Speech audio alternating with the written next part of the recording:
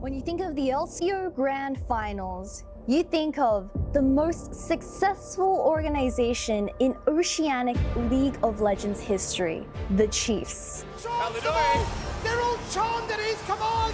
All support! But this year, there's been one team who's been able to challenge the greats, and they want you to remember the name, Team Bliss. Bring the bot lane of Bliss are blinking low, but look at Liv! He's cooked them on the barbecue! But we've been here before.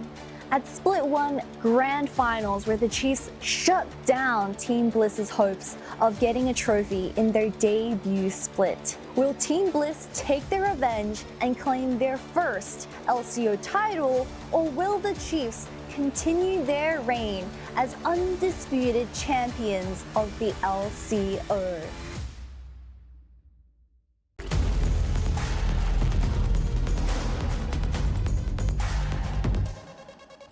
Oh, they're on! They jump right in his head! They found who they need! That's a big shot down! He hooks himself back in! They want it! Kizzy's not here, but what was that? It's a pentakill! Go 1-for-1 into Shun. Fire gets slammed into the wall to actually go to Olaf. There's the access shot! And he just come up and down! He might release the tempo active, but he can now find a second. Chippies is on an absolute tear right now.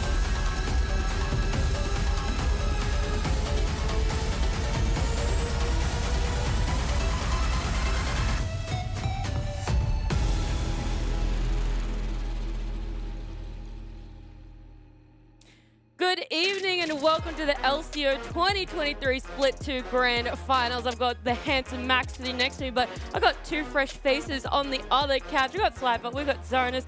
How you both feeling? Oh, I mean, I'm feeling great, you know. Spent a couple of years over in the States, coming back and ready to watch the best League of Legends in the world. We slapped you right there on the couch. Yeah, you got the prime seat for it. Zonas, obviously, you probably wish you were in a different position, but how cozy are you feeling on it? I gotta rub it in. Look, it's not how I expected to make my first finals appearance, but I'm excited to see a close game between these two great teams here today, and I'm hoping it will go the distance. Yeah, we're all hoping for that, and I'm very excited to have both of your knowledge, your experience here on the couch as well, heighten what Max has been bringing all split for us. But let's have a look back at what this bracket has shaped up to be, how we've ended with this Team Bliss and Chiefs Grand Final. They both obviously started off there in the upper bracket. They got the 2-0, both of them, Team Bliss getting it over Direwolves, Chiefs getting it over Mammoth. And whilst we saw Mammoth do a very, very commendable lower bracket run there, they were ultimately beaten out by Chiefs, who got that nice clean 3-0. So only one series not being a clean sweep. Well, that's exactly what I was about to point out, Nat, right? Besides the Direwolves Vertex series, which I'm sure Zoranis doesn't feel too great about, every series has been a sweep, right? And that's very uncharacteristic of this matchup between Bliss and Chiefs, which has been such a close affair on so many occasions. But it really was Bliss coming out of the gate and didn't really look like the Chiefs had any sort of answer. So, but are you surprised at all that we have Team Bliss Chiefs Grand Final? I wouldn't say I'm surprised. I was definitely surprised last week by the 3-0. Like, I thought Chiefs were going to put up much more of a fight. So, like, you'd expect them to kind of come in more ready today. But yeah, I mean, Bliss Chiefs Finals, like, would you expect anything less? Yeah, how much can we expect, though, to change in 1 week, Zoranis? If that was you, you had a whole week to prepare for this rematch, you know. Like, it's hard to say, right? Because both teams making it to the finals, they're only scrimming makeshift rosters. It's hard to say how many changes you can actually make and what the quality of those scrims will be. But certainly for Team Bliss, we look back to last split, actually. They were in the same position. They won this upper bracket finals, and then in the finals, they lost to Chiefs. So I don't know how they're going to deal with that pressure coming in again in the exact same scenario. Look, we can dive a little bit more into that. Sorry to cut you off there, Max, because 6 teams came into playoffs. Obviously, only 2 remaining. There are 4 teams that we do want to say goodbye to. Have a look at the run that they had in Split 2 for themselves. We are going to start off with PGG, who unfortunately were our first team to fall in that lower bracket. So we can watch some of their highlights here. Everything that was so good for this roster, but not great enough. And this is one of the teams that it's so sad to say goodbye to, because it really felt like they were starting to realize their potential as the split went on, right? They obviously had so many inconsistency issues that were plaguing them during the regular season, but it really felt like they were starting to find their form. Unfortunately, it is a lower bracket start. If you lose a single series, you're out, and that's just the way it goes. Yeah, no, you see some of these names and you would expect them to be like top caliber players, right? Like Chippies and Shern have won titles before, and Vile's played over in NA as well. So I would say they definitely didn't expect this type of result this split. So. Yeah, it is tough, and you have to also factor in what happened last split for them as well. So for it to sort of happen back to back, it is a really tough one. Very impressive though what they were able to do. This split was so short. So whilst they had some of those team issues, I know that we saw Appy as well also stand out for a little bit. He had a week or two off for them too, so that also can set you up back a little bit. But PGG ultimately still having massive displays of confidence. And Violet, to me, you know, unfortunately getting blinded here and dying to Jake there on the screen, but he was, to me, a standout performer. I think even though PGG were having issues, he was always the one sort of holding it down. And Chippies as well, right? There was that week where he was just blind picking Jackson to every matchup, just destroying people. So he certainly stepped up towards the end of the split too. Violet being that notable ADC that I think a lot of people, when you think of the LCO, you're like, oh, surely we're going to be seeing him go further in playoffs. Another one in my mind is also Praedith. So we're going to say goodbye to him, and Direwolves are going to look back. I'm sorry, Zoranus. We're going to talk about it. We're going to say goodbye. We are going to see some great highlight clips, though, for you guys. Do you want to have a little bit of a monologue? Tell us about Direwolves, why you guys feel like you need a little bit more time maybe here in LCO. Look, we were doing well until we weren't. All I'm going to say is there's a reason I'm sitting on this couch, okay? It's tough, but we will be seeing some great plays. When you look back, Max, anything that really stands out for this squad? Well, honestly, I was just thinking of your play of the day on Nah, where you got the 4-man ultimate at the Baron. I think you had a bunch of actually play of the days. So to me, this was a team that on their like good days was definitely able to challenge anyone on the Rift, right? It was just finding their groove, and I think especially incorporating Sharka into the roster mid-split. It's only, what, 6 weeks of regular season, right? So it's definitely not that much time at all. But I think they did well with the time that they had allocated to them. Yeah, I enjoy seeing these highlight clips because even though it was a shorter split, there were a lot of games played for all of these teams that we are going to be saying goodbye to. So Direwolves, whilst not the most consistent team, did have a lot of great showings for themselves. Got there in the end, even if it was just down to that lower bracket. Anything that stands out, Flapper, when you are looking at these clips that you're very impressed with? I think just the team play overall from Dials, when they were on, they were just very on the same page, and you could see that in their play. Like all these, like they're just even just flashing forward together. These small things, they add up and they give you boys confidence.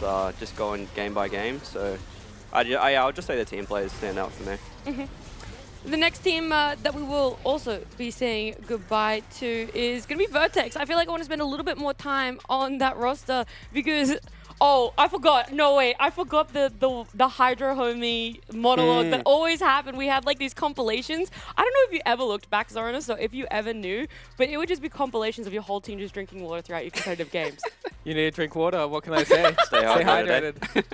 They were the games that you guys won for sure. But Vertex, they made it so much further than anyone could have expected. They did ultimately fall down to Mammoth down there. But Vertex really pulled it together, Max. I mean, it's incredible some of the individual improvements we saw just throughout the split, right? Thomasino is like my big one for the fact that he was...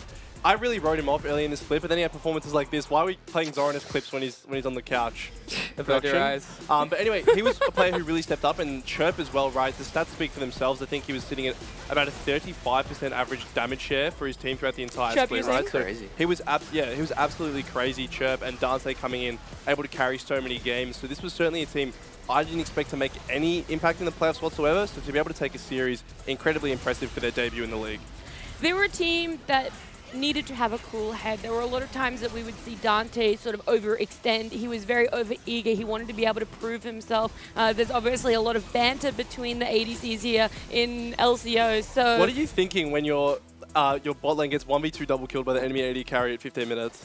You know, I try and block it out. I think it did. Like, I try and think it didn't happen, and I'll just keep playing the game. I didn't see what happened. It's whatever. Okay. /FF. We're going to have to sit through these highlights a little bit more. I liked seeing Rosie. I think that was a big one as well.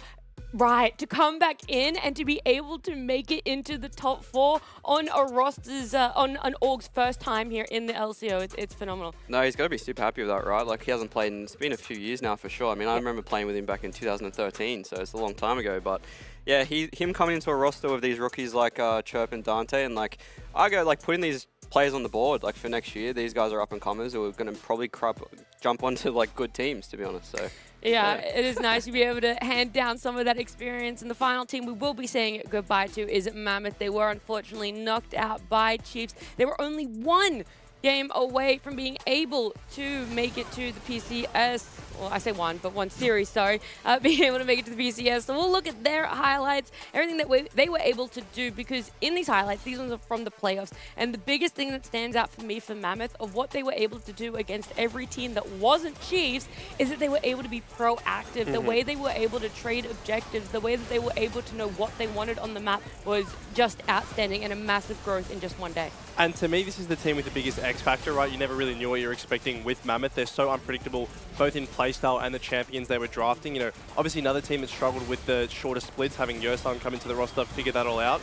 But for an organization that has been hovering around the bottom of the standings for so long, to come in here and really be the best of the rest in what is very much a two-team league, it's incredibly impressive. Yeah, no, I think especially like you said on the picks, drafting like Kha'Zix, Karthus, like these weird topside kind of skirmishy comps that they had, and they'd execute them really well. Like someone who really stood out for me, and I mean, we have 3 top laners on the couch, but I thought Thien had a really big couple series there, and stood up a lot more than I felt like he had during the split. So yeah, I mean, it's sad to see them go, but I think they could probably hold their heads up because they had a pretty good run.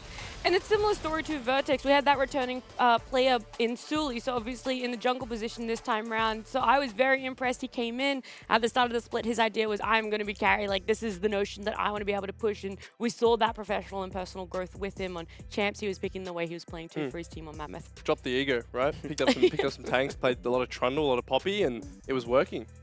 There's a lot of teams that we did have to say goodbye to. It does leave us with our last 2 teams, obviously Team Bliss and Chiefs. But before we get into the matchup of the grand final, we've got some awards to give out. It's been a long split. There's been a lot of improvement. We're going to start off our all-pro team. So this one was voted by experts, chosen by LCO. And wouldn't you have it, the way that the votes ended up was that we see a full Team Bliss lineup. I'd like to put it out there that I did not vote for the entire Bliss roster.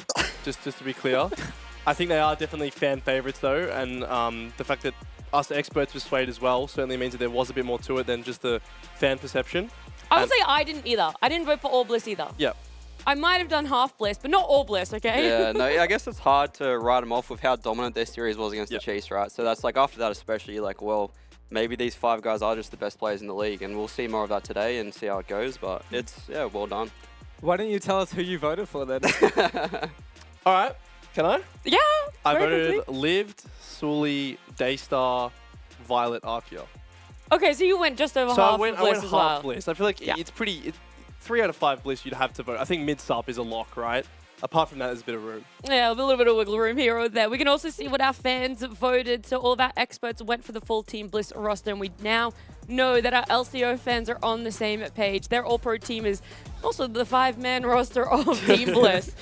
Not too much more, I think, that we can talk about that one. The one I want to jump to, the one I really want to see is going to be... is it going to be most improved? Is it going to be coach next? Best coach. Who knows? We'll I find know. out. It's going to be best coach. We It's a don't know mystery. who this is. You guys all thought it was going to be Calvin. But so far, all we've seen is Team Bliss. But Calvin, to me, I think, we were talking about this before, but like the systems that Bliss have in place, you can really tell from their gameplay. And I think, to me, the thing that impresses me so much about Calvin is his approach to draft.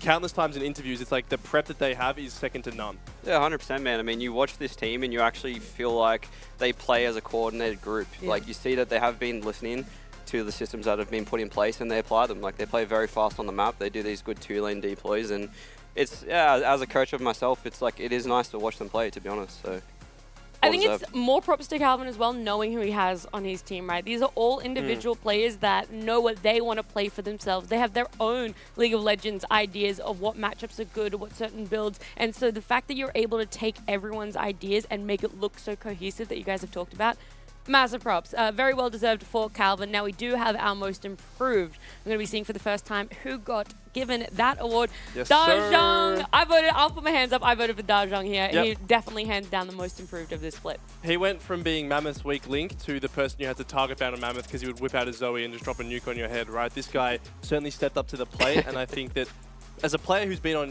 mediocre rosters his entire career, right, to be able to have this chance to step up, go to a contending team, and then to level up individually, it really speaks to his work ethic and ability as a player.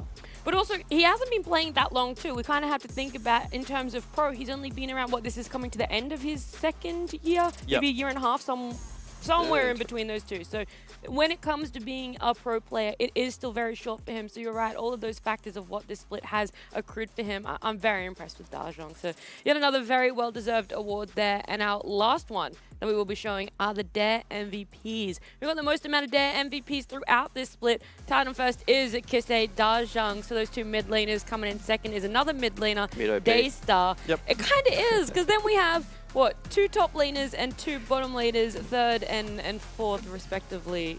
Sorry, tied, all 4 of them tied for third there.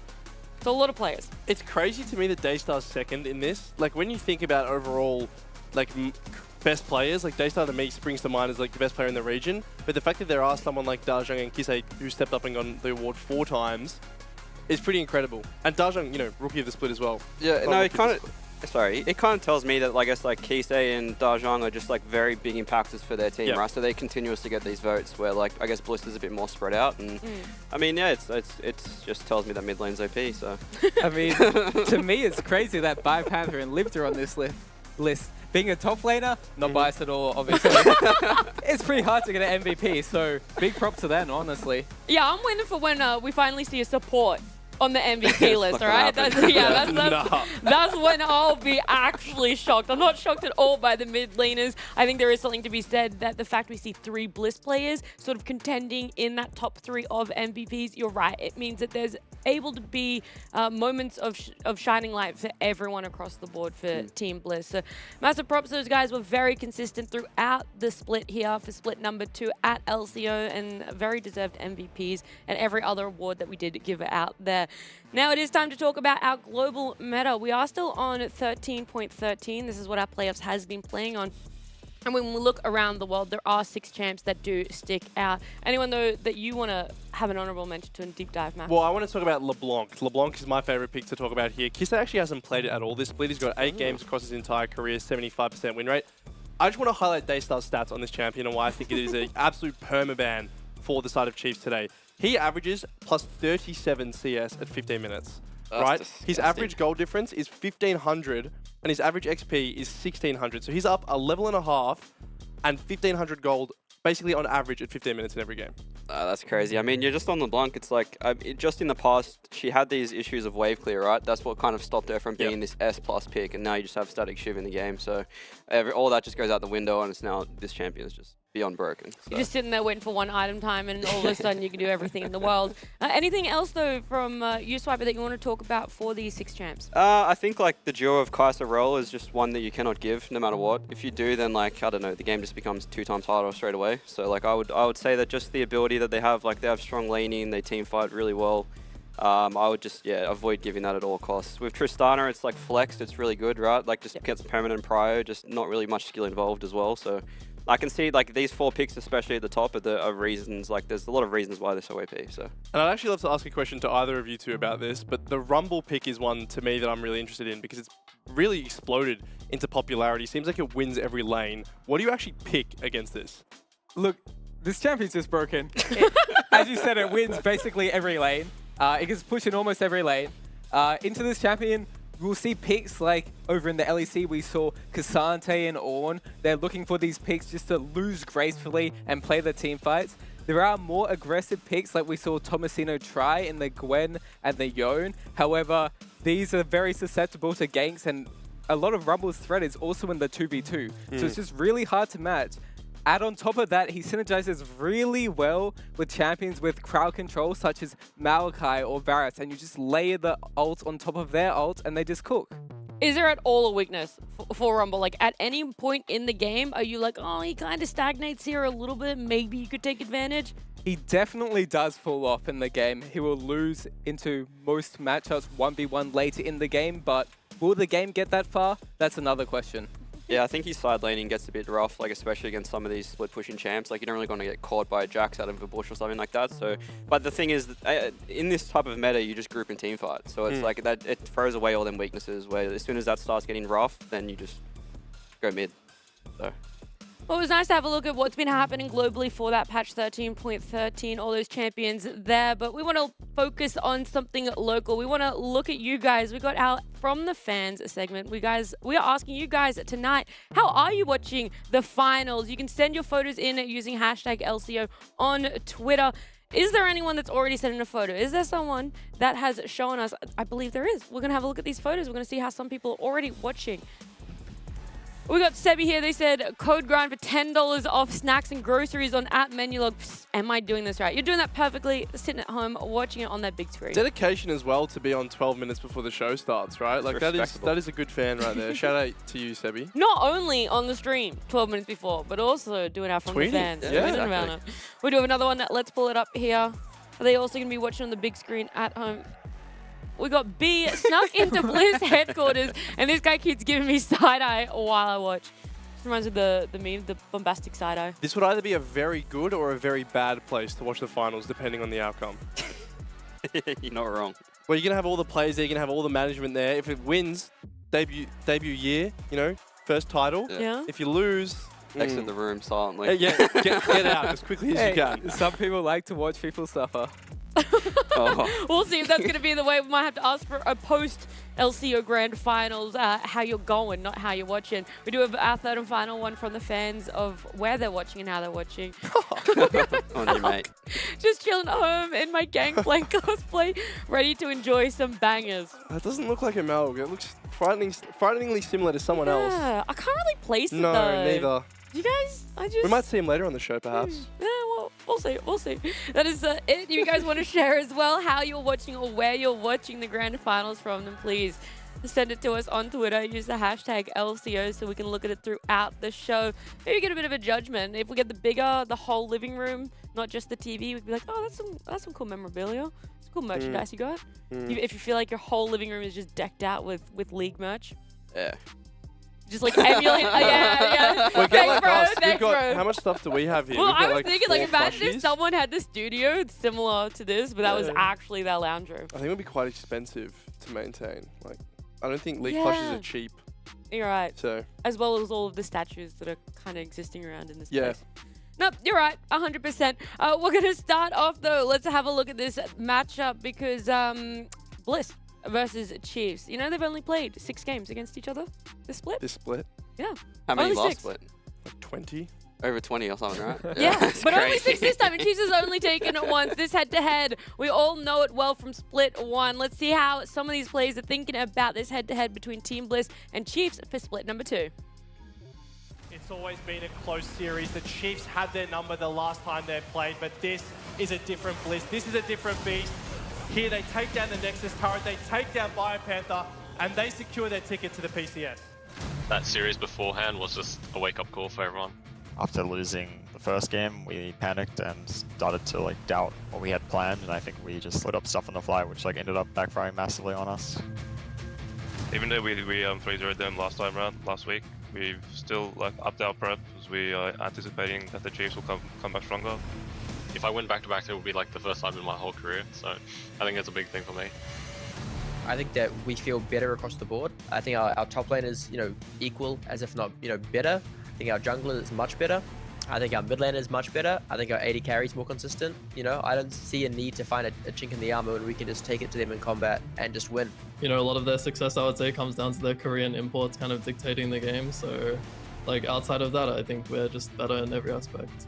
Well, when I first started to play in the league, I looked up to Raze a lot. We feel like it's our biggest test in the league as a bot lane. It's a lot easier to get the upper hand in the matchup now as we've improved. I love versing the best of the best. I want to show that I'm the best and like no one can come close, especially like in my lane in general. I welcome just getting better and improving, and that's just my like whole mentality in life. So I think we feel pretty confident. Came off the back of a 3-0, absolutely destroyed them last time. And I think maybe we're going to see a repeat of history, this Sunday.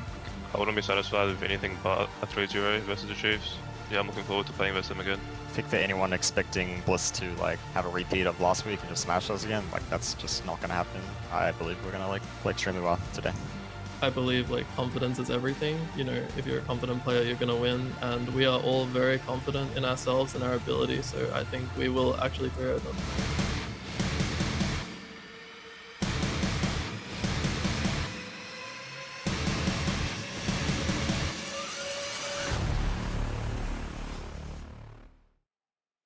A lot of confidence coming out for both teams there, Chiefs, Bliss. It was nice to hear the words from both of them. I obviously am going to focus on Why Not, though. The confidence of that man is on a whole nother level. He thinks they're just absolutely going to destroy them today. Do you guys have as much faith that it's going to be this smashing that Why Not says? They did it last time, right? So why not? Like, I think they have the confidence now. They've shown that they can do it. Every time someone says why not, Sorry, I know someone's going to make that Oh, joke. it was It's just- so bad. No, It's low-hanging fruit. Yeah, no, the man's feeling it, you know. He's thinking that he's going to do a 3-0, and I think that is a good mindset to come in to like a series that you just pummeled the guys last week. I don't think Chiefs will come in and be 3-0 today. I think it'll be a close series, so. All right, well, before we get in on those exact predictions, let's look at these lineups. We've got Team Bliss coming up, and Why Not? In that little video there, he said, top, better, jungle, better, mid, better. Lemus.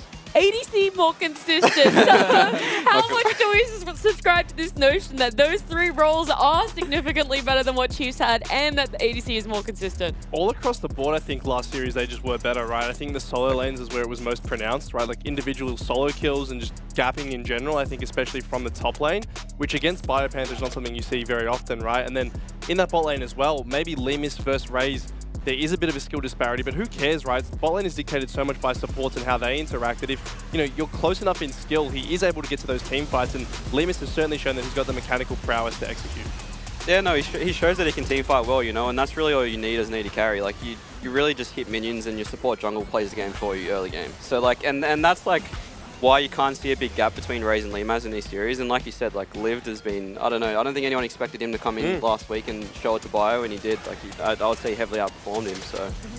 Well, you've been versed in both those top laners this split. Zoranist, would you weight a certain one a little bit heavier than the other when it comes to that 1v1 in the top lane? Look, I think they're both similarly matched. I don't think this game's going to come down to how the top lanes perform. What I want to take a look at is the man in the mid lane, Daystar. This guy is a mechanical demon. He plays team fights excellently, and his champion pool is wider than the ocean. This is who Love it. Bliss need to be looking at to carry these games. I want to see this guy on carry picks. I want to see him in matchups he's confident in. Well, if I recall correctly, was it you who described Bliss as Daystar on 4 wards? Exactly. So where it's coming from then. Yeah, then we know how that series proceeded to pan out there. But look, I'm going to reel it back in because do you think you can just come in and target Daystar and be like, all right, job's done. Now we have that advantage over Bliss? Like, you can't let him get some certain champions like the LeBlanc, but the reality is, how are you going to ban him out? You don't have 20 bans, right? You can't completely ban this guy out. You need to pick and choose what can you give him. How can you get a pick for Kisei or a counter pick for Kisei with a double ban, maybe for a blind pick Azir, who knows? But you just need to shut this guy down. Don't let him get all the resources. Don't let his support get a free move to his lane. Look to shut them down through the bot lane. And just don't let this guy carry. That's the big thing to me, right, is I think that why Daystar's looked so good is because of the way this jungle sub move around his lane, right? Not only is he individually winning lanes, but then he's got his jungle and support there to dive you onto your turret as well, and then suddenly the whole game blows wide open, right? So, yes, obviously LeBlanc, never want to see him have that this series, but I think it is going to come down to if Aladoric can place pressure on Arky in lane, he can't roam, suddenly it's a very different story. All right, well, let's take a look at this Chiefs roster because whilst we can keep talking about Bliss, we do need to talk about their opponents here. We've got Biopanther, Kisei, Raze, Aladoric, and I've left it to last. Kevy here. He is going to be starting in game 1. A big change up from the fact that they started with Babip in that previous series wiper.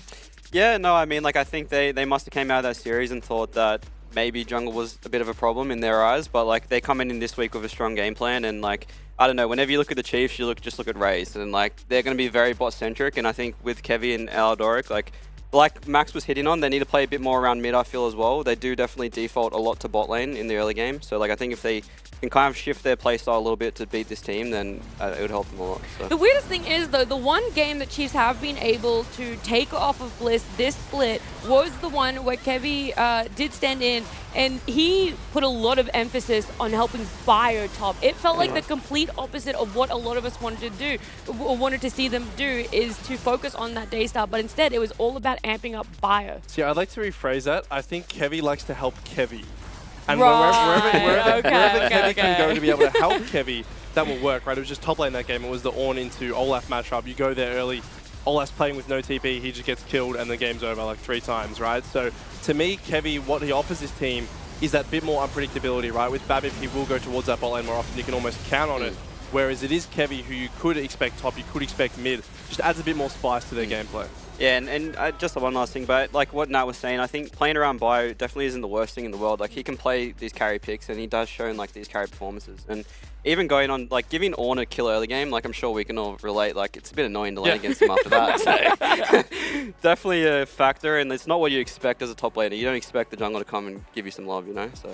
Yeah, all right. A lot of focus going to be on jungle then, what lanes they're going to try and build up. If it's going to be playing through that bot for Chiefs, which we know has brought them success before, if there's going to be some more depth to it. I want to also quickly just touch on champions, what we think is going to be overlapping for these two. Do you think there is going to be this exchange of a handshake between them of certain ADCs or certain mids being wanting to be picked up? So just looking at their last series, right, there were a couple constants with Bliss's draft. They banned the same 3 champions every single game. Rel, Nico, Tristana, right? So in questions of a trade, if we are going for like a Kai'Sa Tristana thing, I'm not really anticipating that. Raze as well, only 1 game of Kai'Sa this split, right? So yes, Limus will go towards it a lot. I think the Xayah for both AD carries is actually going to be quite popular.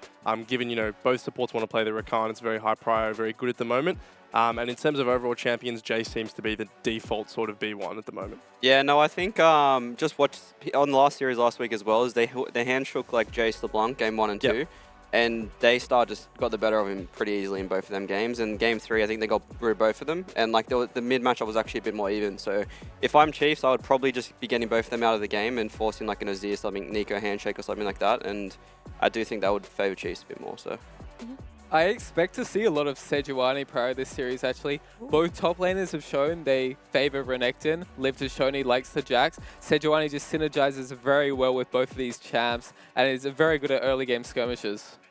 All right, so we've talked about the in-game, what needs to happen, maybe some rotation, some laner prio. We've now talked about some of those champions that could be exchanged and or banned out for them. The only other thing is talking about this mental diff that might come into a grand final. We're going to compare our two teams. We got Chiefs on one hand, we got Bliss. We're going to have a look at the domestic titles won between these two teams. So we got Chiefs over there. They've gotten 20 domestic titles between those 6 players. And we've got a bit of a donut on Team Bliss there. I think it's hard as well because if you compare the years of experience too, right? Like how many years has Bliss and these players been in the league? But it certainly is a very one-sided affair. Yeah, I mean, they have this experience, right? Which is a big factor in these finals. And like, I guess even last split, it showed that like when it really came down to it, Chiefs performed. I think that's the slight edge they have, but on the other side of the coin, it's like you can have a couple of too many cooks in the system, right? And all these guys are very established and more like veterans, right? And I think on the other side, Bliss, they have some more rookies, some more younger players, and I don't know, it seems to be working pretty well for them. So it's important to note that these finals are online. This is Bliss's comfort zone. I think that will play a big factor in their success today if they are managed to take this series. Is Chiefs look better in person, but Bliss online, they're unbeatable beasts. Yeah, there's that online versus LAN, but I also think there's something to be said. You said it earlier, Zoranus, that last split what happened was Bliss was able to get that 3-0 clean. Maybe there was a bit more of a pressure on them to be able to do it again in the grand finals. Maybe it continues over. Maybe it's another trend here in split 2 of having that pressure of staying in the upper bracket. We should have the advantage here, but it's been a whole week between it. We don't really know what's happening with the players, so it's time that we get to catch up with them. We got Limus joining us here. We get to ask some questions. Limus, how has the week been off? How have you guys been preparing for this Sunday grand finals? Week off has been pretty good, actually. Yeah, after last week's game, we obviously felt pretty happy and satisfied with how we played. But that being said, we came into this week like knowing full well that the Chiefs will come back stronger, and as a result, we've also upped our prep and our practice. Are you just trying to keep the emotions, the energy just kind of, flatline at the moment? You don't want to get too hyped until you do potentially win the grand final? Yeah, for sure. I mean, like we were quite hyped after we won the game for like a day, and then afterwards we, just back to work. Yep. Now, I want to pick your brains heading into this finals. Obviously, online, you have Arkia as opposed to Benvi in Split 1. How different is the vibe in general in the team for today? If I were to compare the vibes, well, I think we're a lot less nervous and we're more calm and focused this time around. Yeah, I don't know. I think that's about it. I don't think there's that much of a difference in the dynamic between the two supports, really. I just think, yeah, we're just more calm this time around. Now, you mentioned this in the little interview we got to see before, but you said you looked up to Raze when you first started playing. This is now your second finals in a row playing against him. What does that mean to you as a player? Yeah, for sure. Well, I've always seen Raze as the best ADC in this league ever since I started playing, and even before, like, I used to watch him play, like, in the earlier seasons of, like, APL and stuff. And, yeah, I always thought that he was, like, a really good player, and to be honest, it's, like, I feel quite proud to be able to play against him time and time again. You should. I mean, you guys have been going toe-to-toe in so many series throughout this whole year, but something that we briefly touched on, and I want to know for you, Lemus, if this really is a factor for Team Bliss or you personally, is this LAN versus online. Obviously, there might have been more emotions with the DreamHack LAN finals last split. Now you guys are playing from home. You have this online. Do you think you are an online team, and do you think that this is also playing into the fact that you're able to keep those nerves a bit more steady? Well, I think it plays a part somewhat. I think for our first LAN finals, like, we definitely felt the nerves, but at the same time, like, having a crowd there and having people watching you feels a lot more, like, the game feels a lot more electrifying. Like, it's like you feel a lot more passionate when you play and you feel like there's more on the line. I think last split, I don't think, like, the reason that we lost was because we were playing on LAN. I think if we played online, then we still would have lost versus Chiefs last split. So, yeah, I think it's like, it definitely might impact our performance a little bit, like the first time round, but I think this time it's like we're pretty much the same online and on LAN. Well, looking forward to seeing that performance today, Lemus. Best of luck. Thanks, bro. See ya. See ya. I find it really wholesome when you get to see players who have idolized someone for so long finally come up against them and then actually, you know, potentially beat them as well. It feels like you're fulfilling an arc of something you've aspired to be for so long.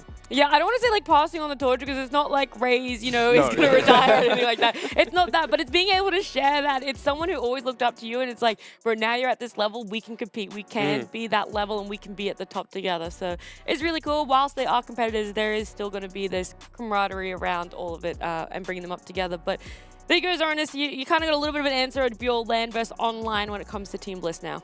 I've got a new question. Has he been meditating? He seemed awfully calm. I was going to say the same thing, man. I remember then, I was like, hi. He's like, yeah, we spent the week, you know, just sort of prepping for Chiefs. Okay.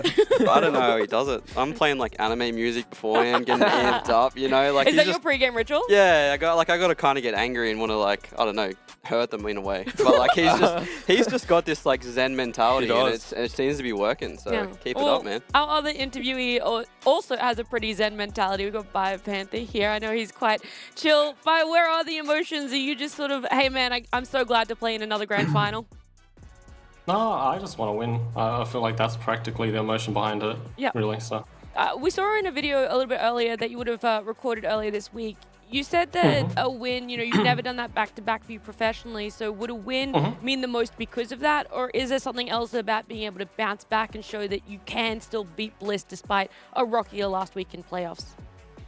I think at the end of the day, like, I want to win for my team. I feel like this win means more to them than to me. Like, for me, like, winning for them makes me push myself harder for them, because like at the end of the day, like, we will win or lose as a team at the end of the day. So like, individual skill, like, doesn't matter. You'll play bad one game, but if we come together as a team and play the game properly, I feel like we should just win. Now, looking to this series, obviously last week didn't go how you wanted it to. What's changed in this week that's going to make the outcome different? It's just our preparation and how we are drafting around them, and like just how we want to just approach the game, because usually we were just so reactive in draft, and how we wanted to reactive in game in general. So if we are on like the first foot forward, we'll just win. How has that week been off? You know, you talked about that prep. Has it been some scrims? Are you looking more at that theory and making sure you will always be coming in at an advantageous draft? Yeah, it's just always talking about like our next move and what we're going to do in every objective, like champ pick. It just doesn't matter. I feel like we just have more preparation coming into this game, so I feel like we'll have a better showing 100%. Speaking of things that don't matter, top lane. Lift had a very good performance last week. Was that something you were sort of surprised by? Oh no, like Liv played well. Like I can't lie. I felt like as a team, we kind of made decisions where I got punished because of it, and I think there's a lot of situations where we kind of just had disagreements between how I should be playing the game. So that's why the scrims really like impacted us coming into finals, because once we are on the same page and everyone knows what I need to do in my role, I feel like everyone is more comfortable. If we compare this split grand finals to last split grand finals, you guys obviously have that change up in the jungle there, and then Bliss having their change up in the support. How different do you think you both play now when it comes to team identities, and how much tougher do you think Chiefs is going to be to, you know, sort of beat for Bliss this time around? I feel like we're easy to read. I don't think there's like that deep, honestly. At the end of the day, like when you see Kevy, you just know he wants to be a 1v5 machine, and I'm happy to play around that. I'm willing to like play towards that, and I don't know. At the end of the day, it's not like, oh, both of them have like these distinct playstyles. It's just more about how they both incorporate in the game, and like just the ideas coming into the game, and like how we can just keep abusing creativity. Well, I want to see you have some 1v5s today, but best of luck, Brandon. Thank you so much. Bye-bye. Bye-bye. We're so easy to figure out, guys. Honestly, you know Kevy's just going to be going in that 1v5. My man will initiate on anything. He doesn't need a support to engage. Okay, it's going to be good to see. I want to talk about the fact that for Bio, he's never had that back-to-back, right? That's why I wanted to ask him what really means the most to him. He obviously gave a very wholesome answer, as Bio does. But for Aladoric, he has never missed an LCO finals in his LCO career. Yep. He took the only finals that he didn't make was the split that he wasn't playing. Okay. I mean, it's pretty hard to make a final when you're playing. Yeah, that would make it hard. Yeah, so it's interesting. Yeah, like he's kind of got that pressure as well. He's constantly making these finals. How many of them is he going to win? How much extra pressure does that play on? Or, you know, he's just a cool cucumber. He doesn't really care. Yeah, no, I mean, Bayer's a nice guy, but he wants to win very badly. he's playing it for the cameras a little bit, you know. Like, this guy's a killer when he gets on the roof. So, like, it's hard not to love him, you know. He's always so passionate. He loves the game. Like, he's been at the top for so long, and he will. Until he retires, he'll always be at the top, I think. So. Yeah, it's nice to see. We've had a lot of different opinions about this head-to-head between Chiefs and Team Bliss, but we do have one more opinion. We have PCS's Nash here giving us his little info on this Team Bliss and Chiefs matchup. Hi, LCO fans. This is Nash from PCS. We're very excited to have Team Bliss and the Chiefs joining PCS Summer Playoffs once again. But before that, they have to brawl with each other once again to decide who is the best team of the region. As for my prediction, first of all, I have to say Daystar really improves a lot in this split. He used to play super aggressive, but often get punished in lane.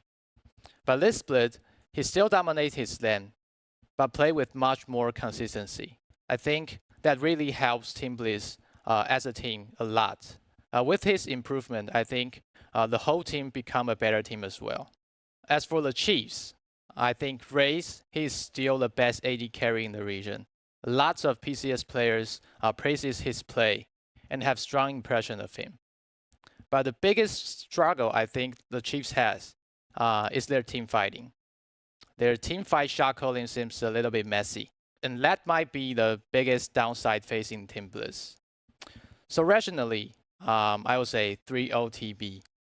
But it's very, very rare to have two teams play against each other over 20 times in a year.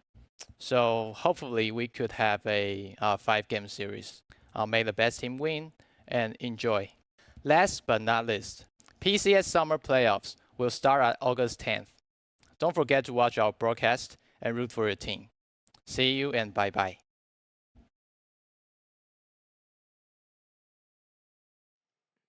Massive thanks to Nash there. It's great to hear from PCS. They've been looking over here. They know what's going on between the two teams that will be joining PCS. Well, he had such a good read on it, honestly. Like, that is exactly the way that I would describe it as well in terms of Daystar stepping up, and predictions are somewhat similarly aligned as well. Yeah, look, we'll get to predictions. In fact, we're going to start off with our side select. We're warming up to it. We're inching a little bit closer. Team Bliss coming in from the upper bracket gives them the higher seed. It means they get to pick their side for game number 1. It's a blue side there. No real surprises, right, guys? They get that first pick, you know, that nice little juicy OP pick. So that's what they're going to do. That's why they picked it. Does it give you any more reads, Zoranus, of how Team Bliss could be playing this one out when you see that they want to favor blue side yet again? I think they're just looking to pick up what they find really strong for their team, right? They're trying to get Daystar on his LeBlanc. I don't think he's going to get it, but they're looking for these OP picks. Like, they're looking for this Kai'Sa, right? Lemus has shown he really loves this pick. But yeah, I think he's not going to get that either. But they're just looking for this OP first pick. Yeah, hedging their bets there. And if that blue side, that OP first pick is more than enough to give you guys confidence to put all your channel points into Team Bliss win, then you should go ahead and do that. Participate in our Dare fan vote. It is up there in the top right corner above the Dare fridge. So you can pump all your channel points into that one for either Team Bliss or Chiefs, whoever you think is going to be. Or you can hold off and listen to our predictions of what our experts say. I think it's a 3-1 for Team Bliss. I'm all with Maximize here. Swiper, you've also gone for the 3-1, but you've gone for Chiefs. Yeah, we got these ones, don't we? Yeah, everyone else should have these too. So we got Bliss. We got the Bliss couch over Shout here. out Fortress. And the Chiefs couch. And you got the Chiefs couch over there. So Zoranus, you think it's all 5 games? That's the main difference there. Why do you think 5 games? So I think this series will be close. Honestly, I don't know which way it's going to go, but I don't want to see any more Fortnite dances. So Chief win. You only want to see 2 of them, you know, that's it. What about you, Swiper for Chiefs? You know, like, I think the smart answer is probably just to call Bliss winning this, but like my heart's told me to pick Chiefs. I think Raze is going to have a big series. I think he always steps up really when it matters, and I don't know, when this guy's on, it's hard to stop him. So that's kind of why. He did have a bit of an off week for players. We did see that, very uncharacteristic. So if he does show up today, I'm fully with you. There is a massive chance for that. We've obviously gone for Bliss. We don't have too much time to delve on it right now because I just got a little whisper in my ear. Game 1 Champ Select is ready, so let's get on into it. Let's have a chat about this. Chiefs, they've taken out that LeBlanc. Zoranus, you were right. They were not going to get their hands on it. Jace too. That was that trade they were willing to make last time, and Kai'Sa gone. Salimus not having any comfort, as well as Rel, Nico, Tristana from Team Bliss. Basically the exact same bands they had last series, and this is going to be the pick that I wanted to see. It's the Rumble first pick for Lived. He had a cracker of a performance last series versus the Chiefs, just absolutely roasting everyone, and it's just such a powerful pick. That fight at the Dragon, I don't know if you want to know what I'm talking about, but that was just completely 1v9. Where Zonya's is in like the queue. So I wonder if Chiefs are going to look for the Sedge Renekton here. Both strong up and available. No, they're looking for this Xayah. Will they pair it with the Rakan? Well, this is interesting, right? Because, like, yes, you can get Xayah Rakan, but Xayah traditionally struggles against champions that can just throw range at her, right? So if you do have, like, a bit of long range coming through as well, you chuck the Equalizer over the top. But like you mentioned, right, it is Aladoric on Rakan. It is this Xayah who has been the default pick when that Kai'Sa is removed. Really raises questions as to what Lemus is going to go towards, whether it's a Varus or something. I'm a bit concerned for Chiefs bot lane here. I wonder what Bliss is going to use to try and punish. Maybe we'll see an Ashe, maybe we'll Varus. Or they could look to pick up their jungle and mid here. We will see that Varus. And likely the support here, unless they want to pick a priority jungler here. I'm a bit concerned, though, for Bliss's mid lane. Of course it is. Dude, we didn't touch on this, okay? I had it in my notes, and I was like, nah, we've talked about support enough. Like, let's move on from it. But this Blitz, my goodness. Arkia, when he gets his hands on it, he doesn't miss. Everything he wants to hit, he hits with that. Yeah. And he toes the line so much as well, right? Which can be really good or really bad, right? Even in the game where he was playing Blitzcrank and finding all these nutty hooks, he was also getting caught out randomly and, you know, almost dying to lose in the fight as well. So a very explosive pick. And for a game 1 of the series to see Blitzcrank picked on B3 really speaks to the confidence Arkia has coming in. Bayer's gone with the Ornn, which is what he was playing in the last best of 5 that they played, and that's just going to what he's known for, you know? This guy's just an Ornn machine, so I like that 3-pick by them as well. How do you like the matchup on Rumble? It's definitely losing. Like like what Zoranus was saying, you lose gracefully. And you try and just like not get boobied on too hard. So this is it. This is the arc where Kevy just puts all the top lane priority, and you get that on ahead, and you go that Rumble actually never had a game. You do wonder what Kevy will go towards here, right? Viego's still up and available on the board. We know, and I was talking with you, Zoranus, about this beforehand. Not the best champion in and of itself, but certainly in the hands of Kevy, the carry player that Bias says wants the 1v5, can be good. I wouldn't be surprised to see Chiefs look in Viego on 4 here unless it gets banned away. So it is left open. I'm curious to see what Bliss is going to pick for their 4-5 here. They're lacking in the AD damage with this Rumble pick. There is the Viego, as we discussed. Now, let's see what Bliss pick here. Maybe they go for a Poppy. That's a physical damage jungle that's been left up. I don't see many other picks that they could look for in the jungle. I mean, is it possible that it's like a Rumble mid as well? That we saw Dongy play that earlier as well. It's going to be the Poppy that you said, but like you said, you do need some AD coming in now. Varus could go towards that lethality. We've seen that internationally be picked a little bit as well. Obviously, Spike's very hard early, but this is a pick Daystar brought out in their previous series. In terms of being able to run fights, initiate on your own accord, Ari is second to none. I wonder if they go Lissandra here, do Lissandra Viego. Yeah. And just have this nasty engage comp. Or Z is also a great option, I think. So it is kind of what they want, and what we were speaking about is to just make this mid matchup not too volatile. Syndra is making it volatile, so. Very much. I mean, I would love to see this, and it is going to be the Akali lock-in, right? So immediately, not as much facilitation there for the Viego, not much at all, right? But this is classic Chiefs. All they want to do is get through that laning phase, get to a Herald fight, get to a Dragon fight, and then Kisei on this Akali, getting into the backline, finding those kills. He's against the Poppy Blitzcrank though, right? It's not the easiest Akali game in the world. Yeah, I'm not too sold on this Akali pick, especially when there's a Poppy on the other side. I definitely would have liked for the Lissandra or the Azir to come through, but he just wants the carry potential, so we'll see how it goes. What is it about the Poppy that makes the Akali that question mark? The W just stands there with W. Akali can't E, Akali can't ultimate, as well as all the CC you provide. There's so much on the side of Bliss. You get tagged by a single spell, you're going to get CC'd 100 to 0, right? So a bit less safe, a bit more explosive, a bit hot and cold.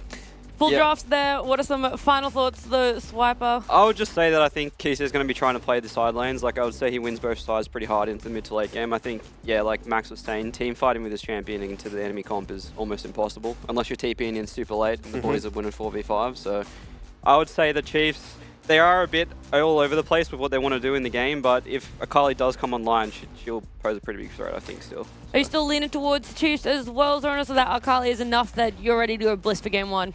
Look, I like the Chiefs draft except for the Akali. Like, it doesn't really make sense. They want a team fight and they're picking Akali, but I think overall they've still got a pretty decent team fight comp, although this Akali is a bit hard to function in these team fights. But I'm kind of favoring the Chiefs here. I like what they've put together. I like that they're looking for this 5v5. I think that's what the game's going to come down to. These drafts could be enough. It could be for Team Bliss. It could be for Chiefs. One of them is going to start the ball rolling. It is game 1 in our grand final best of 5. Let's head on over to two voices we love, Rusty and Skimmy. There, Skips, we got ourselves ready. Our voices aren't even ready. There we go, you can actually hear us. I'm talking into the void. Either way, mate, what a game we are excited for here, because what? This is the 8th meeting, now the 9th, between these two teams. 21 games across the entirety of 2023. I mean, without a doubt, these have been the best 2 teams of the year. And the historic head-to-head as well between Bliss and Chiefs since the debut of Bliss as an organization in the LCO is currently 12-9 in favor of Team Bliss. That's just because they 3-0'd in the last best of 5 that we saw. That's how fresh the difference is even between these teams in the first place. So loading into this first game, best of 5 winner takes all here in the LCO. A very exciting debut to this one. And just quickly, Skimmy, to echo what our couch said prior to the game, my eyes go straight to this Akali pick because it feels really volatile in what feels like a very steady team composition otherwise, and could make or break this game for Chiefs. For me, it just seems that we have signature picks across the board. You've got the fact that Liv gets himself the Rumble once again, gets to showcase just how proficient he is. You've got Arkia let through with that Blitzcrank. Last time played into this direct bot lane matchup and made it look easy, made Eladoric's life completely nullified on this Rakan that has gained worldwide notoriety for, obviously Kisei, I mean, second to none on this Akali, but paired alongside the likes of the Viego, you're really hoping they can get the ball rolling, which hasn't been their strongest suit up against Bliss. No, not at all, actually. A fun fact, actually, about getting the ball rolling here for both of these teams. Through the regular season and playoffs, Team Bliss have a 100% win rate when ahead at 15 minutes in goal by any value. When they're up, they win 15 minutes onwards. Chiefs are at 90% through the regular season, 100% in playoffs when ahead. The only loss was against Bliss, who had that comeback where they had a poke composition with the Kai'Sa that was banned away. So both of these teams through the LCO have been absolutely dominant. It has been a 2-horse race through most of this split. But coming into the finals, it's kind of a different beast. When you approach this game, are you going to be apprehensive game 1 of a series? Are you going to be slower in how you debut yourself in this best of? Or are you going to come in guns blazing, right? You pick the Blitzcrank. We're expecting volatility here from Bliss, to be honest with you. Chiefs, again, a reserve team except for that Akali pick. Where is it that they choose to show their aggression? Is it Kevy ganking mid? That's probably the place we most likely will see it. Yeah, because I think there's definitely a lot of good discussion on the couch before as to what this mid pick could have been. Could it be the Lissandra, the double reset composition, a case of welcoming the pressure that Bliss would say is their strong suit and basically looking to try and throw it right back at them and go into the mixer of things. I suppose, typically speaking, when it has come to a game one, things have usually been quite reserved, quite calm, quite measured. Hey, we just saw a hook bottom just a quietly. chance to see what's going on. Bot lane raises the focus right now. He's going to fall on down. That is first blood for Lemus. And Bliss right there. We talk about nerves, we talk about game one styles. They're right into it. Arkia's first hook finds its target. No nerves to be seen from the Blitzcrank, and suddenly Team Bliss start this series up with a first blood. Second hook just missing, but Aladoric does have to use the dash there to get himself out of that one safely. Cannot crash the wave, and that is a sad Rakan. Team Bliss, you'd say the ball in their court right now. Do they want to push and crash this wave in? Why not being here hovering makes me feel like that is the case. Kevy's going to be here to try and upset them if they wanted to push that in, but why not going to dissuade that? And so things just winning for Team Bliss early on. Huge acquisition for them. The fact that it's protected there by Why Not as well makes it even sweeter. No summoners now available for Raze, makes life difficult for him, and Why Not in their face. Can say you can't touch me, you're not going to do anything about this whatsoever. All they can really settle for is that bottom Scuttle Crab as a second place prize. It's a phenomenal start, and once again showcasing why Chiefs were relentlessly banning away this Blitzcrank. And we get to see this hook down in bottom lane and exactly what happens. Straight through the minions. It's actually an insane hook from Arkia. The confidence to throw that first of all, because the hook comes from your right hand. To weave that through the wave, that was actually just picture perfect from Arkia. Freak behavior from this Blitzcrank, to be honest with you. Finds a way, doesn't he? Does find a way. Every single time. We talk about Nautilus is finding these illegal angles to land their dredge line, but the Blitzcrank just looks a little bit sweeter. But here goes Why Not once again on a grand expedition to try and keep tabs as to where his opposition are. Going to poke his head into the enemy Raptors, see what's going on there. As for Kevy, just going to clear things out. And let's try and path top. And keep in mind here as well that speaking of top lane, it is just winning for the Rumble, right? The early laning phase is pretty tough to play out for this Ornn. Mid lane, you're expecting Ari to just be winning and flashing forward. He's got nothing left in the tank, though. No combat summoner. He's just going to have to rely on his auto attacks. He's got no mana underneath the turrets. Really flirting with danger there is Daystar. And that certainly is the case where you wish you had the Ignite. Yeah, just off getting his kill. Has the teleport, not the Ignite that you highlight. They're not going to have lethal damage, but boy, was he close. Ends up just being the summoner spells exchanged. I think the major point here as well is you saw what can happen in mid. You've seen what is happening in bottom, and if top also has priority, Bliss are just kind of winning in all three lanes early. It's about how well do the Chiefs weather that. Like, how do you get through this early game and look towards those team fights? Ideally, Kevy on this Viego, he's looking for those resets. Where do those come? That hook just barely missing as well. If they can find a place to be strong, in theory, Akali Viego is the perfect situation to get resets on someone. Ari is a fragile champion. Rumble, without the Zhonya's, can die really quickly. Varus is the same. So that volatility exists, but to try and find that crack in the armor, to find that opportunity, you are reliant on things like objectives. And who's to say Bliss want to fight? Well, 100%. And I mean, this has been one of the strong suits of Chiefs coming into this playoff series. They have been the best team at acquisition to claiming these Dragons. High 70% margins. Well, they will say those objectives will belong to us. We'll certainly give ourselves that potential for a soul point, a win condition to look towards. On the flip side of that, though, the thing that really surprised me about Bliss is the fact that they've always, 100% of the time, got the first three towers. They just get leads, like you say, organically, and it means that there's map pressure for them to go across. There's Arkia, once again, just showcasing what those rocket grabs can do. But such a casual sidestep from Raze. Hard reads it, just moves to the side a little bit. Doesn't have to flash, doesn't matter. He's cool, calm, and collected. Doesn't show any signs of choking at the moment. Certainly is a big game player, Raze, it must be said. But the pressure doesn't stop, right? The Poppy being down here just enables a hook attempt, and if it misses, doesn't matter. He can throw another one in 10 seconds.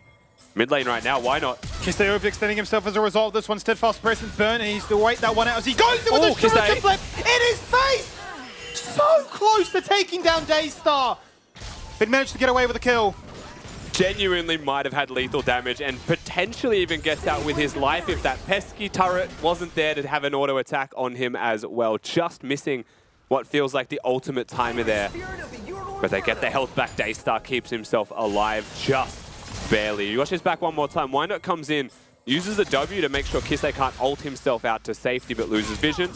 And that little bit of extra time enables the cooldowns, and Kisei is close. So dangerously close to getting that kill. Who knows what could have happened. Certainly could have been a difference there, that turret. That damn turret denying the potential for those fireworks to explode in mid lane, even with the intervention of a jungler trying to make it unfair. Team Bliss certainly won't mind, though. Gold going in all the right places. Daystar online is a very scary prospect. And you can see almost with reckless abandon right now, the pressure is still being littered down in this bottom lane. Then keep your eyes peeled as well on the experience bar of the 2v2, because bringing your mid laner or jungler down there is going to be valuable for Team Bliss from that point onwards. But before that happens, we have flipped the map up towards this Rift Herald. Kisei forcing priority in mid lane, so Kevy runs straight through on vision. Why not? He's very aware of this. It is being done on a ward. But he's going to play the safe option here and immediately disengage while it resets. And he certainly does take Shelly all the way across on an OE to the blue buff and says, I'll settle for this jungle camp instead. That doesn't mean that Chiefs will utilize their vision control to guarantee that they can set it up on their terms as well. Bring up their bot lane. Bot lane now completely abandoned. As we potentially get an invitation to fight in the mid lane. The hook lands again. The quickness goes out. The charm, the prevention. The charge try to answer back with a kill of their own. And Kisei finds his just rewards onto the Herald. That's what they started. Chiefs looking to try and claim this one, but it's down to 2k. Great ultimate by Kevy. Denies that one, but he's forced to flash away. Out goes the equalizer. In goes Bio. And Aladoric flashing across the wall just to guarantee this one. He has no matter. He's stunned. He missed the dasher back. He's managed to find him with the last stretch. But Liv is taking a journey with him. And Lemus also joins the fray. He gets kill number 2. I think Aladoric was like 3 mana of having the E to throw out and dash towards his allies. Gets stunned into the wall, but that extra time results in Kevy dying for it. They'll get themselves the Rift Herald. Incredible buffer from Kevy as well. They're on the Poppy ultimate to make sure that he stays there. Kisei pressured in mid. He certainly is. Lucky Hex Flash on his head. The charm goes out the hook. Not in turret range just yet. Into the Shroud he goes. Looking to try and make sure that he can get away safely. Avoid his attention in the mid lane. He's found a way out. I think the moral of the story here is live or die by the Archeo hooks, and this is a die by the Archeo hooks angle. Level 6 for Raze and for Aladoric. It's a pretty free opportunity for them to try and turn immediately onto the Blitzcrank and play the numbers advantage from that point onwards. Aladoric no ultimate, however, fairly low on mana. Raze does have the ultimate, but also is low on health, and so you're thinking this is just winning for Bliss, and it is, except that they got the Herald, they got the kill in mid lane, and even with Kevy dying here, it ends up equalizing a kill trade, but they still got that Rift Herald that they were after in the first place, in a tragic little situation here at the end. You're just watching Aladoric's mana, just one tick across, and okay, I can jump now, and Kevy's like, come on, man. I tried to do as much as I could, which he did phenomenally, as you already highlight. If this was 2v2 mode, those two are arguing right now. 100%. Certainly is a phenomenal breeding ground, though, for a Viego. If you can see Arkia landing these hooks on cooldown. Ooh. If they don't connect. Jump scare. Certainly are those 3 resets you're after. Is Aladoric just going to pop the ult button? The quickness down though, so why not? Has an opportunity to pounce himself. Rakan with no ultimate can very easily be locked down by a Poppy Steadfast presence. But still controlling the river right now is the Chiefs. It belongs to them. Bliss still not feeling it. It feels like that desire to have to do anything. No pressure to push. No pressure to break structures. I think first and foremost, knowing that the Rakan has the Rift Herald limits their potential options if they have vision or push or priority in that bottom lane. Does mean Zaire Rakan can recall with incredible tempo though, doesn't it? But it certainly does with the second Dragon available. It begs into question where and when does Aladoric decide to use this one. Certainly has been a common theme of baiting that one out to force a fight at that Dragon on your own terms. As both top laners here have a bit of a fight as they look to try and make their way towards mid. Important piece of information here before a Drake fight were to happen though is that it is a Magic Pen Rumble. Hook might hit, just gets dodged out by Kevy here. Very well done. Does have vision, so knew it was coming out. Rumble and Varus on the same screen is where Bliss want to be for their mid-game skirmishes, right? The flat Magic Pen build of a Rumble, big level spikes as well. Level 11 is going to be a nice breakpoint for him. Between him and a Varus, Zaya can't play League of Legends. Akali cannot really play League of Legends either, just gets burned alive by all of the AoE damage that exists in the Bliss composition. Yeah. So you can see Liv doesn't teleport in, just walks here. Is present for these fights from the get-go to have that extra range advantage over the Chiefs. But the Chiefs are ready, and they're close range right now. They certainly are. As right as you are, as to the strengths of Team Bliss grouped up as 5, Chiefs are going to say, well, we had that Herald, we had the ability to try and make that first move, and that's exactly what we will do. We'll have a bit of a dance in this river. Certainly around vision as to who wants to start this one up. And it is Chiefs pulling the trigger. Flank. He will be spotted by wards if he comes for this flank. He knows the ward is there. Hook goes out, doesn't connect just yet. As you say, Kisei has been spotted on the top side, so Liv is forced to try and attend towards him. Out goes the ultimate, knocking back once, so Kevy's out of the picture. Call of the Forge God connects. And the charm onto Wynot's head means that Bliss don't have a smite. The Dragon's going to reset, re-aggro now. Certainly within smite range, but nearly gets taken away by Bliss. as the Chiefs get Dragon number 2. Chiefs controlling the objectives outright at the moment. They got that Rift Herald charge off in bottom as well. Hook gonna connect here though. He's found the angle and he certainly falls by it into a bit of an awkward situation here. No damage. Just not lethal. They just can't find enough damage to get actual kills onto the board right now. Liv, it seems like, still has the equalizer when all is said and done. A very chaotic fight. Both junglers effectively get removed, but one of them's removed by a Poppy ult and will come back. The other one dies to a Rakan engage. Why not left alone? Rooted by the Xayah. Throws out the Heli Poppy now, but then balls in the other court. Just gets locked down with ultimates. And you can see Team Bliss distracted, right? The flank from Kisei. They are aware that they know where Kisei is. He just draws their attention, knows the hook's not available, and suddenly splits up their decision-making. Yeah, and I think the hesitation, given the over-positioning perhaps, to try and push into that Dragon would have given free rein in for Kisei to find his flanking angle. As a result, all the hesitation meant that no Chain of Corruption, no Equalizer, no strong wombo combo, which is certainly Team Bliss's strength here in the mid-game. And not playing range at all. Absolutely avoiding that range in its entirety. These objectives are a real cooking pot for fights. Chiefs want to invite those fights. They want to have the Ornn ultimate that comes out, right? The Rakan that follows through. Bliss welcomed that one, and unfortunately they are the ones who are made to suffer for that. Interesting thing for me though, Rusty, is the fact it's going to be the lethality on the Varus. We've seen the AP, we've seen the on-hit with the Rage Blade. Not this one. Been a very long time, many seasons since this one has come out to play. Certainly screams to me that they want to hit hard and hit hard now. Starting to see it more and more, I feel like globally as well, the Varus pick going towards this lethality option. But this game, Makran Hook. Hook is on, silence, knockback, kick, charm, and that means Eladoric saying this is actually our fight to win out of. Out goes the Featherstorm, rip back the Feathers, force the flash out of Yakanapar ADC, and drop 2 members of Bliss. Very low, but not enough to get the kill. And I mean, right now, you could look at the scoreboard, press tab, and say Lemus is 2-0 with a shutdown and is in a very comfortable position in this game. But just from feeling, Raze is so confident. He is certainly stepping up, knows what he wants. Eladoric is min-maxing as well, and this Rakan gets hooked in, engages instead of disengaging. Their eyes are on the prize. I think right now, Chiefs looking hot in game number 1. But I tell you what, you asked the question before from the analyst couch as to how much can really change within a week, right? You've just been 3-0. Never happened between these two fierce rivals that have emerged this year. How much can really change? But the fact that you can allow this draft to go through, that you've been perma-banning away a lot of these crucial picks, and if you are now taking that aggression towards them, saying, we're actually not scared of it anymore. If you've lost that sting of like that kind of, this creates a bit of anxiety because they've got the Blitzcrank, suddenly like, well, hang on a minute, we've actually got to really think through things for game number 2.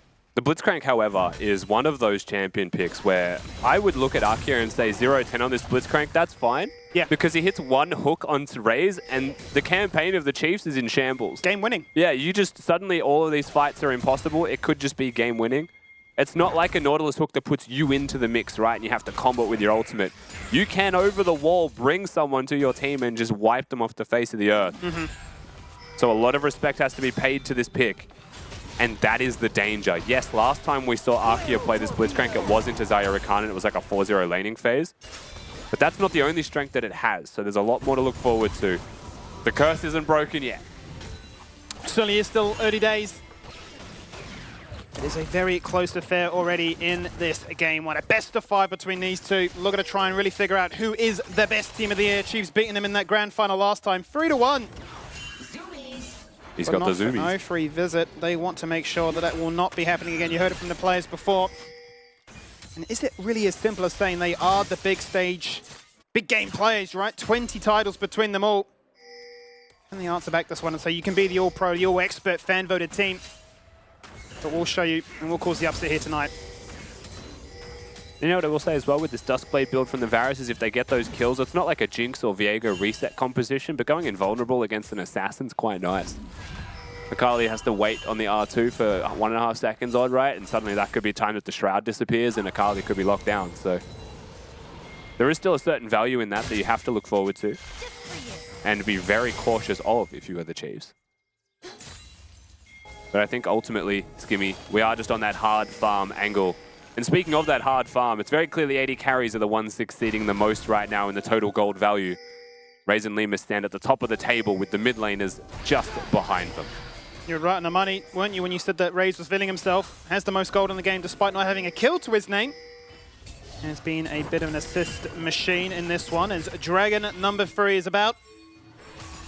Once again, we find ourselves in an impasse here with a Herald being summoned and a decision being forced on Bliss. And it's not a fight that they have to take. It is not game-defining, but it feels like it's a fight that they want to take. Once again, Liv sitting nearby, Kisei and Liv waiting on the flanks respectively. A Blitzcrank hook could kick everything off, or an Ornn horn could be sounded. And that rallies the troops. Drake going to be definitely the melting pot here where fighting takes place. Looking at Bliss, you want to slow it down. You want to hit that harass. You want to hit that equalizer. Chiefs just want to go. They certainly do. Kisei now starting to feel himself a little bit more, pushing up, more advanced as it goes. Out goes the Herald to finally take down that turret. The Gen of Corruptions, they've isolated that Kisei. 2 ultimates committed to the Akalis. He goes into the Shroud. He's getting cooked alive. Going to fall on down. The Dragon continues right at a 30%, but he gets knocked back. So in goes Daystar, snipes him individually. And I tell you what, Team Bliss have played that one to a T. And I mean, look at the damage done in that team fight as well. 1,700 from Liv. Well, that's actually just the health bar of Kisei. He just takes Kisei out of the fight, removes the assassin, removes the flank, and then a Pulpy ultimate just makes the fight an impossibility for the Chiefs. And just like that, it's done. Kills go the way of Bliss. Gold swings back in their favor, albeit slightly. But that momentum shift of this Drake fight feels really pivotal here for Team Bliss. You watch this back one more time, they know where Kisei is, they know where the flank is. That's consecutive Drakes if that's true, but what can Akali do in a Shroud when Rumble can just press Q and Flame Spitter the whole circle? There's no safe space in that donut. He is going to find you, and then this Poppy ult, game-defining moment there from Why Not. Gets rid of everyone that is protecting Raze and just opens the floor to Daystar and says, this is your target. Picture perfect for me, the fact that he hits the Poppy ultimate whilst Raze is up in the air when he cannot be touched, so it's an easy picking for him to remove everybody else from the squad around him and find yourself a very lonely Zarya picked apart for kill number 2. More kills in favor of Bliss so far, but it still has been that incredibly close game. It really has felt like a bit of a farm fest where teams are still looking to try and find their groove, not really willing to risk too much here. It is one of those moments for me where I'm thinking, in theory, the Akali separating the Rumble is a good thing.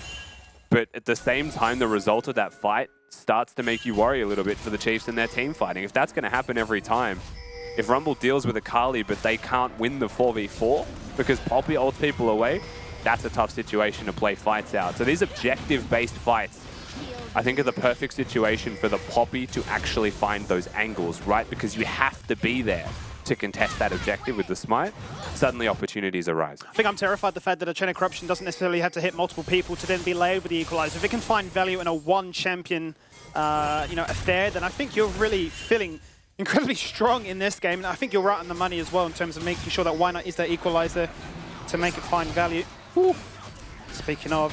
Jeez, man. Always got to keep an eye on what Arky is up to. Yeah. Back massage there for Kevy. But he doesn't pay for it, he runs away. That'd be a very aggressive back massage. Certainly would be. Come here, mate. Magnet therapy. Doesn't quite hit the target, though. Arkia still hovering around the area. Drake in 2 minutes and 40 seconds, but Baron is now the port of call here for both of these teams. Ornn already joined in the area. Look what Bio's just picked up. He's gone back to base, and this Mythic is going to be the locket of all things, going full support mode in the top lane. My man's is A-ramming. Certainly is. Wants to be grouped to shield those allies, wants to keep them alive and needs to. Kevy's gone the Trinity Force build. Raze is their damage. Ariel. Daystar jumps across the wall, doesn't hit the Charm nor the Everfrost. Biopever now seemingly the focus instead, but he's a tank. Cops the Ignite and just charges away to safety, but Daystar's not done. Beautiful buffer, denies the Charm for a second time in a row. And just trying to really play with the health bars of Chiefs, more so than anything, gain control of the river. That's it, completely shifting the landscape of all of these skirmishes by hitting a Blitzcrank hook. Throwing the Chiefs into disarray and just being able to find those opportunities. But the teleport from the Chiefs, Aladoric. They certainly are. They're keen to try and make something go in goes the Charm. 2 members knocked on up. Claw the Forge God try and knock them down as Aladoric is still living. Somehow, some way, finally falls on down. Rumble's found what he's after, but it's a chance for a reset for Kevy. He's found those two. And committing a teleport like that, they regain control and look towards this Baron. And if Kevy hit the Charm with the hijacked Ari abilities, that could have been another kill potentially there as well. But the Chiefs, they find their moment. They crash down onto Bliss. The teleport comes through, but it's the flash from Aladoric, the hero of the moment. Will it be enough to secure this Baron buff is a question. Kisei waiting on the flank, but has no ultimate. They're What looking does at Bliss Liv. do? He's got no ultimate. He's only got basic abilities, so forced to flash away. The Ornn charge into the wall, but Raze is front lining right now. He's going to get taken out individually. One charges in. He interrupts their attempt to do the Baron, but the reset is found. The Baron will reset, and the fight is a 1-for-1. It ends up being, I think, a 1-for-2 overall, but the Baron also being stopped here as well, so everything will just dissipate. Alidoric with the flash in this fight to kick everything off. Still hit by the charm, but it doesn't matter because he had charmed everyone else already. And then they just layer down the damage. Alidoric hits a heal there, but the equalizer confirms his life. And during this time, Kevy's getting those resets, and I'm telling you, if that charm connected, maybe even a third one on the cards, this Baron could be a different conversation, but the Chiefs, they're entertaining this very clearly with the intent of turning, it feels like, because Kisei is not damaging the Baron buff. He is looking for these angles. The second they see Lived and Akia, Kisei comes around this flank, they start to find their opportunities, but the hook actually splits apart the turn from the side of the Chiefs, while Kevy also doing the Baron, I think is a very clear example of the indecision and mixed shot calling that the Chiefs have. But I think we're back fighting. We're slowly back to fighting, and it's Limus that's falling on down right in that mid lane. Everybody grouped up together to make sure it's a factor. That is certainly the vulnerability of an AD carry without any form of mobility, no flash, no chance to survive. You remove away that chain of corruptions, and Chiefs are feeling a lot stronger. Let's see, we didn't see how it started, but closing the distance onto the Varus is the easiest way to find teamfight success. Third Drake of the game goes their way, and in 5 minutes, an opportunity for a Mountain Soul, something that ruins the life of a poke composition. Having that extra resistance, having that extra shield when out of combat as well, a whole Varus queue now goes to waste. Certainly makes things a little bit more difficult. As we see what happens here in the first place, Ornhorn comes out, Alidoric just finds his target, I'm guessing, afterwards. But really, Biopanther just finds his target, and the Assassins and the damage comes through for the pick. Speaking of Assassins, even if it is to be a support Ornn, it's a 3-0-2 Ornn. It's a pretty strong carry in the top lane there. Certainly is. Biopanther's certainly going to be feeling himself in this one if he wants to try and lose gracefully into that of a very scary Rumble. He is going to give him that run for his money. His second item started to come across the board here, and still the game is agonizingly close between these two teams. I don't think we've ever actually crest over a 1 to 2k lead between any of these teams. Let's check in with the overall goal as a result as well. It was all about Raze and Limus before, and that still rings true. And only 50 gold really separating Raze and Limus right now. Every wave that they catch and every minion wave that they clear still keeps them within touching distance. Near identical in their CS as well. Biopanther a little bit caught here, it seems like. They're Ari ulting. Looking for it, the charm, Everfrost, all the damage on towards him, but he's just soaking it up. Another charm, another hook, another chance to get that kill as Rumble gets the shutdown. The Equalizer just barely missing Alidoric, but Daystar commits with his final charge, that Spirit Rush, and gains another. Will they look to try and entertain us any further is the next question, as Kevy's certainly the one looking to try and play goalkeeper for Raze. The hook doesn't go through, but at the very last second, Raze does commit to that cleanse. Yeah, it felt like Kevy was going to try and tank the hook to use his ult as a buffer, but at the same time, Raze gets hit by the charm as he jukes the hook. And just like that, they have to use the cleanse summoner spell as well. But Bliss, they'll get those picks. With those picks, they'll put themselves to dead even in gold, but with an opportunity to look towards this Baron buff.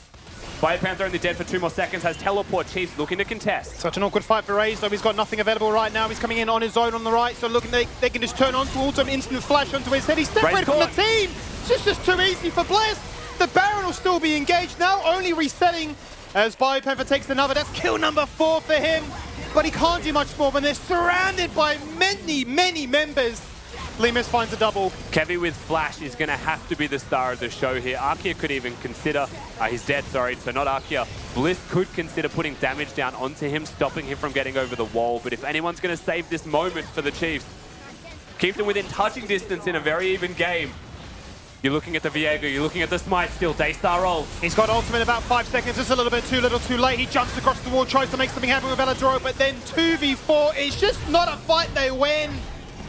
And it's an ace, then it's a Baron win, and it's a massive gold lead now. And simply doesn't get over the wall in time, not going to be able to find the Smite battle. Raze separated from the rest of his team here. Kisei looking to distract them, but why not has the steadfast presence, and so immediately grounds him, and they just turn onto Raze. They do not hesitate, they know who their target is. And why not just playing bodyguard stops any kind of support from going to the AD carry, who quite simply wasn't where his team was from the start. Just so awkward. We mentioned before the charm in the top lane where he cleanses out of it. He walked into that fight with no flash, no cleanse, no ult. and no team around for him to be protected by. It's the Team Bliss, easy as you like it. And this is nice seeing Team Bliss's vision here as well. They know they have to Ariel over the wall to get vision of where this Viego is. They hold it at 2.5k, they get their vision, and then they coordinate the burst, the Varus abilities at the same time as the smite. That's what they're after. They don't really give much of a chance in what you would say is a 50-50 burger flip. They get to choose the type of burger that they're flipping. It only was one that was medium rare. It was looking pretty good for me. And now they are feeling very good about the overall state of this game. Missed opportunities, they well done there. Yeah. Well, you know, you do get that. You get that on the big jobs, You mate. certainly do, and this is one of the biggest jobs of them all. A grand final like that, up by 5,000 gold now. Other side of Bliss, as 3 turrets are soon to become 4. The Baron is finding all it needs. And Baron, realistically, not just the money of the Baron buff itself, the kills that came with it, the kills that came prior, and the opportunity to break these standing gold everywhere on the map after, just balloons this game completely out of control. The Ornhorn comes through. Yeah, denied though by the rocket grab off that Blitzcrank. Suns goes out as well as the TP comes in protecting this cannon minion on the push. That Bliss are looking to try and continue as they destroy that of the now crashing wave from the side of Chiefs. That turret is about to fall on down. And they're all in now, Rusty, on the spot lane. Yeah, an inhibitor for sure could drop if they wanted to force that one down, but it seems like they're not going to take any needless risks. They're just going to take the structure falling, which opens a gateway to ending the game in one more teamfight victory. Get that reset off, and probably spend the whole lot of money that they just earned by ballooning this game out 6,000 gold in their favor. Chiefs might just be able to get a tower bounty as a result of minions being too powerful. So a bit of extra money does go their way, and just clearing away some jungle camps while they have a moment knowing Bliss are on the bottom side of the map looking towards this Drake. But try as they might, Chiefs just scrounging all of the loose change off the floor. This game currently in the hands of Bliss. It certainly is. Knight for a second time now is to be that soul point they're after. Mountain Soul certainly would help with the amount of burst damage that Bliss do have. And that Rumble that has been left unleashed do as he pleases. Limus now so far ahead. It's all the merit between them being so close and evenly matched in this one certainly pulls ahead by a 2,000 gold lead and a lethality build, which spikes cheaper. Freedom's done. Their game to take now. Look, based off the gold differences, their mid lane is better, their top lane is better, their jungle is better, their AD carry is just so much more consistent than Raze that he's able to be at the top of the gold values here 30 minutes into this game. Very solid start to this series, it must be said as well here from Team Bliss. Last time they faced the Chiefs in a finals, it was a very rough start. Game 1 of that series not going the way that they wanted. It took 3 games to warm up, to put it simply. This time, raring to go, game number 1. Limus is the target. Teleports are going to come through. The reinforcements are in the bush, but he's separated. He certainly is separated, so the ult goes out beautifully timed to try and look down Kiste, but he's still going to jump in with that perfect execution. Go golden, denied he jumped there. Rakana's looking to find, but it's still going to fall on down, make it 2. As Kiste finds that perfect execution, and this game is by far over. Certainly not yet, as they will continue to push down mid lane. Very crucial picks here from Chiefs. They find their target. That is the man they need to shut down. They need to keep this Varus busy. Recall's going to be cancelled here from the side of the rest of Chiefs. But a glimpse into the future potentially here for Team Bliss.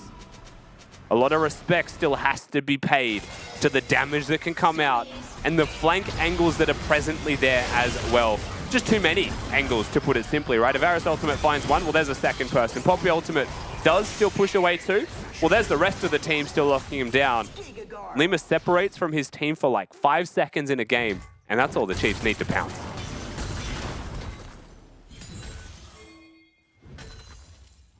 Didn't need to mess around with that one much longer. Making it easy to make sure that that TP's coming through, the resources are burned. We're going to guarantee that something works in our favor. We aren't going to fall victim to a game 1 humbling like this, like last time. We're going to showcase the character we have and the ability in particular for champions and members like Raze, right? 0-4 and 8 on this coveted Xayah, a champion that feels so strong in a matchup like this. Not finding its grace, but still putting on a solid shift. But I will say, speaking towards the Varus that just got caught, the Guardian Angel is now done. So that 4 item mark is there for the Varus. And that GA actually is quite large because an assassin in the Akali that has to use an ultimate to actually find lethal damage, and a Viego that wants those resets, they're not going to find as Liv just squeaks himself back to safety. He's not going to be preyed upon by Chiefs yet, also picks himself up that death cap. So Big item breakpoints, suffice to say, are coming across here. Baron in 10 seconds and 2 minutes until a soul point gets threatened for the Chiefs. Everyone's starting to get poised for those fights. Yeah, so it's ready. Look at Arky, who's got that flash available, so do not be surprised to see him flash forward explosively. Looking for his moment to pounce. Looking to always deny these flanking opportunities that the side of Chiefs are hunting for as Kisei goes in. Tonight, but a steadfast presence. That opens an invitation for them to fight in mid lane. You pick up the GA, you will become an angel, but you'll come crashing down to a Grayskin is what they're looking for. Limes eventually dies. There's the reset of Kevy's after becomes the Varus.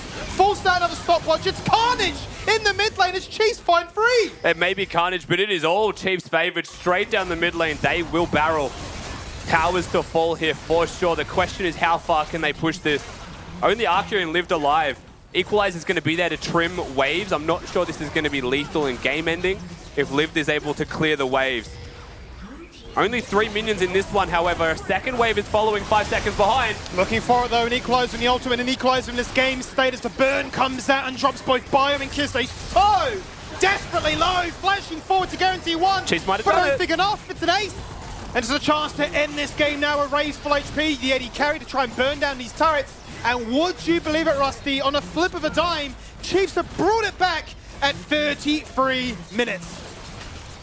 Fantastic comeback from the Chiefs here as well, right? It felt like it started to swing towards the Bliss side. They were starting to run away with this game. They find a 5,000 gold lead. They find a Baron buff. They break an inhibitor tower, but not the inhibitor. And for just a moment there, you're thinking, this is it. Bliss have started this series with an absolute bang. It's going their way. And on the turn of a dime, they find Limus in mid lane. And then they find him a second time, right? Yeah. They don't just bring it back to even. They get the win from that moment. And it shows it again. The Chiefs are a caliber of team that no matter how far down they are, they're not out. No matter what the situation in the game is. Perfect example right there, right? 5,000 gold down, teleport in, triple flank onto the carry that they know they needed to kill, close the distance onto Team Bliss's composition. And they make the Akali that felt a little bit odd in that draft, they made it work. They found its value in the twilight age of that game. They finally managed to make it work in their favor, and Chiefs scrape on through to take game number 1. That does it for us. Back to Analyst Couch. Woo, good play. I mean, Chiefs, woo! I mean, that game was close, right? I had it prepped. I thought this one was going to be Bliss when they had 2 amazing turns, which we'll talk about a little bit later. But ultimately, Chiefs being able to pull it back for themselves. They were a little bit shaky there, but ultimately, that combo, everything that you touched on, Swiper and Zonas, it came through here. I mean, we did kind of question mark the Akali a bit, but Kisei really comfort on it. Yeah, I mean, it was the story of Rakan and Ornn in them later team fights, just catching Varus on mid waves. Like I think we were speaking about in the back room, but playing Varus into this comp without flash is almost impossible, which we kind of overlooked a little bit. And they were capitalizing on it well. There was one Dragon fight where they didn't do it, and I think they must have had a chatting game, just like, okay, we're gonna focus the guy without flash, and from that point it was still a back and forth. You know, it was a great game to watch, but like Chiefs, yeah, when it mattered, they executed well. And this feels very different to the last game we saw where Bliss were playing this similar Blitzcrank Ari combo, right? This combo wants to be very proactive. They want to be fishing for hooks, fishing for charms, fishing for ways to kill you. But it was actually the Chiefs who were starting off a lot of these fights, right, with that Rakan and Ornn coming together. And like we mentioned, Varus is so much of the 80 damage, right? If you just build a little magic resist, look at the Ornn's items, right? He is never going to be dying to this Rumble, to this Ari. So you kill off a Varus, suddenly your Ornn's unkillable, and in a lot of these fights, Limus, plain and simple, was just dying at the start. Let's have a chat about this draft. We obviously talked about how expected to go out now that we have that full picture. Zonas, do you feel that first pick Rumble, maybe not necessarily bench it, but you kind of have to question mark it for that side of Bliss? Yeah, it's a bit of a question mark on my mind. When you're first picking that Rumble, when both Jace and Tristana are taken off that table, it's much harder to find an AD pick in the mid lane. So which is why they've ended up in the Poppy, which isn't the greatest synergy. I have to think, like, was there a better pick that they could have picked up? Something they could have left open, like the Tristana, and looked to be one that? Yeah, it was that one last fight down mid as well, that we saw everything that you just said, Swiper, what they were looking for, Chiefs, when they wanted to engage, when they wanted to initiate, and unfortunately, Bliss, that small little window does mean that they will be down 1 game. Chiefs going up a little bit. This is what I've been waiting for. This gold difference is what I needed to see. Skimmy and Rusty said, hey, look, you know, it kind of swung in the favor of Bliss. No, it was a massive swing there, as we can see. Bliss should have been able to close this one out, Max, despite how close that that earlier part of the game was. Yeah, but we were talking about this earlier. The Chiefs have so much engaged that plain and simple, a simple trigger pull can just make the difference, right? You find this Varus, suddenly the Baron push doesn't actually matter. So yes, they managed to find those good fights, find those picks, but it was just Lemus on mid waves, unprotected. If he's not standing with Poppy basically 24/7, they're going to be able to get on top of you and they're going to be able to one-shot you. Do you feel that there were some other issues for that Bliss lineup then, outside of Varus not being able to have that mobility? Maybe some other downfalls in those other side lanes or even mid lane?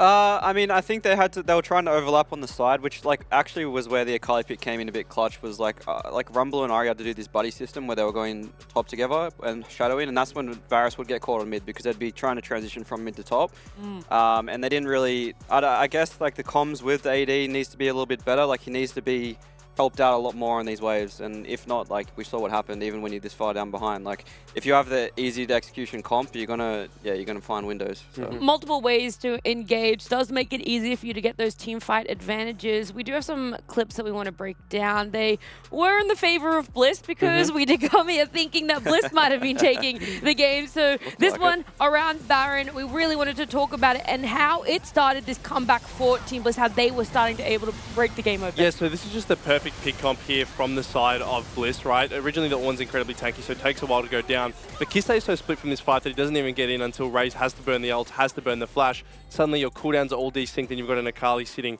who does not want to be engaging 1v4. So, yes, Bliss eventually wound up losing the game, but speaks to their ability to find these picks, take control of vision, and use that to blow open leads in the game. And then that was the one that Chiefs thought about it, and they're like, hey, maybe we should be the ones initiating a little bit more. So it's great to see. Is there anything else that Chiefs could have done to be able to prevent things like that outside of just the engagement? Like certainly if we look back to the third Dragon fight, I believe it was, they were just hesitant on pulling the trigger, right? As you said, they were a bit scared to engage. I think this game was completely in their hands. They managed to pick up the first and second drag. Just at the third Dragon fight, they fumbled the ball a bit. And really, this game came all down to team fights. And they were just a little bit not clean in how they executed it. But really, this game just felt mainly in their control. Like, even the Baron that Bliss got, that was a 50-50, right? That's true. That's true. Even when there were parts of Bliss were having that advantage, whether it be numbers, whether it be items, whether it be summoner spells, there were still ways that Chiefs were in control of that. So massive props for them. That is all the reasons why they do take that game at #1. And when we look towards game 2, some big things that need to be banned out. How much of it do you really change up if we just ignore the side select for now? See, I was actually coming into this and thinking that if anything, the Chiefs were the ones who would want to look at their 5P, right, and potentially pick a Lissandra or something. I know we floated the idea of an Azir for Bliss instead of the Ahri to give yourself a bit more DPS. Look, I don't know. I think the Rumble 1P, I think they're going to continue to go with that. It doesn't seem like it was a huge problem here. Lived had a pretty decent performance. To me, it is just as you get further down the draft, you're drafting yourself into a bit of a hole with this Poppy Ahri mid-jungle, very low damage as you get later on into the game. So if you're not winning early, it's not looking very good. Yeah, I think the other thing is like Bliss must have come in with some prep to like they would have known that Chiefs were going to take Zyra Khan 1-2, right? So that's why they prepped the Varus Bliss into it. They thought it would be very good, but I mean we see how good Aladoric is on this champion, right? Yeah. Like him and also pairing it with Bio and Ornn, it just seems like a problem. I don't know how they're going to deal with that, but I would probably try and get rid of at least one of those. I can give you some insight here because I do have it whispered in my ear. We've got side select coming up and no sub changes at all. So because Team Bliss lose it, they stick to blue side for themselves. They get that choice. And Chiefs are going to be sticking with Kevy here. Makes sense. Makes I think, sense? Yeah. He kind of 1v5 just Viego at the end. I was just looking at my draft notes, right? And Bliss actually banned the Vi away instead of the Viego, and the Silas is away in that second phase as well, right? Yeah. That could be a potential avenue. Obviously, Varus doesn't really like playing against Vi, but no AD carry likes playing versus Vi. So if you wanted to limit his own carry potential and force him into more of a facilitative role, potentially swap that ban out. Okay. And do you think that's enough, putting that jungle on the back foot, Zoranus? I think definitely a Viego ban would have made a lot more sense in that game, and they'll probably look to do it in this next coming up game. This Viego pick, it just means like in any of these messy team fights, Viego gets one reset and the team fight is lost. All right, looking towards that one. Anything else or anything that you want Team Bliss to try and pull out of the back pocket, or you're like, it's only one game down, there's still room to experiment a little bit? In terms of champion style, I know they've got a lot in their bag. To me, I want to focus more on play style and securing early dragons when they do have this comp, right? If you have left that bot lane up deliberately to Zyra Khan. You need to make sure you're getting early dragons. I think that was what went so in their favor in their previous series, was the fact that they were able to get control of those early dragons, and forcing yourself to have to fight a third dragon with this comp. Yes, they managed to pull it out, but if that goes against you, you're suddenly playing a very early game comp into a comp that gets outscaled, and it's not a position you want to be in. Yeah. Well, we've been speaking about these games. You guys must be enjoying watching them. And we actually want to know where or how you're watching this grand final. So we asked you for our From the Fans. You can use hashtag LCO on Twitter. We've got some more submissions here of how people are watching these finals. We've got JB here. He said, let's go, hashtag LCO. Either way, Brisbane wins. So he's watching it at home on his big screen too. And he's just a fan of the Brisbane brawl between Bliss and Chiefs. It's a good day to be a Brisbane League of Legends fan, that's for sure. Isn't it? No one else here is from Brisbane, so this falls in death. No. I thought we was taking a jab at the state of origin as well, to be honest. I'm not sure if that's related, but I got hurt for a second, so... You thought that's the way that he was going for that one. Another one here. Yeah, this is what I've been waiting for. Nurse Soy, she said, hashtag LCO time, let's go. This is a picture from Fortress. I could see that big screen, that color combo from anywhere. So down there at the Fortress watch party that is going on right now. Love that submission. That lighting is nice. That looks very pretty, like the pink and blue. I think they got pink and blue balloons as well down there. I think. I'm pretty sure I saw that in the setting up. Don't quote me on it. But I'm pretty sure. So that's nice down there. Everyone that's down in Fortress, I'm sure you're having a lot of fun watching it all together. And our last one for right now, Irish, he said, I've ended up at hashtag LCO. I think he's at Bliss HQ, judging from the pink there. I was going to say the color from combo. Rusty and Skimmy. He is at Bliss HQ. I guess he can't say for branding reasons, the fact that he's still contracted to Ground Zero. But Interesting. Hey, you got to have a watch party in every city. And that's the one in Brisbane. Yeah, well, I imagine it'd be pretty popular, the Bliss Chiefs. I remember Split 1, I think they got together. I don't know if they're doing a similar thing or they hate each other too much to be able to speak, but yeah. Okay, in Split 1, that's what they... I believe they got together somewhere. Don't quote me on this, but I think they got together somewhere, the management, and watched the games. So. All right. Where is the new Twitter logo? That's my question. It's Stan Twitter. Stan Twitter right now. We're not changing that to logo. Press next to doubt. Look, we saw the photos from the fans everywhere that people are watching. Obviously, that Fortress one was what we were alluding to. I wanted to see how many people were down there. And I do know Tim is down there. In fact, I think he's got a little bit of a check and a little bit of a video for us. Thanks, Nat. It's Carbon. I'm here at the Fortress watch party. Wearing my Challenger jacket, especially for the occasion. We're here with... Cirrus Embrace with a C. Who's cosplaying? KDA or Kali. Tell me a little bit about your costume. So I bought the jacket just offline, pre-made. But the hat and like these leggings as well, I kind of edited them a bit. I glued some fabric on and some foam and stuff. The wig is what took me the longest. I hacked it apart, sewed it together, and all the spiking as well. It took me many hours of work. Well, it looks great. Chiefs just won the last match. What's your prediction for the next one? The Chiefs again, go blue. Go blue, you heard it here first. Thanks, guys. Thanks, Nat. Thanks, Tim. Thanks, Tim. Matey. Wow. Hey, that person... Generational. Generational.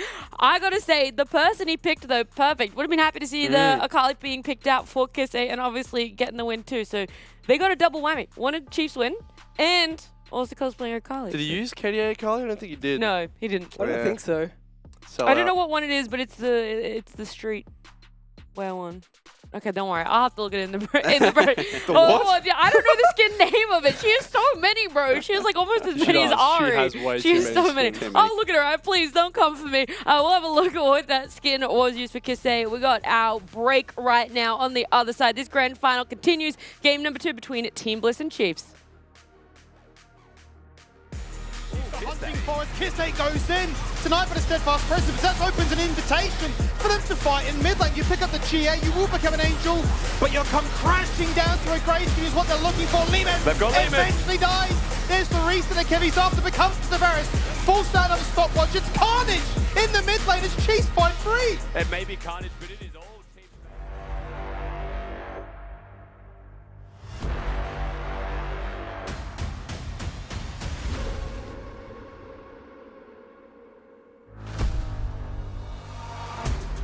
Came out on smoke, yeah, out the gate on the go. Take notice, take notes. I get all the first place votes. Yep, came through, they won't let us in. Didn't like their own medicine. Told me to be ready for anything. See, I'm ready for anything. All praise to the most hated. Never flinch, never back down. Always been the most gracious. Always stood, never sat down. Whole city got my back now. Shadows in the background. It's for more than a back now. I want it all as a fact now.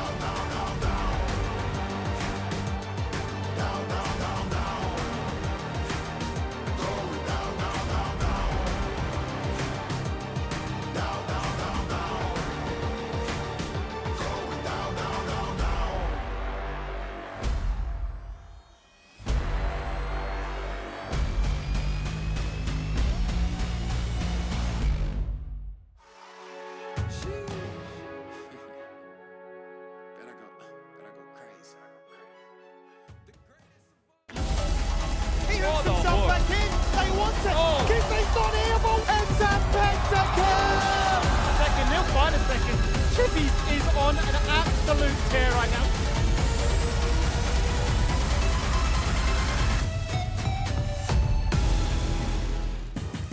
It's only been game one between Bliss and Chiefs in this grand final. There's so much more to look forward to, and game two will be happening very soon. We've briefly touched on things that we want to change up. We know that Chiefs will be keeping Kevy there. There will not be a sub, and Team Bliss will be running it back on blue side. Maybe changing up some of their first phase bans, or maybe their first pick. Well, honestly, Bliss is a team who's actually very prone to almost salty run back drafts that they kind of They're like. going to prove their idea works. Well, they've done it before this split, I believe. I can't remember which series exactly, but they're very happy to say, okay, we're confident in the idea behind the draft. It's more the execution. And I think when you look at a game like this, there are certainly places you can pinpoint and say, okay, well, if we'd fixed this facet of gameplay, if we hadn't got caught at this wave, it could have gone very differently. So, yes, they could completely throw the draft out the window, but I wouldn't be that surprised if we see something quite similar here. If you guys want to have your say, defend, vote, you could believe in the Bliss potential salty run back of ideas, or you can believe that Chiefs is going to run it out. So, Max, would you like to show the lovely audience where they can go for their points? Right up there. Right up there in the top right-hand corner is where you can place those channel points. Get a little bit of a return on it if it is going to be a Chiefs or Bliss win there. You guys, I mean, everyone's kind of hoping for at least a Bliss win now because none of us predicted a 3-0. So as for predictions, when it comes to def and votes, when it comes to talent votes here, we all want to see Bliss be able to bounce back for it, right? Yeah, I would say that. Yeah, I mean, you definitely want a bit more of a series than even last week. So if we get another 3-0, then like we're all not going to be a little bit sad, even though I want the 3-1. Yeah, it would be like that. Champ Select is ready for us, though we don't have to speculate anymore on what's going to be banned and taken out. So far, nothing is Show me changed Rumble. up for either side. Bliss There we go. gonna... Zyrakan. He's Salty gone it. run The back. salty run back. Let's Judge go. said. Oh. Judge Yeah, said, it'll be here we said. go. Okay. Okay, Not happy with the Zaya or Khan, I guess. Or the Zaya, maybe. I don't think they want to play that range, right? I don't think they're like... I don't think Ray's had a very good time. Maybe Bliss look for the Zyrakan here. They could also look to prior the Poppy. They've seen triple chance for it. I'd love to see a Zyrakan here, but like you mentioned, I think maybe picking up Zaya here is the default Lemus tends to go towards if Kai'Sa is removed off the table, right? It makes a lot of sense into a Sejuani and Jax as well. Gives you a bit more freedom to be able to help out that Rumble, who is presumably going to be getting targeted this game if you are. Why not? What do you think, Nat? What I think doesn't actually really matter. What I was going to ask you guys is how you feel about this Sedge, because we've talked about how much you like it, but Zoranus, you normally have talked about it being paired with a potential Renekton up there and top, right? So now when you see it, it's going to be this Jackson Sedge. How does that sort of alter your viewpoint on it? Right, so Rumble will still win this top lane into Jax, but the Jax pairing with Sejuani lets you build up that permafrost stacks really quickly, and that gank potential is very high. And if Jax ever gets ahead in this lane, he stays ahead. This Rumble cannot keep up, he cannot duel. So I don't mind it from the Chiefs, but I'm surprised that they've deviated away from this Ornn that looked so good for them in the last game. The Ornn was even in CS, he participated in the teamfights very well. So I'm not too sure about this change-up by the Chiefs. Yeah, and the other change-up obviously going to be Azir here, right? That was something, so you were like, hey, that could have been a fantastic pickup for them in game number 1. Didn't come out because they went for more of that comfort. Now, though, Chiefs are really willing to run it and even pick it up in the first phase. Yeah, what it tells me is that they probably want mid-prio a bit more this game, and having the Jax Sedge in terms of the skirmishing top side, like, if I don't know what you pick into Azir that actually can get prio into him, but he's probably just going to be running up, just trying to just take out this Rumble. And if I was this Rumble, I'd be pretty scared right now if I'm looking at the other side, to be honest. That is that downside of doing a first pick Rumble, but they also get underneath their belt, outside of that puppy that you like to see, Max, is Xayah themselves. So maybe trying to force Chiefs' hand into banning out Rakan and being like, hey, we could pick it up for ourselves and then we're going to have that deadly combo. That being said, Chiefs do have 4P here. If they did want to grab their support, it would be blind. And if you take your AD carry here, you would be giving over the Xayah Rakan. I don't know if they're happy with that trade. That being said, though, I think that Aladoric is definitely the player who can pick anything.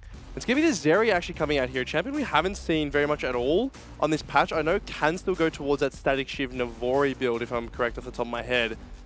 But definitely a pick that's not that popular on this patch. Very interesting that they choose to not ban the Rakan or pick it up themselves. It feels very strange to me that they choose to reveal the Zeri here.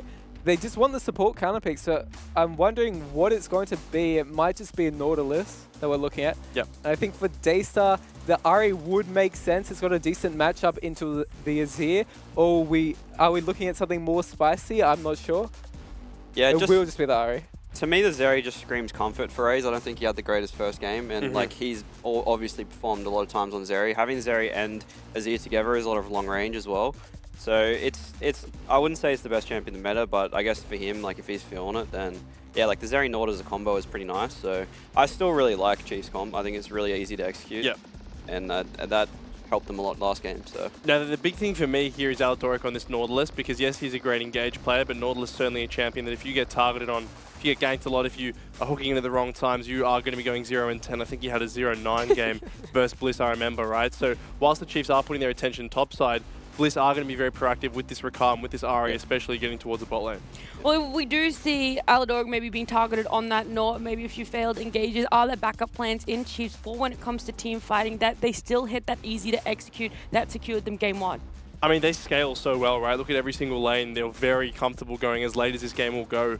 Bliss, on the other hand, need to get active around these objectives early with this Ahri Rumble, because you have a Jax that's stacking magic resist. He is going to be unbeatable in the side lane. Is this then, Zoranus, going to be a second win for Chiefs in the grand final? Look, I'm a bit concerned about this Chief draft, actually.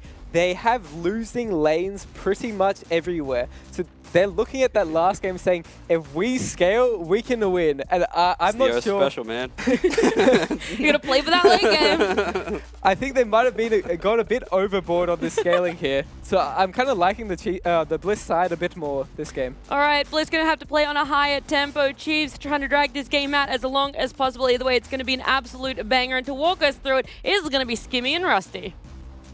That's right, a lot of changes really from the side of Chiefs more so than anything, right? You can see that side of Bliss, it's like, well, we're going to take the Xayah Rakan, but keep everything else the same. It works so well for us. We were this close to getting that game 1 victory. And just to bring back what Swiper said just there as well, it just works, you know, he's having scaling in every single lane. Usually that's a game 5 thing when teams start to play slower. And I don't think Bliss can afford to play slow in a game like this, right? Because all of that scaling isn't going to be outright winning lanes. The advantages they do have is jungle intervention. So I think what Chiefs are actually saying here is, yes, we scale in all of our solo lanes, but jungle diff is team diff, and Kevy's just going to gank lanes permanently, right? The Jax will have a split push threat, a winning threat. Azir has push. Ahri does not beat the Azir in regards to push, even though it may lose lane in health trades or anything like that. And bot lane, I think, is just left to its own devices. Zaya's self-sufficient. Zeri's meant to be a pretty self-sufficient champion as well. And so I'm looking at a Sejuani and a Nautilus for the Chiefs and saying that is the glue that holds that composition together, or it all just falls apart for the Chiefs. But for Bliss, it does feel like they're on a bit of a clock. Their scaling's still good for damage, but I think compared to the Chiefs, they're on a clock. And I think you mentioned about the jungle difference. I think for Why Not, I mean, this Poppy's found the most value you'll ever get, right? Every single champion can be denied there with the Steadfast Presence, so you're really going to try and limit their impact and make sure that you can, dictate the pace of this game on your own terms and make sure that this isn't going to be one of those 40-minute sort of slow burners where 4 items come along and suddenly you're thinking, okay, yeah, there's no summoners on our AD carry, there's no GA, there's no ult. They are going to be vulnerable, right, to that one shot that, Chiefs are able to find. 100%. So as the game starts, we do look at Why Not and at Kevy, right? Definitely the two places that we have to put the most attention towards. Amusingly on boring tanks, but they have got a lot to work with, like you highlight there as well for the side of Team Bliss. Not only does it deny everything the Chiefs have in regards to their potential engage, a Nautilus hook can't be an auto attack after like this if a Poppy's there. The Poppy also has decent physical damage early game to complement the magic damage lanes. And even then, the Ahri and Rumble can be considered utility and give free setup, right? If you're able to find a wall slam, immediately you have lethal damage to the early game. So that volatility can pay off in spades for the side of Team Bliss. But they have to get there, Jimmy.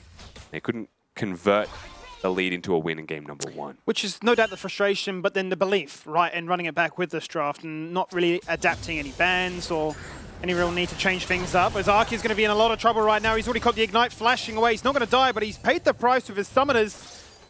That's so good from the Chiefs. Aladoric still has flash, so I feel like you get level 2, you put a point in that W, even consider going for the flash play if you could equalize this wave or just take out the cannon. You can see still hunting. Health advantage belongs to them. You do run the risk of a trade if you were to fight in a wave this large, however, so I don't think we'll go for anything crazy just yet. But now that volatility exists, this Rakan is in hot water. So he's going to try and make it a little bit easier for them. Nice ward across the wall there from Raze, but instantly the sweeper comes out to play, denies that one, and gives safe passage for the bot lane of Bliss to reset back to base. There you go. Could be exciting to see the Zeri back, right? Hasn't been played at all in this playoffs. We've seen a bunch of different champions come out to play, right? The Samira, the Neela. A chance now to see what this new Zeri looks like, but it does seem that, Static Shift is the go-to build. We talked about the AP Zeri, never really got to come to fruition. Tragically. Very sadly. Certainly no flash ult one-shots, but given the fact that they did say you can willingly have the Xayah Rakan combo, and you are going to deny a lot of these champions that Raze has been quite proficient on in these playoffs, right? You think about the Varus, you think about that of the Ashe as well. I was wondering, would he default to a champion of old, like the Ezreal? It was his first hover, his most played in his career, certainly when Tristana's perma banned away, but ultimately says, we just need mobility. I can't play a Draven, for example. Yeah, I was expecting the Ashe, to be honest with you, but I think just values the mobility so highly. And I think the Chiefs right now, Raze is definitely just conditioned, I think is the word I will use to explain this, into needing to keep himself alive. Aladoric is a loose unit that wants to gank lanes, not protect his AD carry, so I certainly think that with Xayah gone, Zeri might have been his next champion of choice. Why not in top lane? It's just going to be a stun though from Biopanther, no real risk of anything happening up here. Just really converting this wave and enforcing that crash in. Lived may not even stick around once that recall is confirmed, but we'll see the timings here might be against him.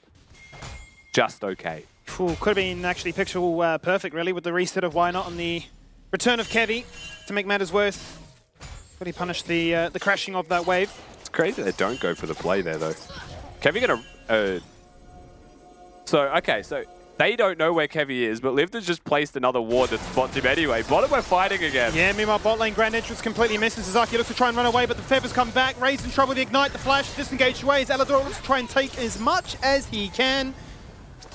And for all the merit and all the strength of Chiefs being aggressive in these first 2 levels, Team Bliss answer back. And I mean, why does that trade happen in bottom? Because we just saw Kevy top. I feel like ultimately Kevy overthought the top lane situation. But What matters is more what's happening in bottom lane, right? A favorable trade now comes into Wynot with a pretty wide flank here. Raze. He's got nothing. Big trouble. He's got no summoners at all, so instant stun against the wall. Against the turret of all things, the turret's not enough. Arkia get a burn to the ignite. So they'll find 1-for-1 at least. Raze, that's frustration, knowing that the wraparound from Wynot works out wonderfully for them. Really nice ignite from Alidoric, all things considered. I think he actually held that until the last second and put it down onto Arkia as he came back in with that E2. But still, they get the first kill that they're after in this bottom lane to really sway things in their favor. You watch this back. Raze, no summoner spells from the trade earlier. A trade that happens because they spot Kevy top, and Arkia does use that E2 to shield his allies, gets out of turret aggro, and actually comes back in to be ignited and killed by Alidoric. So very well done from the Nautilus to collect on just a little bit of an overstep to make sure it was a trade. Nicely orchestrated. A great way for them to try and pull ahead in this game too, as the diff Envo is a much more even affair this time around compared to game one. The believers are starting to feel like with Chiefs taking the game here, certainly could go the distance. The first dragon being picked up here by Kevy. And really looking to see just how much can get accomplished here by Liv. A massive CS lead into the Jack so far. Yeah, 15 CS, certainly an important CS difference. If it kills approximately 20 CS, I mean, that says a lot already for the lead that he's been able to force in this lane, but of course should have control in this lane. Rush those Merc trades, kind of nullifies the magic damage of the Jacks, but also reduces the stun and lets him kite with those boots, right? The movement speed's super valuable in this laning phase. Nice ward actually planted in the lane there, so no chance for Kevy to try and sneak his way into this bush. Not going to be spotted by the sweeper that Eldor is currently using, but he chucks at the hook anyway. Arkia says enough of that and jumps in to try and trade a bit of aggression back towards them. And force Kevy to go back to base and path topside, but you can see that already pings are going towards that part of the map from Bliss. Well aware of exactly where Kevy could be and should be. So again, the most important thing that we have to continue to highlight as this game progresses, the Chiefs' composition, the later this goes, the happier they are. So looking at this gold difference or lead or lane control, whatever it is that Bliss currently have that goes their way, if it's not enough at a certain point, and Azir runs away with it, Azaria, Jackson, and Sejuani run away with the game. Nice pass there from Alidoric, locking him down for the meantime, but is forced to try and dredge line away to safety, just getting out of range of the rip back off those feathers, as they will not connect, and they will not be locking down anybody today. Junglers have really been forced to try and keep their tabs. I mean, they've had a ward everywhere Kevy goes for the past 3 minutes. Well, that's exactly it. I mean, you saw the vision toggle just before, right? Did he miss that? No, he got it, he got it. He's been completely spotted out on both these camps. They saw him bottom one, they had a ward to stop him. They saw him at the Krugs, they saw him at the red. He went top lane, they saw him and had a good trade in bottom, which resulted in a kill. Everything Kevy does, they are aware of. Bio just ult in top lane. He certainly is. He's going to try and put out as much damage as he can, which he's just having a crack at it. Stab in the dark, why not? Give it a try. Bit of an angry ult. Herald to be Certainly started, has one of Sejol. those. Oh, he tried to Tokyo drift into that one. Not going to find the target. A-Star not actually deterred about that whatsoever. Just pops the ultimate. Does he go back in now? He hits the charm. That means there's a knock-up for Arkia, the double Korean imports. Looking to try and make matters worse for the jungle of the Chiefs. Dropping him down low. Is that low enough now to try and prevent him actually going in for a smite still? As Viper is wrapping around. He's looking at a massive counter-strike if he can find it. Alidoric is here as well. Both 80 carries are locked in the bot lane, so it's going to be a 4v4 without those marksmen in the mix. The charm goes out, Arkia jumps across the wall, the knockback onto Kevy, so there is no smite, there is no chance. Bio jumps in, but he can't find what he's after. They're on towards the equalizer, and they're just burning on down. But despite that, Kiste finds that first kill, and the Herald will be picked up by Wynot. I mean, Kiste, the star of the show here for the side of Chiefs alongside Alidoric. They just continue to layer down damage. Recalls look like they might be cancelled here from Arkia if he throws out a W. Bio Panther, though, finger on the pulse, was not shopping. He's able to get himself out perfectly fine. Watch his back one more time. Why not pushing away members is crucial. Biopanther being crowd controlled by Bliss is crucial as well. The second he starts the counter-strike is locked in place, cannot flash onto them, most importantly, and hit that triple man stun. Kevy gone, so the smite is gone. But Kiste has been freely hitting. Alidoric has been freely hitting, which means he's crowd controlling everybody. And so they still have enough gas in the tank to look towards these trades. And while they don't get the Herald, they get a kill. And that's still important for them. That is the trade-off, and if you are looking to try and play for that scaling condition, certainly a kill going towards the Azir at only 10 minutes in. You're feeling quite happy about that one. It was all about that control, that CC denying Bio of that grand entrance, that grand chance to try and lock down and find potentially more. You can see here, Liv, his stats on his Rumble. 2 games of it so far. 35% damage share, certainly a significant amount of damage. Yeah, he puts in a big shift, doesn't he? He certainly gets it done. There's a big reason why it was denied away in multiple series leading up to the grand final. Scary champion that is rising in popularity globally. And the word of the day for Team Bliss is Mercury Treads. 4 of them have picked up those boots pretty much right out of the gate. The exception to that being Lemus, who's gone for Berserker Grips. AD carries, of course, don't like having stun time reduced. They'd rather die. Yeah. They need their Berserker Grips. Kill or be killed. That's it. It's all about the damage. It does mean, again, you're against the Jax who has stuns, a Sejuani who is stun-based, a Nautilus who does have knockups but also has a whole lot of stuns and can be reduced with those Merc Treads. Also reduces the early magic damage of Bio, of Kevi, of Kisei, and sets yourself up for like a solid, 1 item spike with resistances and DPS. Certainly does. Junglers meeting each other in the jungle as they look to try and make their way in towards that bottom side of the river with the second dragon spawning. Gonna be Bliss here. Hot on the trigger first. As Kisei is forced to try and face check onto Daystar. The charm does connect. That means that gives Akia a great chance to try and jump it in. But look at the killer conviction. The chance to say we are going in and we are taking you down. Really nice from Bliss. The fact that they do just go Akia, it's surprising with which he is committed to that kill. But then the follow-up from Wynot is also instant. They do not hesitate. They flash the wall, but Chief's looking. But they certainly are. The hook, the knock up and the kill onto Raze. He's looking to try and find more. Flashing over the recall as out goes the Featherstorm and a flash to safety as well. It looks to try and keep him away from the Xayah for the meantime. And I'll be looking to try and work our way towards the Zeri of old and get a kill to Raze. Already back to business. The lightning crash will subside, so it doesn't seem like they're going to push the tempo any further. Aladoric not being there does mean that the dive doesn't seem possible. Lived quietly achieving, of course, in the top lane throughout all of this as well. Picks himself up a second tower plate. He is in a very comfortable position on this Rumble, but hasn't been grouping as much, right? Bliss still fighting without him. And you watch what happens first and foremost. Kisei places a control in the bush. Gets hit by the charm. Arkia does not hesitate to go in, and Wynot will flash over the Emperor's Divide. And there is no way out for Kisei, and suddenly the fight's done. For Chiefs, they are not looking for the fight, but they position themselves in a way where if Arkia disengages bottom or Lemus disengages down, then he's actually separated from the Ahri, from the rest of the team. And just like that, they get their first kill. Raze with a sick little flash here, but unfortunately not lethal for him, as Lemus is able to use that ultimate. The feathers will fly and keep himself safe. Prevent much more from being achieved in that situation. Great awareness and great initiation to come together as a 3-man squad in this layer that seems to be beautifully onto Kisei. He's there to make sure that the Azir doesn't get too big for their boots too early on into this game. Close to a full tower as well in top lane right now. It seems like the reinforcements of the Sejuani will get here in time, and it won't be a full turret. The Herald will drop, but that's an extra plate going into the pockets of the Team Bliss squad. And a 2-1 Poppy and lived 20 CS and 4 plates up. I think they really are poised now to hit that 1 item spike timing and hit 16, 17 minutes, whatever it is, the 3rd Drake of the game, potentially. And then there is no way Chiefs want to contest that one if you're the side of Bliss. But with that said, Chiefs are getting those items across, right? The static shiv is now there. Everyone has their first item completed, bar top lane and support. And Raze is starting to really run away with the gold once again. Absolute farm funnel. And now he's got a static shift to accelerate that even more. Makes it even easier as both those coals get cashed in by either AD carry. They find themselves locked at spot 1 and 2 again. Try and farm up an absolute treat to be the difference maker in this game too. Certainly to your point about Liv, that Bliss aren't fighting without their Rumble available to them. Does certainly feel like a questionable decision. Equalizer is just going to put in so much work with him actually skipping past the Mythic for the meantime, actually rushing the Demonic Embrace instead. Comes across the board now with a lane flip actually being looked at here by Chiefs.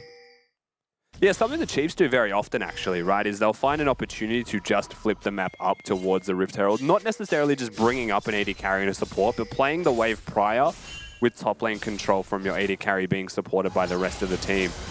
But at the same time, right, you know that that can easily be contested by Bliss, who could push a wave and then just get mid priority instead. So the map flip doesn't completely happen just yet. They look at these opportunities, they look at these ideas. Kisei still clearing the mid wave out though to match that, and the Sejuani and Nautilus here to protect and support. And the fact that Raze is up here as well means that they are all happy with their item spikes, looking for this potential fight opportunity. Emperor's Divide could be game-changing as Sejuani Ultimate could kick it all off. You know, this is the fight that they want to try and go for. Both AD carries don't have their flash up and available for this fight, but that isn't going to deter them from going for this engage. As Kevy cops a bit of damage from the Ari on the flank right now. Biopepper taking a 1v1 into Lived on the top of your screen as well. Arky pulls the trigger, goes for the ultimate, finds what he wants, target, locks down Eladora, who gets stunned up against the wall, and down comes the red carpet, burning him up to storm, scoots them back, goes Kisei, and in the flamethrower in the face of adversity, he flashed to safety, and Liv survives that Sejuani passive, and Envy Flash is being burned, as Team Bliss just are not winning this fight. They're going to take the Herald away, and they're actually going to push Bliss back to safety. And Chiefs look like they're going to be able to pick themselves up the fight, but they're protecting the Eye of the Herald here as well. Bliss going to force their way in to grab this one. They're going to get it, but at what cost? They're going to lose 2 in the process. Why not takes 1 to the grave with him? Kisei in your face. He's shredding you down with those Sand Soldiers. Look how low they all are. But they say, you think we're weak at team fighting? Watch this for the ace. And Chiefs absolutely run Team Bliss around. That was a fantastic little series of what feels like 5 separate skirmishes taking place at the exact same time. But Chiefs individually just go absolutely insane, right? First and foremost, Aladoric is the target from Team Bliss. But look at the amount that is used to just kill the support of the Chiefs. The quickness, the Ari ultimate, the Poppy going forwards, and the equalizer on just the support. And then Azir finds angle, but also Biopanther with a flash over Lemus's Feather Recall to make sure that they get those kills. Individually, the Chiefs, in what is a completely split fight, don't have to rely on communication. They just need to individually outplay their opponents, and that's exactly what they do in that skirmish. And fully reliant on that wall of defense to try and flash away to safety. Now no flash available for either side. It's all about this one right now. The Dragon is in suspension, but Chiefs are able to pick that one up for free. Raze is going to fall on down. No chance to try and flash away to safety. Kevy next on the chopping board and handed across to Limas. Kill number 2 for him. As Bio split at the top of your screen, taking a 1v2, but down in the bot lane, Kisei shoves them back and gets 2 of his own. My man's is an issue. Meanwhile, in mid lane as well, Biopanther does get targeted by the rest of Team Bliss. But as the fight subsides, and a Herald is going to charge this mid lane inner turret as well, we have to take a second to say it feels like Chiefs have been just winning these team fights by maybe a small amount. The gold still belongs to Team Bliss. They still have control of the map. You watch this fight back one more time. Daystar's on the flank with the Ari, looking for his target. Poppy comes in. Teleport from Biopanther is really good. Certainly is. And I mean, you can just see the situation, right? I mean, how can Lemus just get given this amount of free space just to run him down? But then the fight gets split in half, right? And then Biopanther completely separate at the top. Exactly. And they gift the kills to Lemus as well, right? So they take the extra time to make sure the Xayah picks up those kills. But then they forget about Kisei and Aladoric for a second, right? And the second the fight gets split, they just open the door a little bit for the side of Chiefs to get those return kills. That was a really good fight for Bliss. Ends up being traded back by Chiefs, but still a fight that takes place at the Drake with a Herald summon. A lot more gold going the way of Bliss. And I feel like we always have this conversation about the scaling discussion, right? As to how much gold is too much to try and feel like your scaling is actually never really going to be merited, never really going to be found. Down to K gold. I mean, you're sitting really pretty, right? The fact that you've got a 4 kill at 0 already. Sure, give us a couple of extra items. And then you're thinking as Bliss, okay, the pressure really is on us, much like you discussed at the start of this game. I mean, I'm starting to feel the pressure for Team Bliss just a little bit now from purely Kisei being this strong, right? Raze doesn't even need to be a factor, but they found their target. Wise Daystar here, every ultimate chuck towards them. 3 Spirit Rushes to safety, but is that enough? It is to be today. Arky with the quickness on the flank, instant flash away, but it's a TP behind. They have no idea. They run into the Rumble. Rumble in the jungle in your face, and actually not going to be burning you down right yet. Because Daystar's found that first kill that he's after. The stun against the wall. Where you going, son? Kevy's dead. And Raze not really going to find himself an invitation back into this one. Just constant brawls. We call this matchup the Brisbane Brawl, and it feels like for a reason, based off this second game. Every single time we have a replay, we come back and it's a 5v5 again, because why not continue to fight? Opportunities left, right, and center. Chiefs choose to take this one. They look at Daystar. Ari is the most noob-proof champion in League of Legends because 3 ultimates and a flash cover so much distance that your team can be there for reinforcements. A teleport comes through. And while Arcea's quickness doesn't hit 5 people, it doesn't need to, the damage is already being turned. Aladoric looking for that 0-10 angle with how easy it is to kill a Nautilus once he is isolated from the rest of the team. And just the numbers game, ants appear out of the nest from the side of Team Bliss, and they just dogpile on the Chiefs. That they certainly do, but how frustrating, right? When you talk about the engage potential of a Sejuani Nautilus, they throw basically everything they have at the Ahri, and Daystar kind of just laughs and walks away and says, you fall into our grand trap where there's a flanking TP and there's an overextended roster of Chiefs saying, we have to kill this Ahri. Oh, you thought I made a mistake? Well, I did, but I'm Ahri. Yeah. You made the mistake now. And there's Aladoric very close to landing that hook. Not going to get dragged towards that terrain, nor going to find a target he was hunting for. It's 20 minutes now. Baron has spawned. And we find ourselves fighting at the top half of the map. And still, I feel like we are at a point in the game where Lived has a relatively good hold on these side lanes. You can see that through the teleport angles that they're starting to find for themselves as well to the sides of these skirmishes. I think in general, the issue is still, one, this Zeri is farming very well. Is still on the clock in terms of CS overall, right? 206 CS at 21 minutes. But mid lane 200 CS for Kisei, 5-2 scoreline for the Chiefs. I mean, those two are the absolute stars of the show right now. And they are second and third in gold to Lemus, right? That's where the money's been intentionally going from Team Bliss. They are trying to funnel everything into their star AD carry.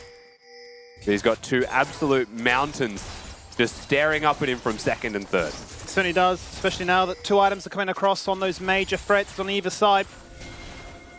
Talk about the MVP being Kisei. They're tied in first place with Dajong mid lane as being a little bit too OP to perhaps discuss. To give him this champion to pick up blindly to say I don't care, to get this fed this early on. It's certainly going to be one of those scary little dances you've got to endure for the next few minutes. Ziotoa comes out here from the side of Chiefs. You can see Lived and Daystar waiting on flanks, unspotted till now. As a controller, we'll see one of them. As we're poised for a fight for the Infernal Drake that is up in 1 second is now spawned. BioPanther looking for the flank, but the rest of the team in that front-to-back situation. Why not Poppy can be super clutch in this situation.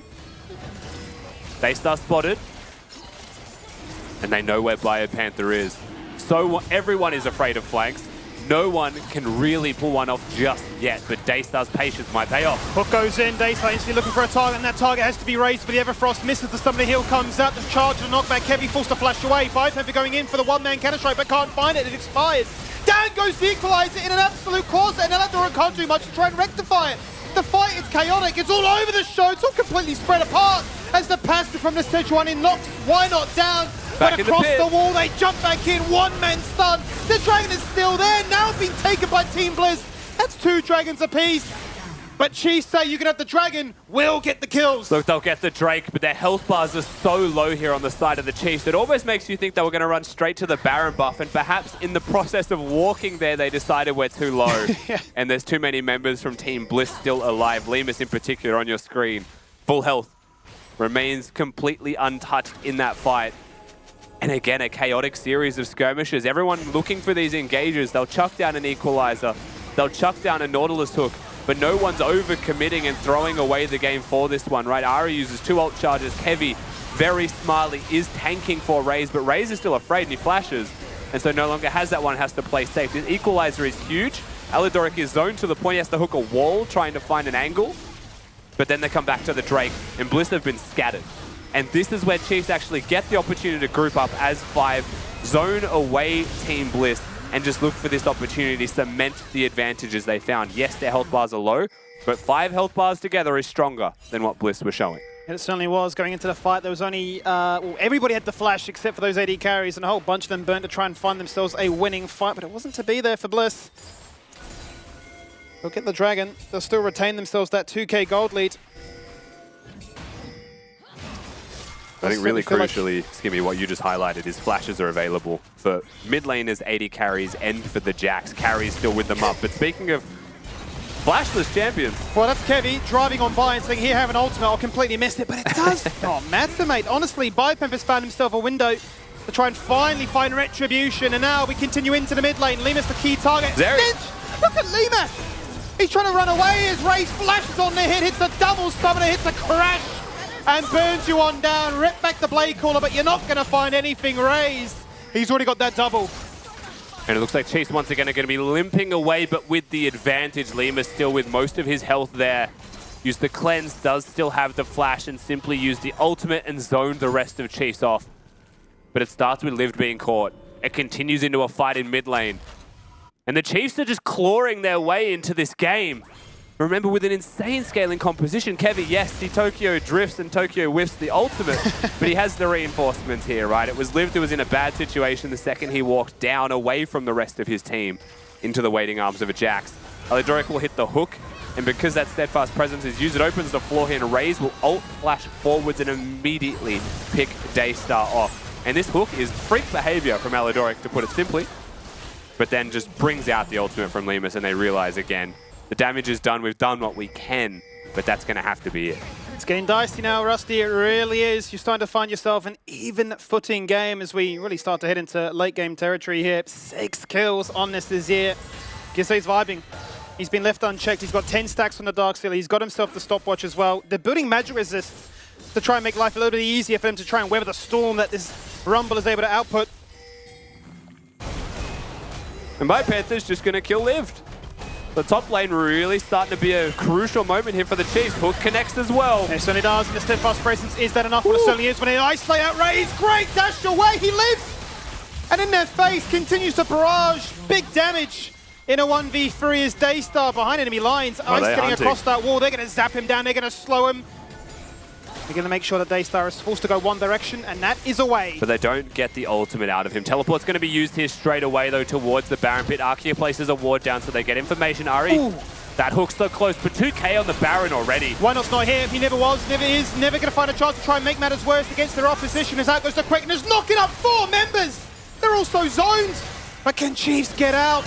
That is the question now. In goes Kevy, falls on down, the TP from the behind. Ari's got those resets. They're going to try and stun him as much as they can. The Shreema shuffle. They failed the flash. And 2 TPs. Liv is coming. They don't know where to go. They're stuck between a rock and a hard place. And that is, well, 4 Baron buffs being lost. Yeah, the Chiefs will secure the Baron, but they will lose 4 in Team Bliss with a minion wave in top. Lived close to dying to the tower. He's going to fall. It's getting frantic here on Summoner's Rift in this second game. They are hunting for the inhibitor now, though. Bliss, do they have enough time to go for anything else? It does not seem likely. It seems like it will just be the inhib and the reset. But a crucial moment for them. It started to feel like it was slipping away. But a big team fight with Chiefs just getting caught with that overextension. We look at bot lane, we look at how this fight happens in the first place between these top laners. And quite simply, BioPanther just finds an angle, has the damage now, and has scaled up in terms of those items. Rest of the fight ensues here with the Nautilus hook still finding its target. Yes, the Poppy W grounds them all. They're sent to their room, but Raze can self-peel this time and will be perfectly fine. And that's really a simple trade that becomes, maybe we've got an Ahri, that becomes maybe we have a Baron, and then Bliss just get to collapse in time. Adrenaline coursing through both teams' veins. They're really feeling it. Maybe getting a little bit too carried away with it at times at the same point as well. Certainly was a chaotic passage of play, but Chiefs will reset. They'll go back to the Dragon. They'll find themselves Dragon number 3. They'll find themselves at a very similar spot to game 1 as well, where they look to try and claim themselves that soul point within the next 5 minutes. This whole game's kind of felt like a fever dream. Just a consistent flow of fighting every time an objective has been up. Question mark pings all over the show. Oh, yeah. What are we saying? What are they doing? What is happening? This is peak performance. And we said we didn't want a one-sided series. We didn't want a 3-0. Well, this is certainly delivering so far. Chiefs against a Baron buff, but only one person that had it means it's going to dissipate and really nothing comes from this one. However, Chiefs with the scaling composition still giving us a lot to look forward to for their comp as a whole. 3 items done for the Azir, 3 items done for the Zeri, and the Jax starting to get some solo kills in his respective 1v1 has got the Baron buff to work with. But Bliss also have control of the map. They certainly do. 20 seconds left in that Baron for Bio to crash in that top wave as it is going to be Liv forced to match. As Chiefs will try and limit the amount of pressure that Team Bliss can output in a trade. Sundisk burn in the mid lane, protecting that tier 1, but not really much more found. And I suppose the age-old question then, Rusty, is when does scaling truly come online? At what stage are we looking at 3, 4 items, given that we're already at 3 now? Normally you would say the 3 item point for carries is a really crucial point of scaling for them. I guess the first question is, do they need resistances? And against the Xayah, Ahri, Rumble, the answer is most likely just no. So I think at this stage, you would say the Azir and the Zeri as well are scaled. Jack's working towards that. Zhonya's going to more of the team fighting build as well. Is a very crucial point for him and for the Chiefs.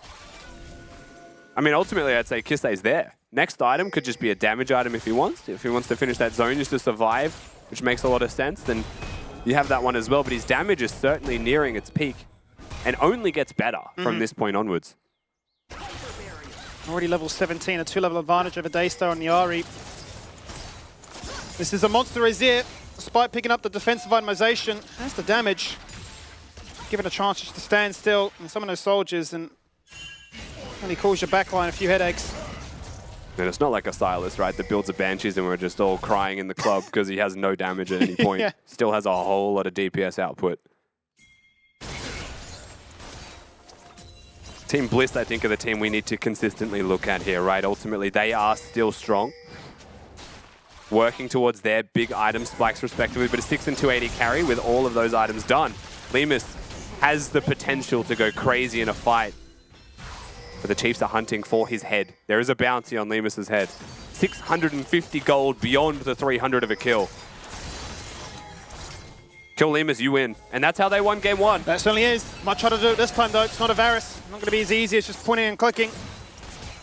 Has the ultimate, has the ability to flash away to safety, and has the range with the rapid fire cannon being picked up as well.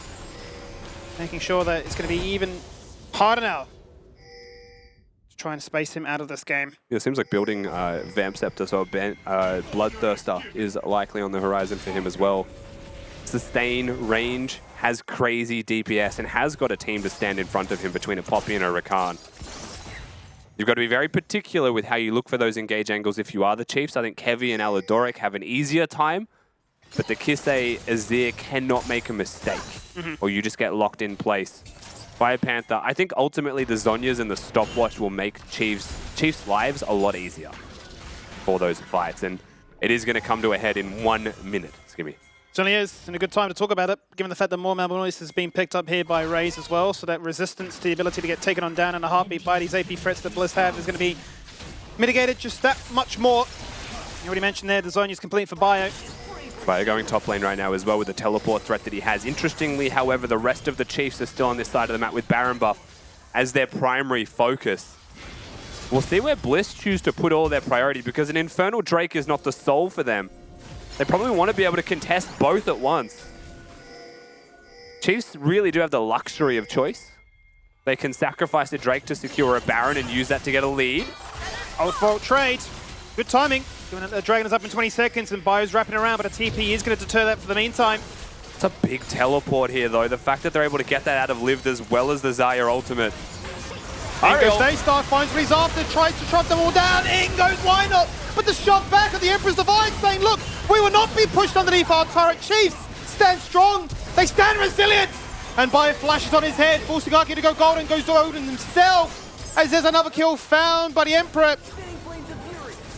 And Chiefs just so resolute in this mid lane. And Lemus is putting down damage but cannot find lethal damage. And Bliss just cannot convert to kills. Drake going to be looked at. It is going to be the soul. No smite to take this one away, but Kevy's here with a smite of his own. This is a tough task, a tall order for Bliss. Lemus, he's got to be careful this one. It's not the dance you'd love to take. But Livs is looking to try and snipe this one away. It's not to be. Chiefs as cool as you like it. 3 back-to-back Infernal Dragons. Straight to Baron. They were strong before, Rusty. They're terrifying now. Yeah, they are certainly a terrifying team, and straight to the Baron buff. They know that Bliss were contesting on the bottom side of the river instead of the top side, so they have no mid priority. They have to recall. And as a result of those resets, it will be the soul, it will be the Baron buff. And Bliss have no choice but to concede. And now staring down the barrel of a big moment here. If you make a mistake against this Chiefs comp right now, it could be GG and it could be a 2-0 start to a series. Watch how all this starts in the first place. And just keep your eyes on Lemus, right? Because Chiefs are making really nice picks through a lot of these skirmishes, but Lemus is pressured and zoned and cannot freely hit a carry, right? He's dealing with Aladoric, he's dealing with Kevy like you just saw using that ult. But this is also a fight that they choose to take. They look at Raze, but fantastic reactions on the dash away as he gets charmed up. Lemus will start auto-attacking, but it's tanks, then realize he has to disengage. He looks at Biopanther, but he can't hit him with Counter-Strike, can't hit him with the Zhonyas. and so he can't actually kill anybody. And no one else on the team is dealing damage to find lethal kills.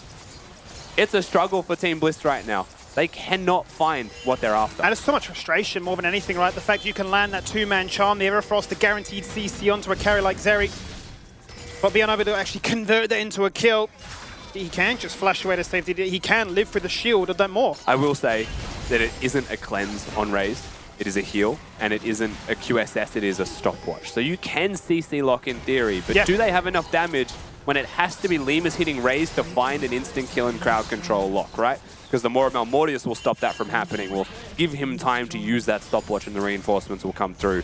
That's the difficulty that Team Bliss are currently facing, let alone the extra range that Kisei has with the Sand Soldiers that will find the Xayah with ease. Like that, one auto attack. Looking for it again. Oh, the Everfrost doesn't connect, but the charm certainly does. Kisei in trouble, going golden for the meantime as he shoves them back as much as he can. Aki is going for the rest of the squad right now, but jumping in is Biopanther, saying night-night to Limas. You can jump into the sky, but you're going to come falling down again. 2 kills found by the Titan in the top lane, and our Chiefs running it to end again. And with absolute ease here, the Chiefs will take this second game. It feels like only Daystar left standing to try and defend, and there is no chance that he's going to be able to do so. The Chiefs just looking far too clean with it. 36-minute win on the clock, and 2-0 up in this series. 2-0 up, game number 1, a situation where you thought they stole the win away, but a game two like this, they weathered the storm, they built the scale, and they scaled well. They found their chances, they found their moments, and they said, look, okay, Bliss, you've run it back now with the same draft twice. The pressure is building, it's bubbling, it's come to a head. Now you're looking at a match point and a reverse 3-0 sweep. Yeah, that's it, right? They didn't just build to scale, but they took early skirmishes, they took early fights, and they actually managed to find even trades essentially through those. So when all things are considered, Bliss pick a comp and felt like they had a need to win early, and they only really got themselves 2k odd gold ahead. They couldn't really secure Barons, they couldn't convert into anything massive. The one fight that they got that looked favorable for Bliss was off the back of the Chiefs choosing to do a Baron buff, right? They got punished just by taking too long to do that. So I think ball's in Bliss's court right now. How do they adapt? Or will they just die in this finals? Feels like to me something major needs to change, perhaps a complete overhaul of the composition, because at 20 minutes into this one, they were feeling the pressure of the scaling that Chiefs had. They close it out. It's a perfect 2-0 so far. Let's throw it back to our analyst couch. Another Chiefs win, and it's oh yeah, oh, sorry, I forgot the chip win. The chip win there. They get game number 2 here, and it was so tough to watch. We thought Bliss, if they were able to punish these lanes, they would have had something for them, but nothing was clean for them. Lanes weren't clean. Early skirmishes weren't clean. Objective taking as well. I'm not sure what happened to Bliss. It is not the same Bliss though that we saw in that upper bracket. It's not at all, right? The Bliss that we knew before was constantly keeping their foot on the gas, never letting the Chiefs have any time to breathe, and it felt like this game, outside of that early dive on towards Raze, nothing really came of it, right? They were still letting the Dragons go a bit more even this time, but you're just getting outscaled. You need to make plays happen. You need to be baiting Baron, playing off vision. None of that happened. It felt like almost a run back of game 1. The only difference, Chiefs having better scaling here, where they're Bliss are able to take random fights that we think they shouldn't be able to. Obviously, that Baron one, we all had a fun time watching it. And then you kind of see Chiefs just push down mid, some of Bliss get caught, and it's all she wrote. It's over from that, and Chiefs just really secure game 2. Yeah, I mean, as a spectator, this series has been pretty fun to watch, to be honest. But if you're in this game and playing, like, you're probably not super happy with, like, how, I guess, messy these early to mid games are. It's, like, very flippy, very 50-50. I think, like, Chiefs have come in with a pretty good game plan, like, adopting that OS mentality, I like to call it, you know, like, pick scaling, be greedy. You will generally get away with it. I think Bliss are having some moments where they are getting these early leads, but they are just struggling to, I guess, kind of transition that. I mean, this game, Zoranis, you hit on, but, like, they didn't do enough, like, in the early game. I think they're playing way too scared when it comes to these objective fights. They are letting Chiefs walk in for free, and they are not punishing them. There's multiple times they've been walking into Rumble. Rumble could drop that equalizer, or they could look to poppy out someone out and engage, but they're just not pulling the trigger. So coming to this next game, I think maybe Why Not needs to be the one on this engagement. He needs to be the one to go forward for his team and rally his troops. So they're playing too reserved, maybe holding back ults, certain skills that you're like, just throw them out, do anything that is enough to scare Chiefs off of being in a position that can actually contest an objective. Yeah, exactly. I mean, it's just, if you are in the river, you have that first setup, you want to be able to hold that, right? If they're going to walk through the choke for free, like how Bliss have been letting them do, they're going to get the ideal setup that they need to win the team fight. Like, there's been situations where they have needed to pull the trigger and they haven't, which isn't like Bliss. When I was watching them last week, they were really sharp. Like, they were pulling the trigger and they were hyper aggressive. And to the credit of Chiefs as well, in a lot of these fights, you see that Lemus is just completely split off, whether he's being zoned by an Azir wall, whether he's being zoned by a Jax, right? He's not actually able to hit. And it's once again a very low damage, right? You've got the Ahri, the Poppy, the Rakan diving. Who's actually going to one-shot someone there? It's none of those champions, right? So unless you've got an Equalizer coming over the top or a Xayah who can hit, because Lemus was very fed, right? He was incredibly fed at points in this game, but Chiefs did a very good job of either burning his ultimate early so he can't walk into the fights or zoning him out completely. We can see in this gold difference graph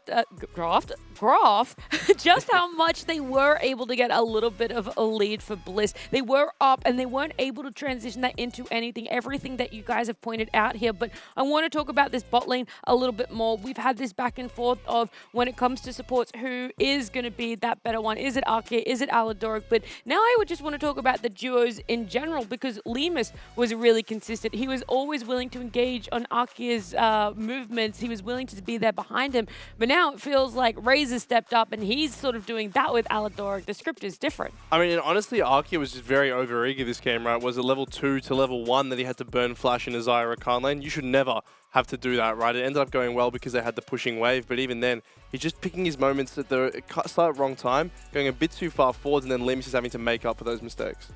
Are there going to be more draft changes for Bliss? Maybe a side difference? Where is that change going to be to ensure it's not going to be this clean 3-0 from Chiefs? That's the question, right? It's a tough one, isn't it? So is it the Rumble? Is it putting someone, why not on something else that isn't the Poppy anymore? But then you look at the draft and you're like, okay, well, what actually is the correct 1P then? Right, like we've taken so much off, everything's basically, the bans are basically set at this stage, right? Unless you are willing to drop 1 or 2 on blue even, and then, you know, open those to be able to pick one yourself. But then it really is like, if you're not picking the Rumble, then are you happy with the Chiefs playing that? Because Bio said he wants to play it. He said he definitely wants to whip that out of the wheelhouse. So you're kind of in a really rough situation here for Bliss. Yeah. How would you, you reset, you obviously had your experience as coach, Swiper, like how are you rallying Bliss right now? How are you looking forward to, this could potentially be the last game of the grand final soon? Yeah, I mean, you'd go in and you'd just say, guys, like, I mean, the draft in theory is probably fine. It's just we're not playing how we need to play in these situations when we're getting control on these dragons and stuff like that. Look, you can make the draft easier, right? You can go the Chiefs route, pick more scaling, and you can try and match that, I guess. I don't know if that's Bliss's strengths and like their identity. They seem like more of a team that like to play fast and aggressive early. So they're probably going to have to run back the same style that they've done. They're just going to have to execute better, which is just like about resetting mentally, It's go back into the next game 0-0. Like we can have up to 3 more games and we can turn it around, They've beaten Chiefs many times. They just got to find that switch, I guess. So. Yeah, maybe they're fumbling around in the dark right now, trying to find that switch for themselves to flick it on. And I know everyone at home, though, you've all got lights on, or at least the TV on. But we want to know how you're watching, where you're watching from. We've got a few more submissions here that we can take a look at. So let's have a look at. Actually, no, it's not. Yes, it is. They've got me. Thank goodness for production. Yeah, they've got me here. They've got me. Thank goodness for production here. We got someone else down there at Bliss watching it blissfully. So that's caffeinated QT there. I also saw, I'm pretty sure we had the video feed from Bliss. Did you guys see that in the highlight reel there? Yeah. We had Fortress. We had They Bliss. didn't look very happy. Yeah, I wonder why that one is Max. Yeah, that's what I was saying before, right? The mood would be pretty somber at this stage, especially if the boys are playing, but hopefully they've got it. They've got a good coach, they've got a good team, they've got a good sports psychologist, I believe, as well behind them. So I think that if any team can mentally flip that switch and come back stronger, it's Bliss. Hopefully the sports psychologist isn't down there at the watch party. to credit to Bliss, like, both these games have been very close. Yeah. It's not a write-off, like, at all. Like, these games were very winnable for Bliss completely. Like, it's just at these key timers, at these key points where they need to pull the engage or they need to play like their Baron sequence a bit better and not get caught on mid. These are where they are losing the games. Like, they can win, and now it's time for them to show it. Oh, you see someone in the background kind of throws the hands up. It's rough. It's really rough. But everything you said is so true, Zoranus. I mean, the fact that it's so close, they're able to take engages, take fights, be at the advantage on ones that we don't think they should be coming out on top of, things that could potentially be seen as a grief if it goes any other way. But they're successful. They're able to do this. Maybe the confidence needs to be pulled out. But because they do pick up another loss, they get the side select again. So let's have a look. I also believe no subs still for the side of Chiefs. But yeah, this is it. Okay, this is what I thought was going to happen for game number 3. That's why I threw it in there as a question. Do you change up what gets picked? The easiest way to do that is by also changing what gets banned, and that's going to come from a side select change. So they think red side might give them an advantage now. Well, I mean, last time they got red side, they got LeBlanc and Zaya on their 1-2. I'm assuming we're not going to be getting a repeat of that, right? But on the red side, they do get a bit more creative. We saw Kindred pick last time as well for Why Not. So if we're talking about him having a bit more agency, maybe not in terms of initiation, but at least being able to DPS carry the fights, it could be something that Bliss head towards. Yeah, what about you guys now? That change up needed? Yeah, I think like the value that they've been picking on blue isn't high enough, right? They're first picking Rumble, which is not like a super high prio champion. It is up there, but it's not really what you want to pick as a first pick. So going to red side, they have more counter picks, maybe get lived on something more weird, you know? Like it's probably going to suit it. Like you said, it's like a little shift up. So I think I like it.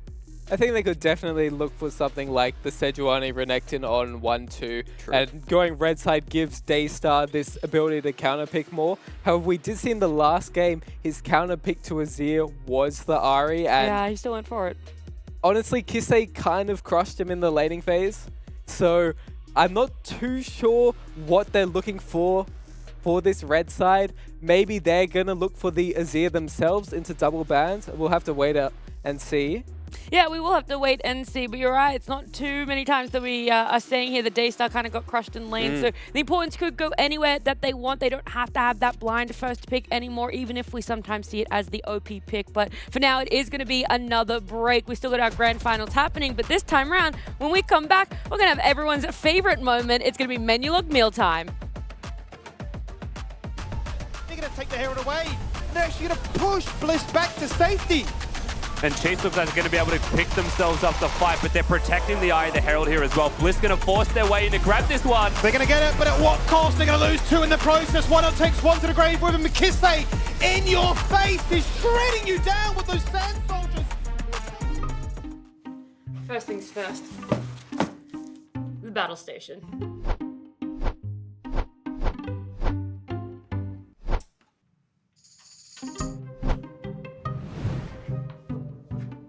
Escape, delete.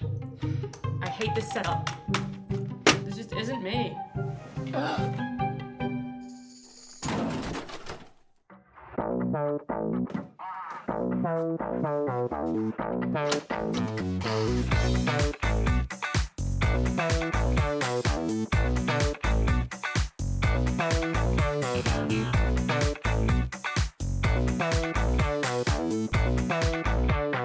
Now this is me.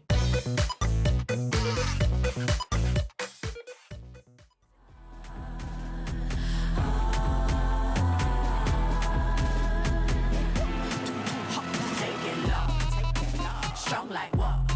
Warrior stance like what? Warrior sign like what? Yeah, original. My girls be hot like ooh, yeah. Fire sign blaze like woo, yeah. Fire sign blaze like woo, yeah. We be rolling for a rising high. Take control when we enter rooms, my girls should be ride or die. Bring that power, yeah, we're blazing. Look them haters straight in the eye. Bring that vibe, yeah, we made it. Too hot like shady. Too hot, we're amazing.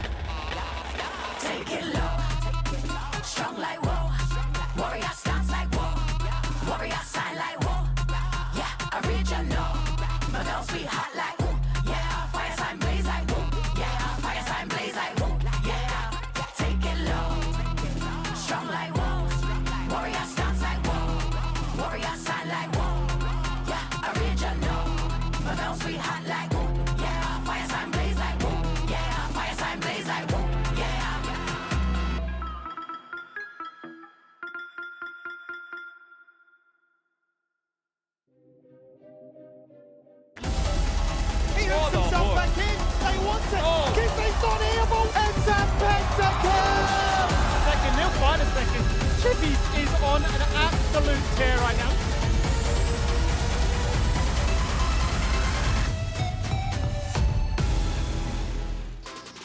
Welcome back. It's a MenuLog at mealtime right in the middle of our grand final. Guys, while we are talking, we're going to have a bit of a discussion about snacks. But before we do, as always, there is a $40 voucher up for grab for those of you guys in Twitch chat. Put in MenuPog and you could be the lucky winner when we do come to the end of MenuLog mealtime here. But on top of that, for everyone that is at Fortress Sydney right now joining the watch party, I do have word that Carbon is wandering around in the arena. Our MenuLog delivery man himself. That's right, he's going around there and he's handing out some MenuLog vouchers for himself. Feels a bit biased. There's people with his head in the audience. Like that feels a Yeah, bit he's like, oh, holding my face. Favor. You're getting all of them. Yeah. Although I haven't seen one with his face actually get it yet, so might be the reverse. He'll do anyone that's not holding his face there. But $40, if you guys had $40, how would you be spending it? What's your favorite snack to be eaten while you're playing League of Legends? See, I feel like I gave this answer before in terms of it being like a bubble tea. But if I had to go for a secondary option, I'd say like a kind of like a smoothie. I'm a big smoothie guy. You got drinks both times, huh? Yeah, I like drinks while playing. What can I say? You guys eat any solids while you're gaming? Like you gotta be careful without getting your keyboard all messed up, That's you know? exactly So like right. that's why I think drinks are kind of a smart thing.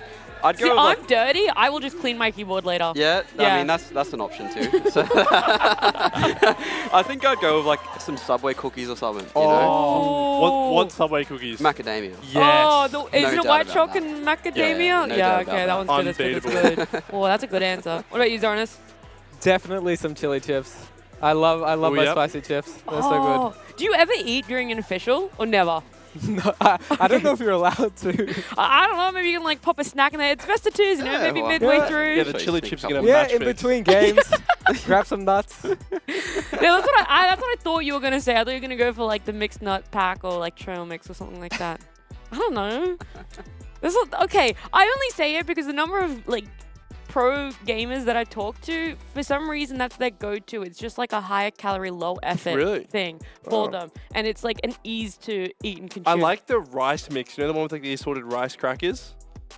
No. Yeah, okay. No. I'm so sorry. You'll have to show me. You'll have to show me. I do apologize for that. But MenuLog at mealtime. Now you guys know what we enjoy eating while we're playing some League of Legends and how we would spend our $40 voucher. But for now, it's game 3. We got to look towards it. And before we get into it, you can have your Dare fan vote. Is this going to end up in a 304 Chiefs? Do you guys have faith that Team Bliss can pull it back? Whatever it is, use those channel points. Have your say in that top right-hand corner over there above Zoranus. Above, next to, diagonally across from the Dare fridge. That's where you will be going.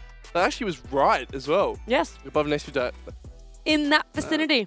I've got it all down pat. It's only taken me 8 weeks or something like that. But for now, it's Chamber Select. Let's have a look. Let's have a discussion because Team Bliss being on red side, changes to the bans. Will they happen? What will end up being Chiefs' first pick? We are seeing the same champs being taken out. The Tristana, Nico still not going to be let through. Kaiser and LeBlanc as well. You said that swipe, but that's definitely not going to get picked up. Yeah. I mean, one thing to note is Jace is open, I'm pretty sure, which was banned by Chiefs both times. Vi is now having importance of Yeah, first that's phase. surprising to me. There's a strange ban, I'd say.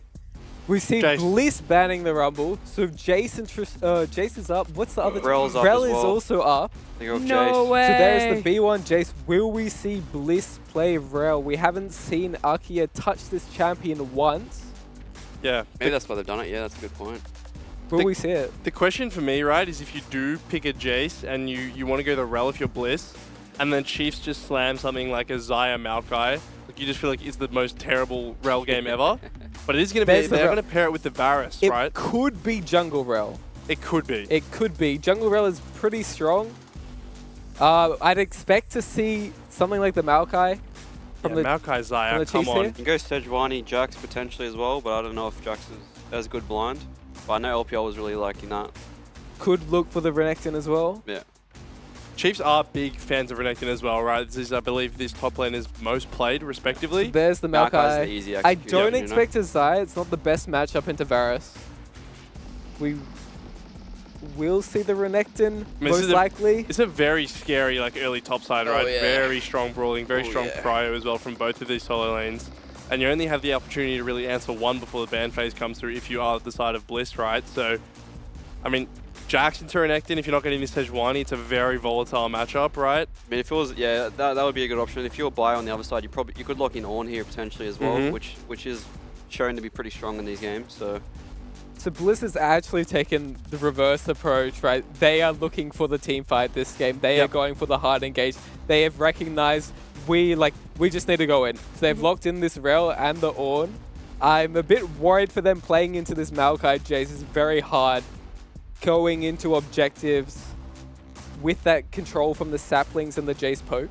I mean, we saw in game 1 the issue of Varus with no mobility playing against this long range from the Chiefs with a lot of engage as well from the Maokai and whatever their 4-5 is going to offer. So yes, his team's going to be able to dive in with the Rel, with the Ornn ulti over the top of it, but unless they peel him, unless he positions well, he's just going to be getting caught out like he was in their first meeting. Yeah, that's what I'm worried about when you guys talk about this. Chase is even more of that poke than what we saw in game 1. Varus still having that mobility issue. They're going to have to look towards what could be picked up for them, but we're having a lobby remake right now. We did have a little bit of a drop. So for now, we have to speculate what's going to be at the end of it. If you're liking this direction that Bliss has been going in and you're like, this is the change up. This really could be something because now they don't have to play as scared. They aren't going to give Chiefs as much space in the river and around objectives that they have done in game 1 and 2. Well, I think it's better in the sense that you're giving people the trigger that didn't really have it before, right? Lived on now on the Ornn. He's going to be able to really start those team fights off. Yes, he had opportunities with the equalizer from Rumble that he didn't really make use of, but Ornn, when you have that extra onus on you to actually be the engage, going to be looking a lot more proactively for those engage angles. Do you like that the Rumble was taken out and the Jace let through? Would you be willing to sort of have that exchange? I think personally that they probably don't think Kisei is the best on Jace, which he didn't look that great on it last week. So they're probably just throwing the gauntlet at him, saying like, take it, we'll be happy playing something into it. If not, we get it back. Was it in the Bliss Chiefs series that Kisei did pick up Jace and he lost it, and then he ended up picking it up against Mammoth and he looked pretty good with it? He's looked very good versus everyone besides Bliss, I think, on the pick, right? He did make that big proclamation that he was the best Jace in the region. He said that right before the Bliss series. They stuck the nuke on his head as well. I was like, oh, that's a bit of a yikes, man. Yeah, that was awkward, but I think it is interesting that you're willing to give it up. But I mean, they do have a lot of early prior though with that Renekton, with that Jace and that top side makes Herald, which has been such a big priority for these teams, so hard to fight if you're other side of Bliss. Yeah, honestly, if I'm Chiefs right now, once the thing you're seeing is like a bit of lack of AP, right? I would love Razor to play Ziggs this game and just go full heavy top side. And it's just having even more long range into this comp that needs to engage. So I think that could cause some problems if they pull that out. I definitely do like the approach Bliss is taking here. They have given over the Jace, but they've picked full engage into it so far. We've seen the Varus, the Rel, the Ornn. How is this Jace going to live? Will he end up looking like Lemus in that first game? Yeah, that's a pretty good question. I do want to circle back, though, because Swiper, I want you to expand a little bit more on this Ziggs, right? We haven't seen it here in LCO, not on this 13.13 patch. So why exactly would you like to see it? What advantage does it have? And how is it shaping up here or maybe even overseas on this patch? Yeah, I mean, it's just a bot lane that is fairly good into these Varus champions and these more like, I don't know, it's like it matches poke with poke. And Ziggs especially matches their theme with the Jace Maokai, right? If you get first set up and you need to walk into like a quadrant, against the Ziggs, it's extremely difficult. And having like the Renekton topside strength, you don't need to necessarily play towards your bot lane, which Ziggs kind of suits that style as well. So I just think it's on theme, and I couldn't really see them picking any other champions that make a lot of sense in my head. So. And then obviously having 3 top lane specialists here, we've got to talk about that Renekton on matchup, how you favor it, if there's any stagnation between the two, or anything else when it comes to that later game that we have to keep our eyes on very closely. I mean, late game, you definitely don't want to be the Renekton. It's a pretty rough side of things. I think laning phase, you're pretty happy. You get the push. You're able to have a lot more impact around that 1 to 2 item mark if you're able to get on top of enemy carries. But yeah, certainly beyond that point, the Ornn is just going to brick wall you. Yeah, no, literally your job is to just be, I mean, on clock, like perfect CSing, just take maybe 1 or 2 Tara plates and get your team Rift Herald. Is this for Renekton? Yeah, if you're Renekton, sorry, that's your job. If you're on, you can kind of just sit back and relax and like... You can just chill in lane, just like, I'm here, whatever's happening, I'm existing, you know? Varus, do the work or I'm going to have to talk about it in VOD review. So.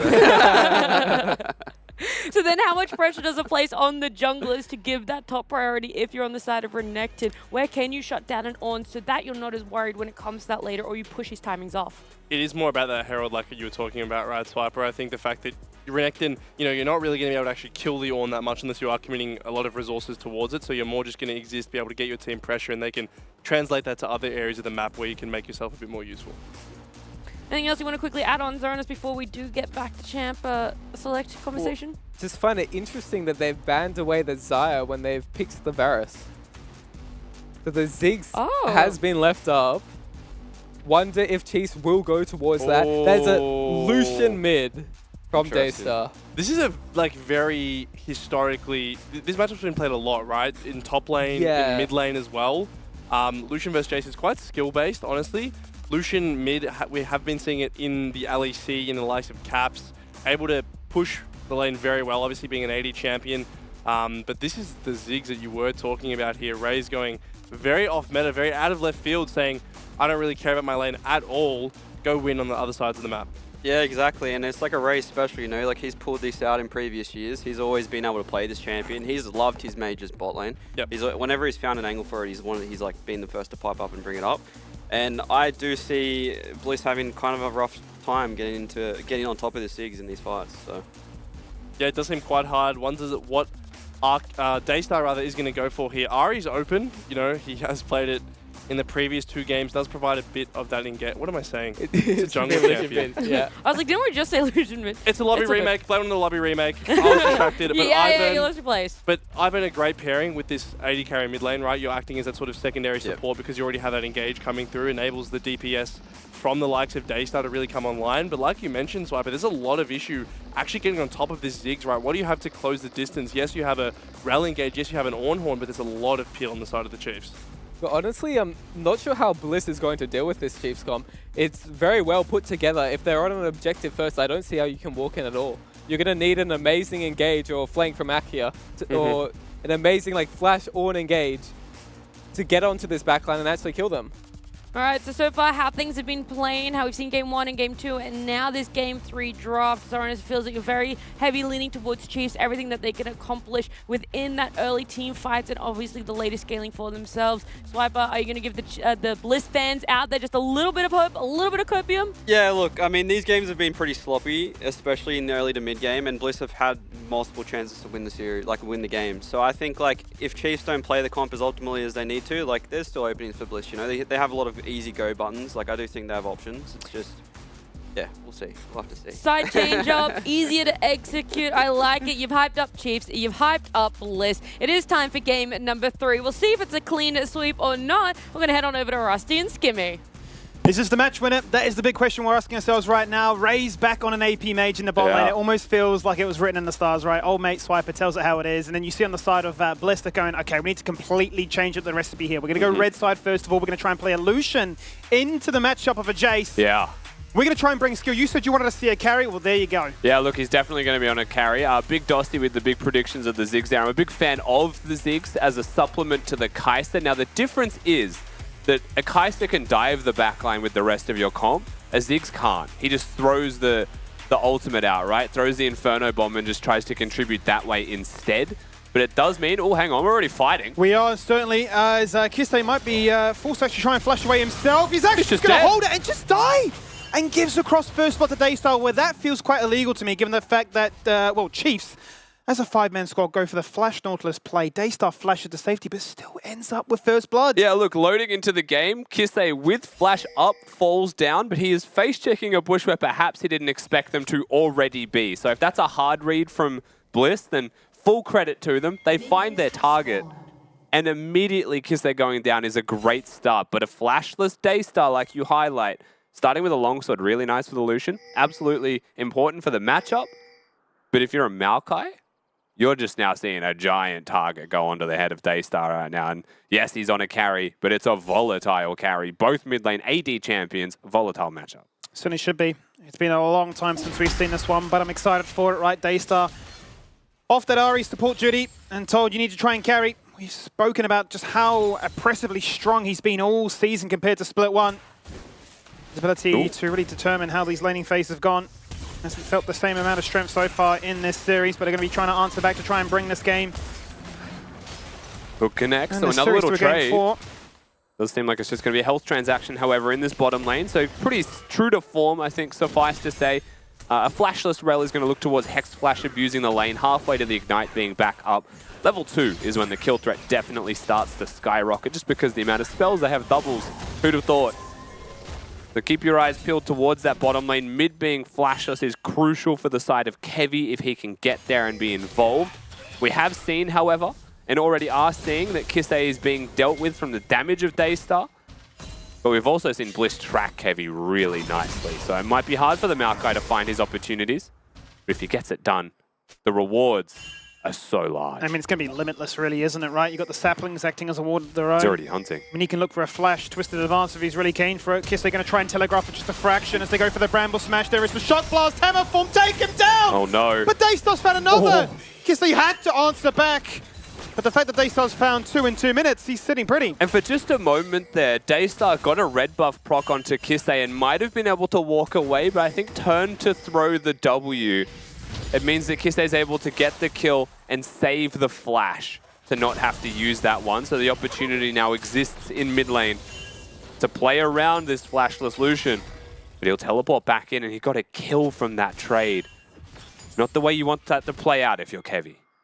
Certainly isn't, but it was a clear indication they want to make a play towards that mid lane, and they really hard force that one in the process. Meanwhile, Liv is actually going to join Why Not as they go for a bit of a expedition into the enemy jungle and say, we know exactly where you are, Kevy. We're just going to take you down for free. No passive, no heal, no chance to survive, and really, Renekton can just look on. Yeah, I mean, BioPanther does something perhaps off instinct here, which is reset the blue buff. Doesn't matter to an Ivan who could just take that one if he had Smite. Is looking to the Scuttle. Where do they go to? The Flash Pounce stun on towards Why Not as he looks to try and flash away to safety. Ivan is living, but they find the way! The Shock Blast takes him down. And these summoners are just being burnt like they just do not exist. Yeah, just curves that one. Gate Shock Blast finds its target. Kisei walking back towards mid will find a Lucian. The Q smash is going to be dashed away from doing 0 damage to Daystar, but he's not going to commit himself past that one. Meanwhile, bottom, we're fighting again. I mean, you just don't get a chance to analyze at this stage here, Rusty. It's go, go, go. Satchel charge to the runaway is raised as he protects his life for the meantime, but does still cop that piercing arrow, so falls victim to losing half of his health bar. Just health trades left, right, and center. Kills happening, summoner spells being traded like you pointed out. It is just constant action. Huge wave in mid right now, so why not? May take the Raptor, smite the camp, and walk mid to look with Daystar. Arkia already here. It's certainly possible that they pressure Kisei. At very least, look towards this flash, and a Hex Flash from Morel can get over that wall. Certainly can, but too hard to try and dive that one. We've seen him do crazy things before, like a Leona diving at what, level 3, level 4, but that one, a little bit too much to try and hard force. But I think, again, as the dust settles on a pretty chaotic early game, starting from level 1, before minions spawn having kills, there is still a large Ziggs in bottom farming really nicely. The 2 kills in mid lane for Jace help equalize so much of what was a pretty rough start to this game. A hook happens in bottom though. Hook's on, bomb goes out, and a lot of damage going into Arkia as he really is forced to run away. Any close, Alador had the Ignite, might have just decided to flash for the commit. He's truly on the hunt, isn't he? Aladoric looking for these angles every time that hook is available. True to form, suffice to say here, is the Nautilus that we know and love here in the LCO. Once again, mid lane, just a boiling pot of pressure. Having a clear vision, which means he does get spotted, so it will dissipate. And top lane as well, the big thing for me that we didn't really get a chance to talk about because it just was fight after fight is Lived found an opportunity to push in his lane and roam and help a play at the blue buff. Yeah. Which means Renekton's not completely controlling this lane at that situation, so full credit to Liv, we don't see how.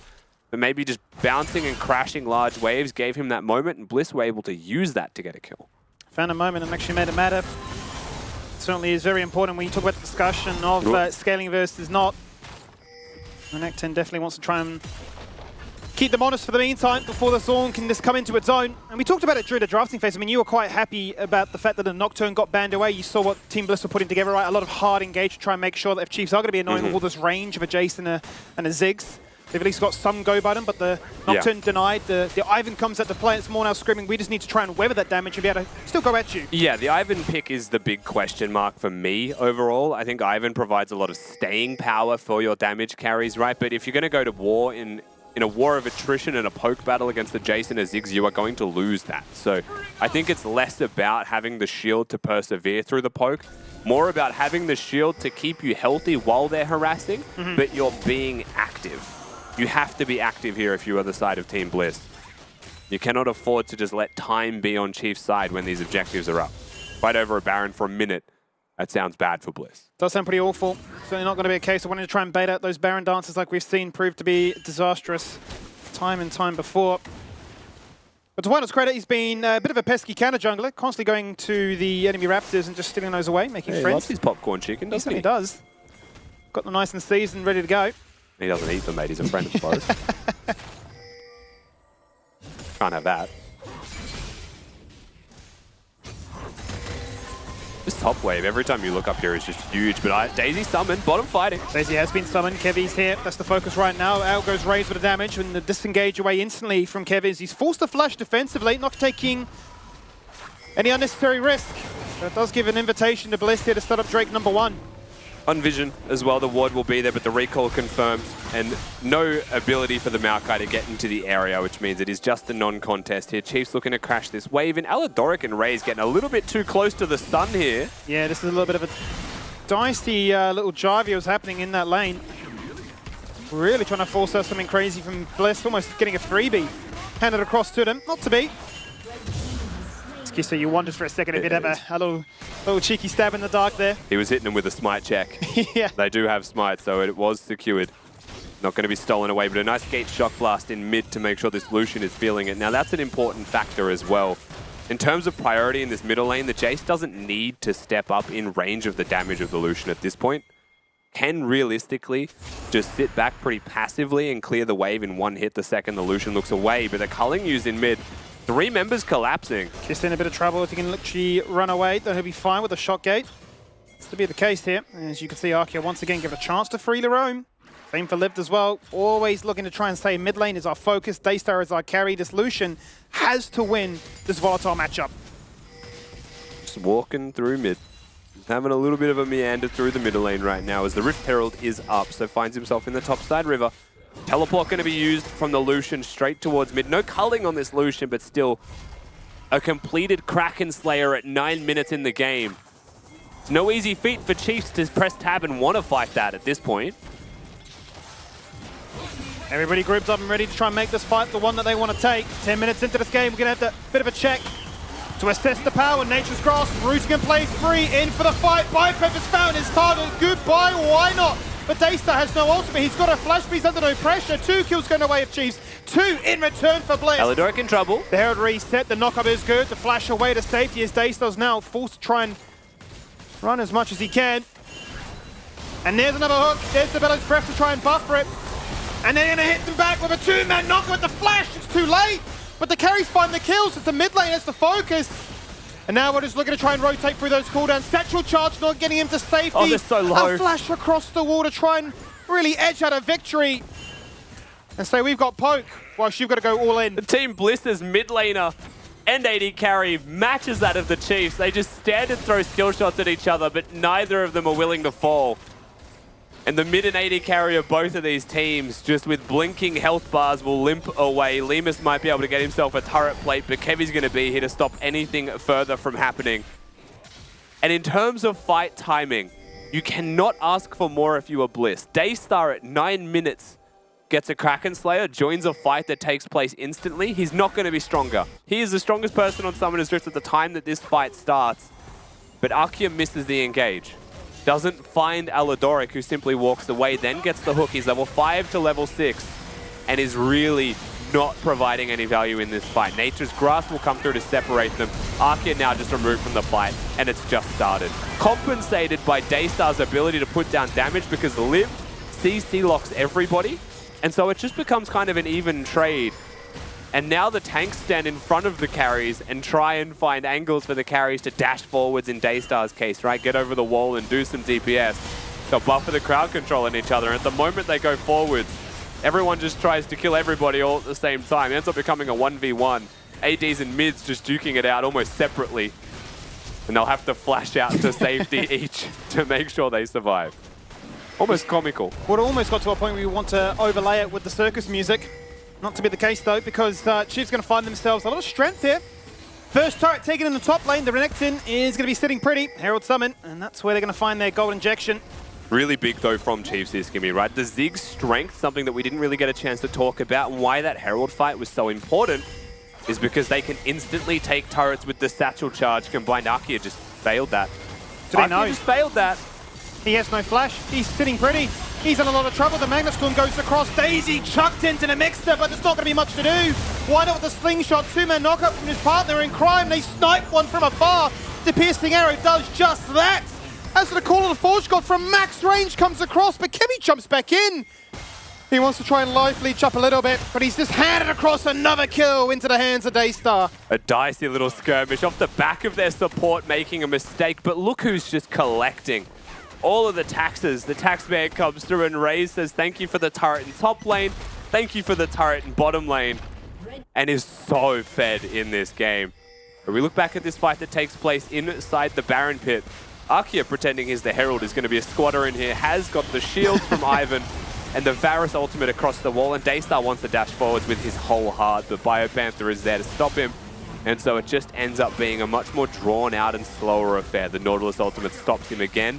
And this Lucian gets kept at bay for like 10 seconds, but finally finds an angle and will dash forwards with intent and will get himself Kevi. 4 kills apiece then for both our star mid laners. Does really beg the question now, who can carry harder? But you mentioned before, and we'll say it again, Raze, 2 turrets, all taking down the power of a Herald and a Satchel Charge. Them a better relationship than that. They work so wonderfully together and snowball to success. Flashless is the bot laner of the Chiefs here in Raze, but so is Lemus, though it'll be up pretty soon. And so is the mid laner of Bliss. You look at those summoner spells that are missing and say that a fight's about to take place at the Drake pit. It's dangerous for the carries. And the flanks are there from Kisei and Biopanther.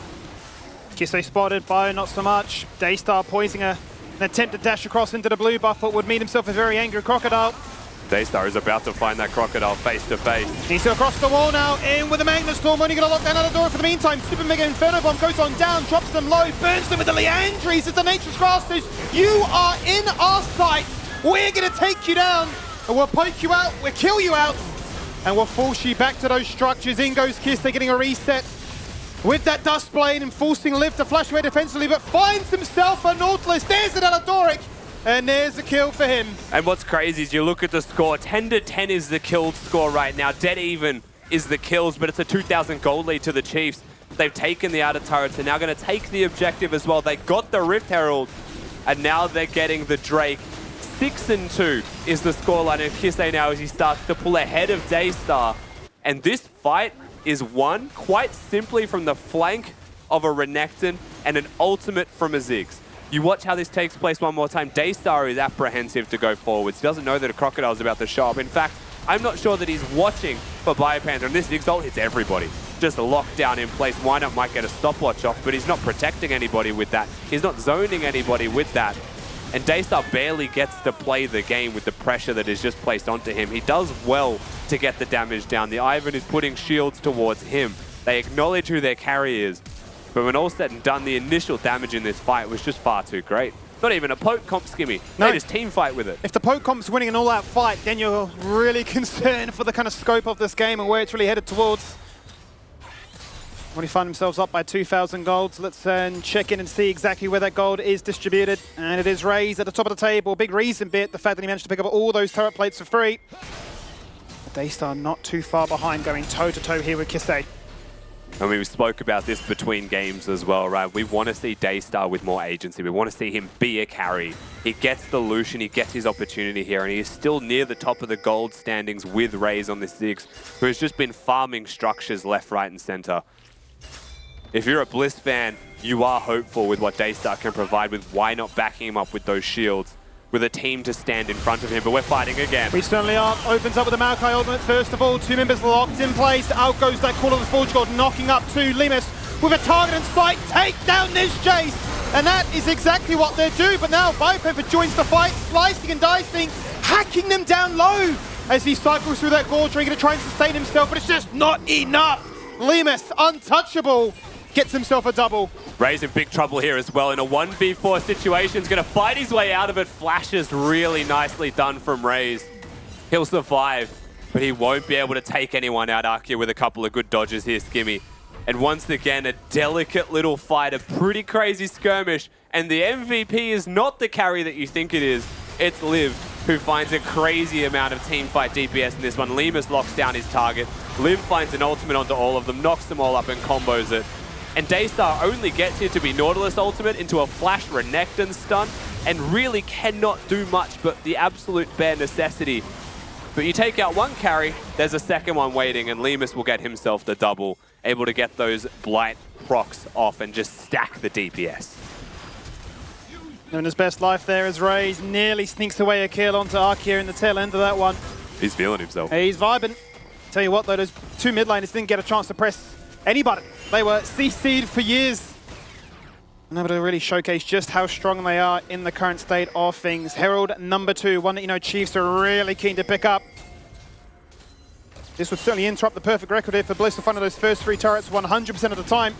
It's been the same case in this series as well so far, despite losing both those games.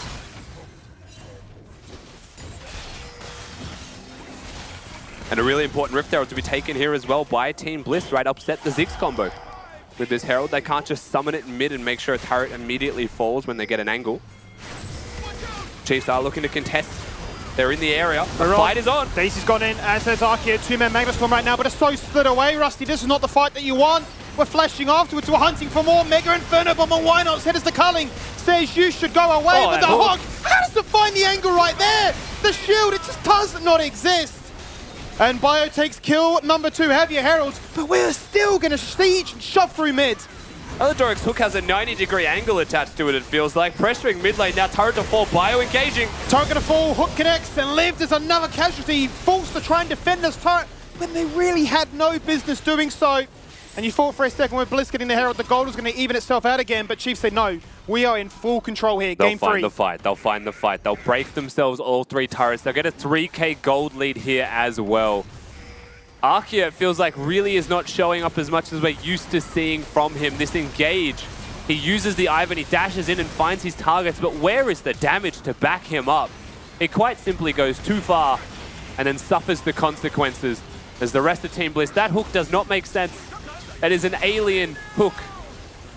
It's curved. I don't get it. And then the rest of the fight happens. A Ziggs Satchel charge will come through, a turret breaks, I still can't get over that hook. It will be rent-free in my head for the next 7 days. Well, some things can't be explained, mate. That's why we're talking about UFOs right now overseas. Aliens. It is all about the aliens. They are the hot topic. Alidoric alien confirmed. And look, he certainly looks to try and put in one of those systematic galaxy-spinning plays. Herald going to be used here in the mid lane as we all group up together. Bio's found his target, slice and dice and stun that Limus. Copper shield, copper bomb, and gets shredded in return. Alidoric now sizing up as much as he can, but Daystar and Limus are both so low, but nobody from the side of Chisk right now can find the kill. Kiste takes one, he'll hammer bomb, shove down a second. He's running for his life, and he's still living. It gets him on the tail end as to burn the poke, and the perseverance of Chiefs pays off. 4.3k damage from Illusion in that fight, but still not enough to get more than 1 kill. It is so hard to pick apart the Chiefs here, and Raze is an absolute demon on this Ziggs. 2-0-10 scoreline is sitting very pretty in this game, is certainly feeling himself. And you watch this fight back one more time, this does look better from Bliss in the way that they're able to disengage, keep Limus alive, protect him to deal DPS, and Biopanther instantly removed. And you're thinking to yourself, it's possible this is really good.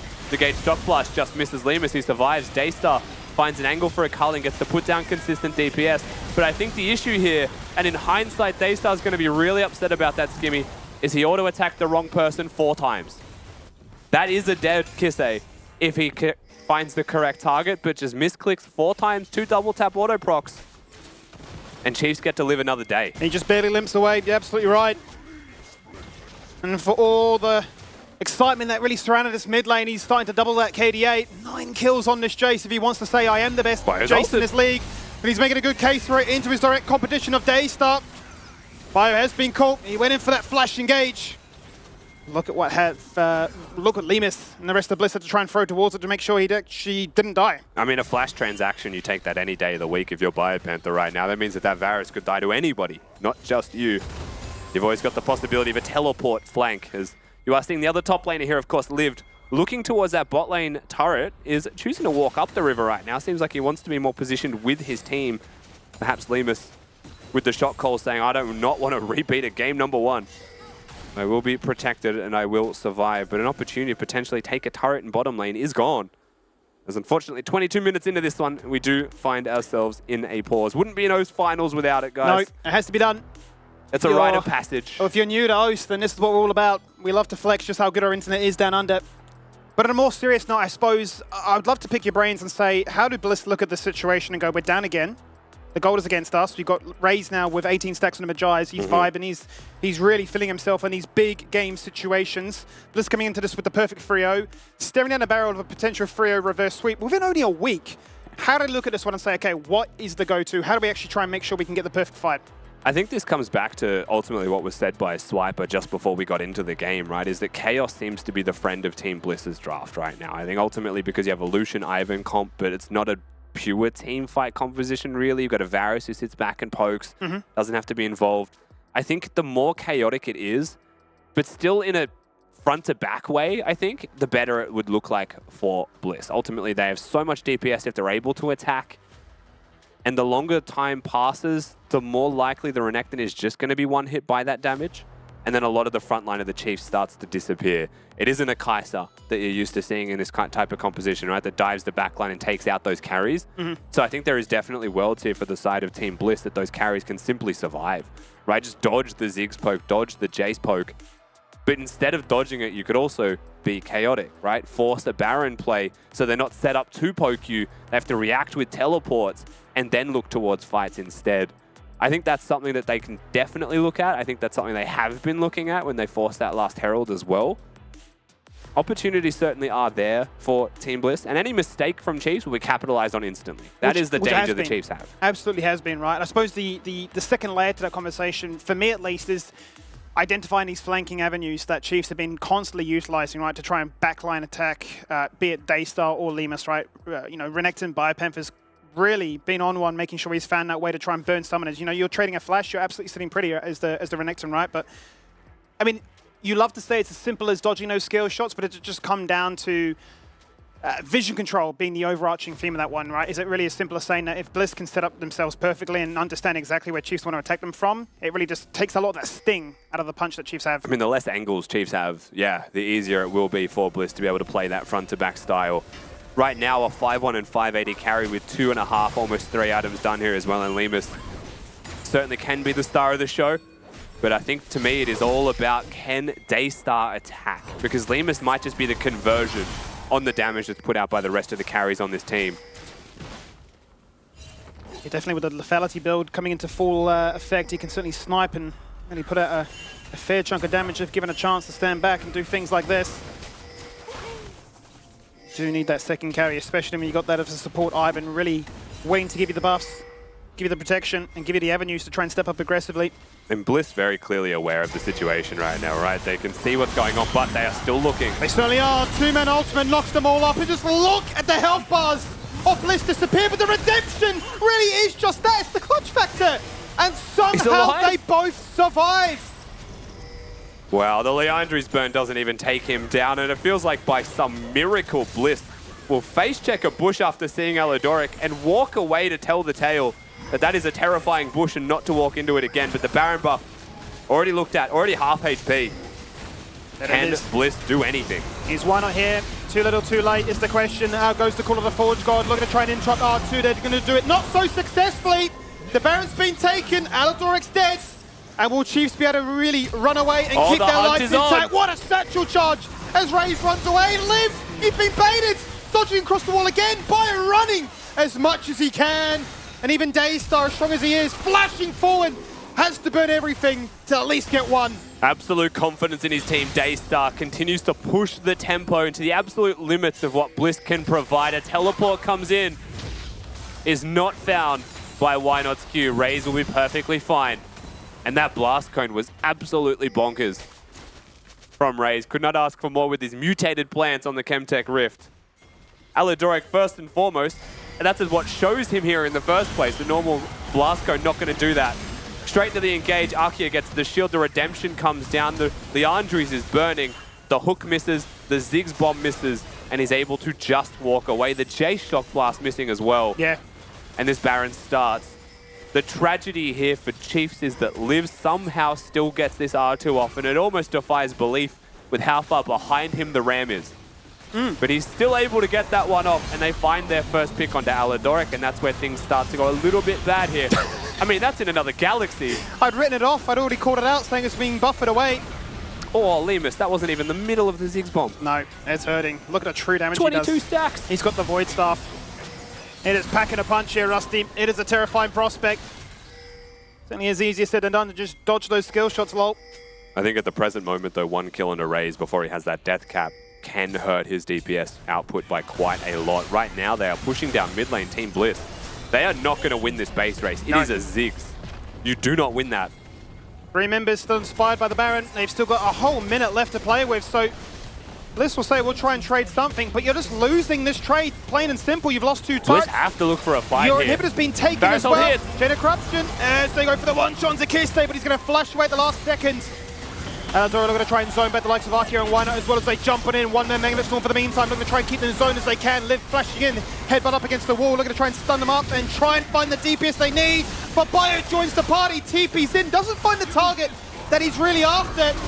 Not going to stop him though from burning that dominance and looking to try and keep them interested down this corridor. Prime real estate for the Mega Inferno bomb, and Kiste peppering them from the side with these shock blasts. Kiste hunting. He's always going to get a second, almost a third as well. Team Bliss just scraping away with the smallest of health bars remaining, and the Chiefs are just running them around. And slowly you can feel the hopes of Bliss starting to just fall away as tower after tower falls and this lead grows near insurmountable. Terrifying prospect, Rusty. It really does feel like the Frio repeat is happening. Never between these two teams this entire year, so evenly matched. But look, they just couldn't find the killer kill to get Kiste. Yeah, Kiste flashes out of the R2 there from Ornn, so she'll be perfectly fine. And the issue for Team Bliss here is they play into the Chiefs' composition. Yeah. They start to take a slow, protracted, drawn-out fight, perhaps desperate to make some kind of trade for the inhibitor, but into a Baron buff, the minions take too long to take down. And sooner or later, you know, a J-Shock blast will hit once, twice, 3 times. A culling puts them in a choke point, and a Ziggs bomb, and a Jace Q, and that's it. There is no chance. They put themselves into a choke point, and they find out what happens. Doesn't get much easier than that for Chiefs. That really is your dream scenario in a high-pressure situation on a match point for them. Is that experience now starting to shine on through the occasion? Starting to get ahead of themselves here for Bliss. They've tried something completely different here. They do have the damage, but they're just unable to convert. I mean, big game players make big game plays, and what you're seeing from Raze right now is years of experience playing competitive League of Legends. Just being a little bit too dangerous for Bliss. So now it's on Bliss to pull something out. They have to pull out something. Sitting in an Ivan brush. Spotted out easily by the Jace. This gold lead stretches 8,000 gold. 7 turrets to 0, Rusty. It is an absolute shutout here. The map completely belongs to them. And Team Bliss are running out of space to stand, making it easier and easier for Chiefs to land this combo. Daystar is nearly gone. Out goes to the corner of the Forge God. There is the Magnus still raised at the target. That's the one they want. And they will finally take him down. But Bio in the backline, take your 80 carry for the trade. That's the 1-for-1 they'll be quite happy about. And Liv zone away from his own base.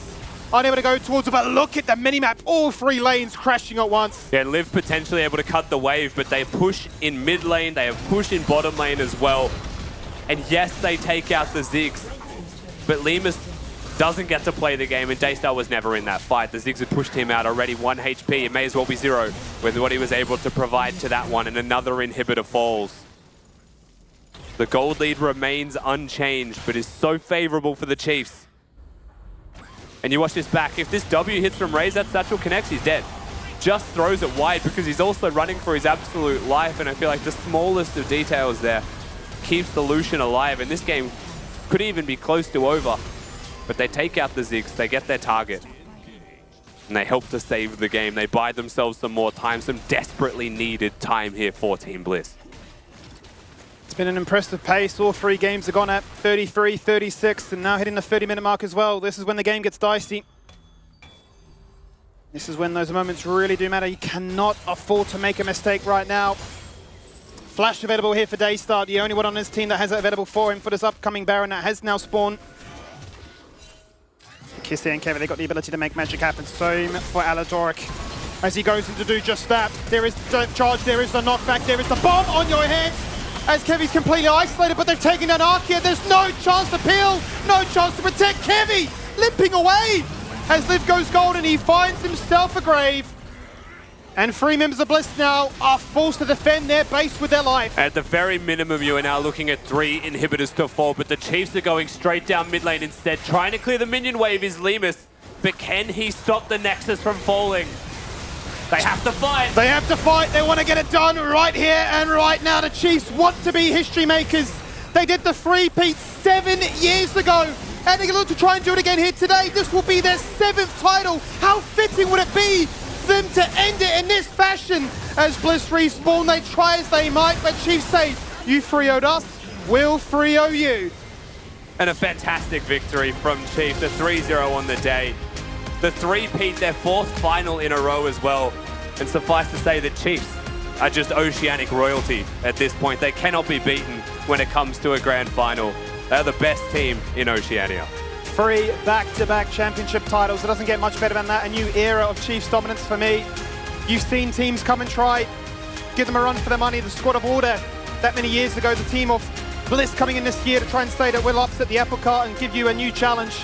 And they've come close on so many different occasions, but close is just not enough when you look at the experience, the belief, and the clutch factor in a big situation like this. Yeah, look, close games from Bliss, full credit where it's due. They still played their heart out in the first 2, but you can see the absolute class that this Chiefs roster has. 3 games back-to-back. Even if they're in a deficit, they find their angles, and when they have a lead, they never look like losing. That 3rd game, a show of force from this Chiefs squad, why they are the best of the best. They certainly are. None of us predicted the 3-0. None of us really saw them in that all-star team, but they defy the odds time and time again. That does it for us. Congratulations to Chiefs. Back to the Anna's couch. Congratulations, Chiefs. I mean, we already have 2 of their posters there. Max, he's a hater. Mine he fell wanted down. No, he's a hater.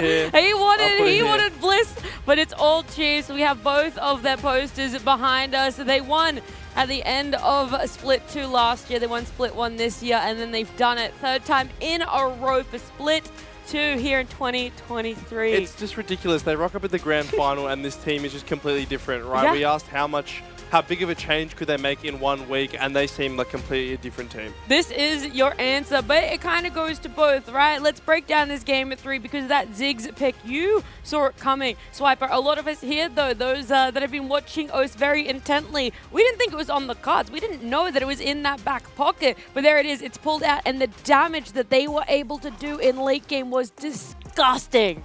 Yeah, it was hard to watch, honestly, in these later fights when Ziggs started really getting online. Like, he almost, that ulti on that Dragon fight was nutty. And then, he almost one-shot Lucian in the top siege as well.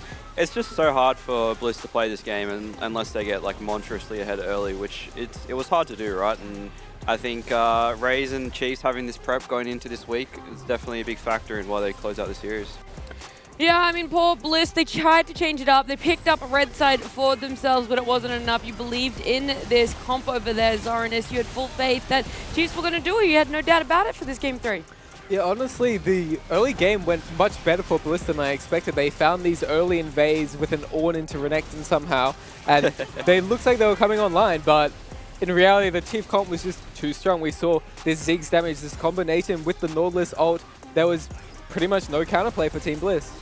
Yeah, I'm waiting for that highlight to come up, the one that you're talking about, but the one where we saw Lucian pretty much one shot, and he couldn't be in that fight. So not only does it add to that mobility issue that you were looking towards, Max, but then you're so low, you aren't even willing to flash, to use a spell, to use anything to try and close that gap. Yeah, and that's what we're seeing time and time again in every single one of these fights, is either Daystar, Lemus, or both are just at the back a million units away because they just simply cannot walk up into a Ziggs or Jace. And yes, you know, early game went a little bit better, but you are so outranged and you have so limited engage, especially from this mid AD. You actually can't get forward, get onto these carries, that you are just going to slowly lose these fights. And time again, Bliss weren't decisive enough pulling the trigger. They waited until they were about half health, separated.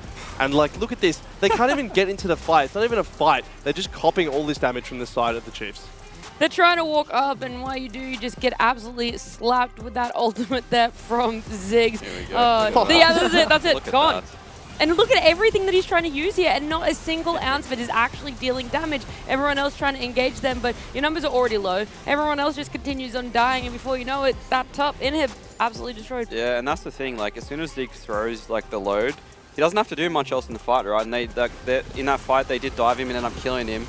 But everyone else, like, there's multiple threats in this comp that can pressure the back line, and they did it well. Like, Renekton flashed on in and taking out Varus. And Jace is doing so much in these fights as well. So it's a very good draft by Chiefs, I think. So. That's what they talked about in that pregame interview as well when we had that very brief conversation with Bio. He said last time that they versed up against Bliss, it felt like that they had just, not necessarily mind controlled, but they were playing very reactive, especially when it came to that draft.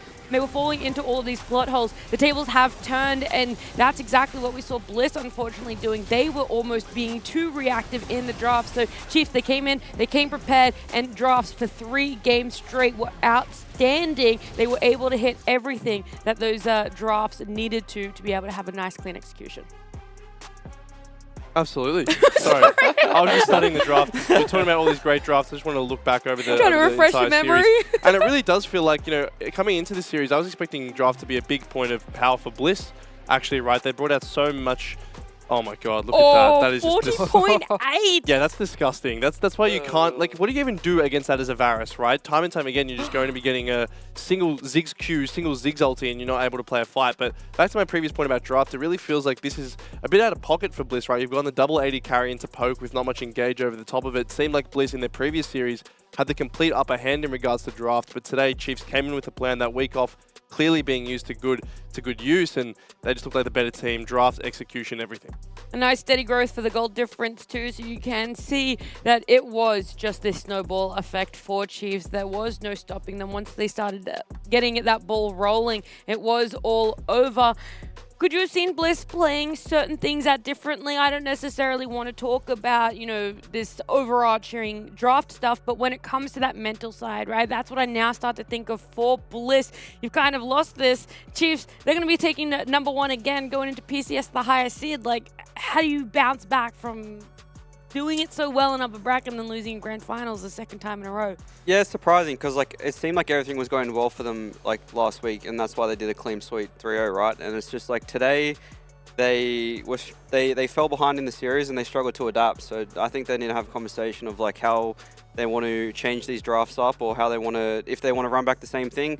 It's all about execution at the end of the day, but I do think there are a lot of conversations that they need to have after this going in PCS. So I think it's not all doom and gloom for Team Bliss, right? They still have the PCS to look forward to, and they did show they can compete with the Chiefs in those first 2 games, especially. I say third game came down to a complete draft gap, but in those first 2 games, they definitely had a fighting chance, and it looks like they were even going to win in like game 1 with the Baron until they had that mishap with Lemus on midwave.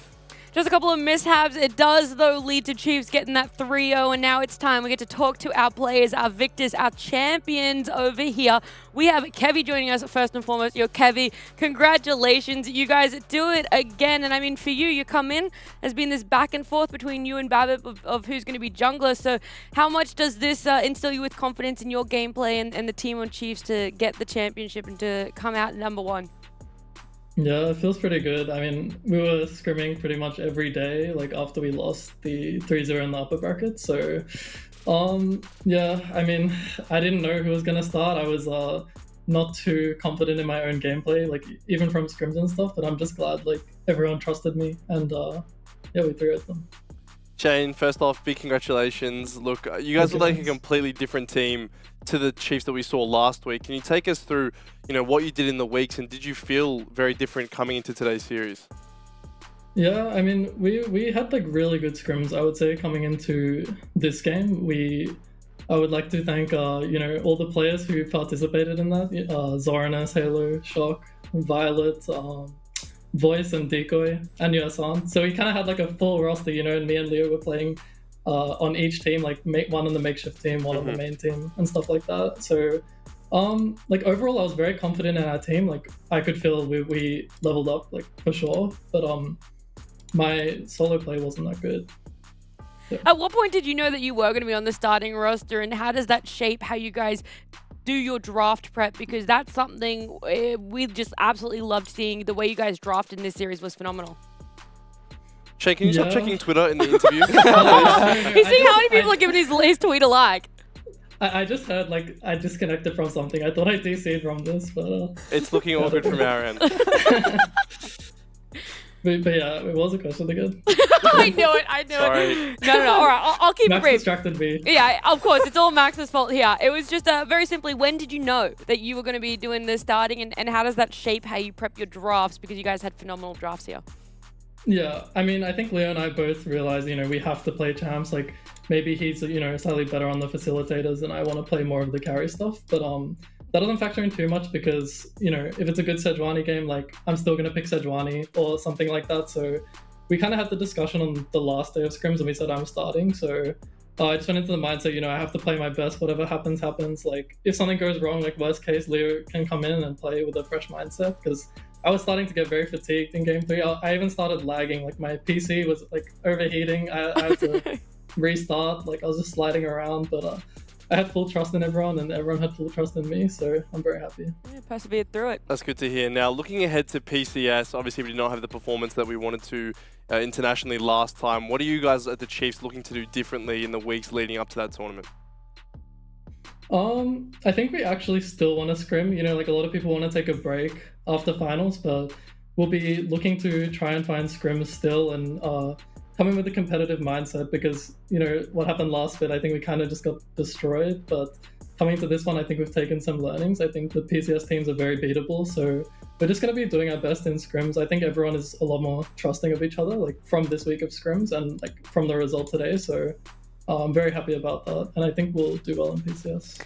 Yeah, it's going to be your first time for PCS, right? Correct me if I'm wrong. So how do you see yourself placing in that PCS? It's no longer that direct qualification into Worlds. Yeah, I mean, I think the players are very mechanically good, but when I watch their games, I think we are not, like, too disadvantaged in a macro sense. So, if we just play well and, like, play our own game, I think we can definitely take games. I didn't play in Split 1, but I did watch some of the games, and they looked definitely winnable. So Awesome. Well, we wish you the best of luck over there, Kevy. Again, congratulations, and I'll let you get back to Twitter. Thanks. See ya. Dude was clicking. Bro was clicking. Was he? Yeah, it was the webcam mic. You could hear the clicks. No, it was he was doing well until you distracted him, Max. He was not. He was actually like 200 actions per minute in the interview. Like, imagine if he does it in an interview, how many he's doing on the back Rift. up into like a league game. Yeah. He's already Sorry. He's like, yeah, you know that rest that we talked about? Absolutely no. He's jumping straight back into that. But Kevy, massive. I loved everything that he was able to give to us, giving that insight of that week off that they had. It paid dividends for them, everything that they did. And I am excited to see how he's going to elevate Chiefs when it comes to PCS, because he wasn't there last split for them when we did go internationally. Yeah, that's a good point, right? Like, it is a fresh face, it is a fresh set of hands as well, and he's spoken about the mechanical prowess of the PCS, but, they are a very explosive region, and if this series is any indication of our ability to be able to keep up with a very fast game, it's certainly looking a little better for us this time. We do have another winners interview here. We're not just one interview. We got a second one. It's Raze joining us. Yo, Raze, congratulations. Hey. How does it feel, you guys coming in back-to-back winners for yourself personally? Feels good to win, but it feels good to win in this fashion, especially, We got smashed last week, and that series was quite humiliating, so to, like, kind of get our revenge back against Bliss. Feels great. Yeah, that series was really rough for you personally as well, right? So when you look towards coming into this one and now being on the other side of it, is it one of those, I'm glad I went through it, it was a tough learning experience, it's only made me better when it comes to versing Bliss, or you're like, man, I could have done without it? Yeah, definitely could have done without it, but it did give us like a lot to take away, and I think our prep was like much better because of it. Now, looking ahead to the sort of PCS, you guys are now back-to-back-to-back title holders. That sort of comes with a level of reputation, a level of excellence you sort of demand from yourself. Can you take us through what that's looking like heading internationally? Yeah, I still think going into the PCS playoffs, we are the underdogs, especially because of our previous performances. But as the higher seed, yeah, we just want to like show much better than we did last time. So I don't know. Hopefully we can actually like take some series down and to make it to finals and go to Worlds. That'd be amazing. On a bit more of a positive note, what are you boys doing to celebrate? You guys all getting together at the Chiefs' house, or what's the plan to celebrate this third title in a row? Only a couple of us are actually at the house, so I don't think as a team we're going out. But I do know like Aladoric was meant to have this interview, but he's already out. Planning to go out, I think. Oh, so he's already gone. Wow. Some people are already celebrating. Okay. He's just absolutely shut down the VZ. I do want to talk about this game 3. This Ziggs, Swiper called it here when we were talking about it, right? But it felt like Bliss wasn't ready for it. So how much has that one been sitting in the pocket for you guys? Were you just itching all playoffs to bring out Ziggs? It was just planned in the last week. Like LPL teams have started cooking a lot of different AD carries, and Ziggs is one of them, and I knew if it was like a good angle for it in this game, like it would be really good, and it was just free. On your Quinny. Thanks, Os. Yeah, you made him very happy. Do you guys have anything that you want to ask Rose while he's here? I just want to ask you, like, how are the comms after game 1, Quinn? After the Comms Zai were game. calm. They were very chill, I would say. Much better than last week, at least. Went to the Zeri afterwards, going back to comfort. Some different of course, comfort. mate. Putting on a show. Trying my hardest.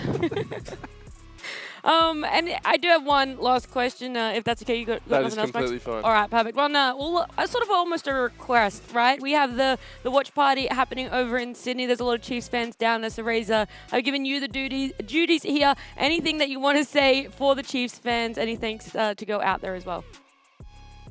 Just thanks to everyone, who's supporting us, and I just hope we can do much better in Taiwan this time. Awesome, Maurice. Thank you so much for joining us, and congratulations again on getting that first place in a row. Thank you. See ya. Was it nice to talk to Raze? It's been a while. It's always been a while, It's like my little brother, so it's always lovely talking to him, even though he neglects me sometimes. So give it a go every now and then. He leaves you on red. At least you know he's not busy on Twitter while you're in an interview with him. But we'll see if he was good enough on that Ziggs, if that's enough for a Dare MVP bias. We do know that our Twitch chat likes to look at the recency bias to give it to them. But for MVP here on the catch, where would you put it? At least an honorable mention. So I would say that Twitch chat wants to make it a very clear first place Dare MVP leaderboard, and I think he played well enough to warrant that. So I'm going to say Kisse. You think Kisse? I'm going with Kisse as well, to be honest. All right. Yeah. I'm going with Aladoric. I think he had some amazing engages. Yeah, perfect. I love it. A little bit of love for the support. I'm going to sit with you there, Zoranus, on Aladoric. I don't think we're going to see his face, though, but we will find out. Our Dare MVP for this grand finals is a Bio Panther. I mean, that man is stable. He is always delivering, ever consistent as always. He's got 15, 9, 25 on the KDA. 63% kill participation. My man was placing 46 wards out through this whole best of 5, 3 clean games for Chiefs. 46 wards. That was it. What more can That you was say, the win. really? That's what convinced me. Pull up Aladoric stats. That's what I'm saying. That's what'll compare it here. But yeah, someone that we didn't expect actually is a Biopanther. I mean, rocking the top, right? He's definitely able to be very versatile here. He played the Ornn game 1, switched it up with the Jax more carry-oriented, and then the Renekton that's kind of in the middle of the 2 picks. So definitely able to cover a wide range of playstyles. No, sorry. No, that's true. I think overlooking the second game especially, I didn't think about the Jax performance. I think he had some really good moments in the back line. And just he was that stable pick in the first game of Ornn, just doing his job. So You fell victim to the recency bias yet again. Yeah, You you're look not at game wrong, number Matt. 3. You're not wrong. Game 2 went out the window, had a little bit of a caster brain there, but we've got our players interview. We've been talking for a while, and I do know that we have another interview. Carbon down there at Fortress was talking to some more people, some more attendees. Thanks, Nat. I'm here with RTB. The Chiefs just won 3-0. What do you reckon? It was, I was hoping for more games, but honestly, what made up for it was the incredible atmosphere here. It was really enjoyable to watch. And I've been playing a lot of solo queue games, and this is definitely inspiring me to get better. And I just want to say I'm having a race to Diamond with my friend Dave, Diamond Dave. I'm just saying I've witnessed the best gameplay here. I feel the atmosphere. I'm beating you to Diamond, Dave. Shout out Dave, dude. He's beating you. Tell us about your sign.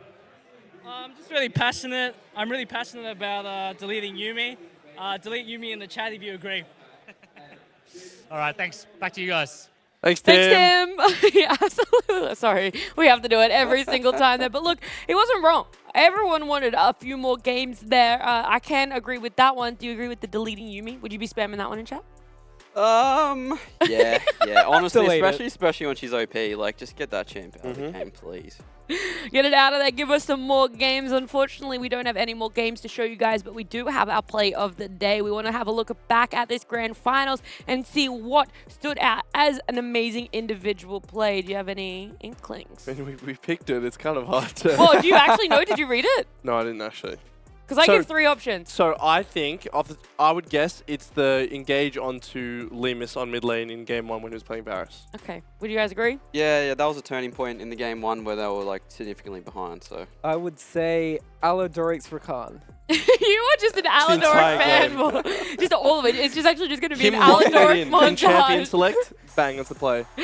Well, look, you guys, we're right in terms of the engage here. So we got the on engage, but what is it for the complete other team? Complete other game. Wait, this was a nice ultimate here. This was a very nice angle there from Liv. That's a big moment. Yeah. So you had the right champion for yourself, Max. Not the right game, though. So a massive one. We thought this could have been that turning point, that Team Bliss could have found more of an advantage here, but that felt like the whole series for us. There might have been some good engages, some good pickups, but they could never keep that consistency. And it was interesting. I wonder how much of it being an online final played into it, but it felt like there was nothing... There was no apprehension. There was none of these teams slowing down. They were both very willing to skirmish at any opportunity, right? We saw it in the kill score reflected, like 20 kills at 13 minutes, I believe, into that game, right? When do you ever see that for an elimination game? So you don't. Yeah, exactly. It's very fun to be able to see this in the final game of our split. I love it. They put an absolute display for us, an absolute showing. In fact, this whole playoffs has been fantastic. So for the last time, let's look at our bracket. Let's see how everything played out. It was that Team Bliss Chiefs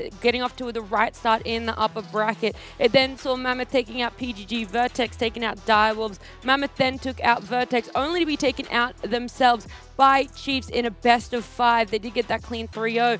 Team Bliss also getting a clean 3-0 over Chiefs in the upper bracket final, only to then get the absolute inverse result here. They got themselves 3-0-3'd by Chiefs. So whilst both Team Bliss and Chiefs are going to PCS, amazing performances from them here in the grand final. It is going to be Chiefs who will be taking that first seed and that first place for LCO. It does have to hurt if you're Bliss, right? The same thing happens in Split 1 where you win that first upper bracket final. Yes, it is worse. It is worse, unfortunately, any Bliss fans. Hashtag justice for Benvy. But, you know, it does drop down into that lower bracket, the Chiefs, then they come back and somehow win the finals. So, look, they're still both heading to PCS, so they can take some, I guess, relief in the fact that this season isn't completely over. They still get their chance to prove themselves internationally. But, you know, for an organization that's in their first year who've had 2 imports join the team. They've made such big waves in the scene already, and you can already tell that these players are going to be at the forefront of Oceania for a very long time. That is the blessing in disguise about coming to PCS. I know it's obviously tough to lose that direct world slot, right? But that was only ever one team. Now we get 2 teams going internationally. So Team Bliss, it's their first year, you've said it. They've gotten to go internationally for both splits that they've played in. It's absolutely fantastic. Big congratulations to both of them. The night still isn't over yet because we have to hear from Tim at least one more time here.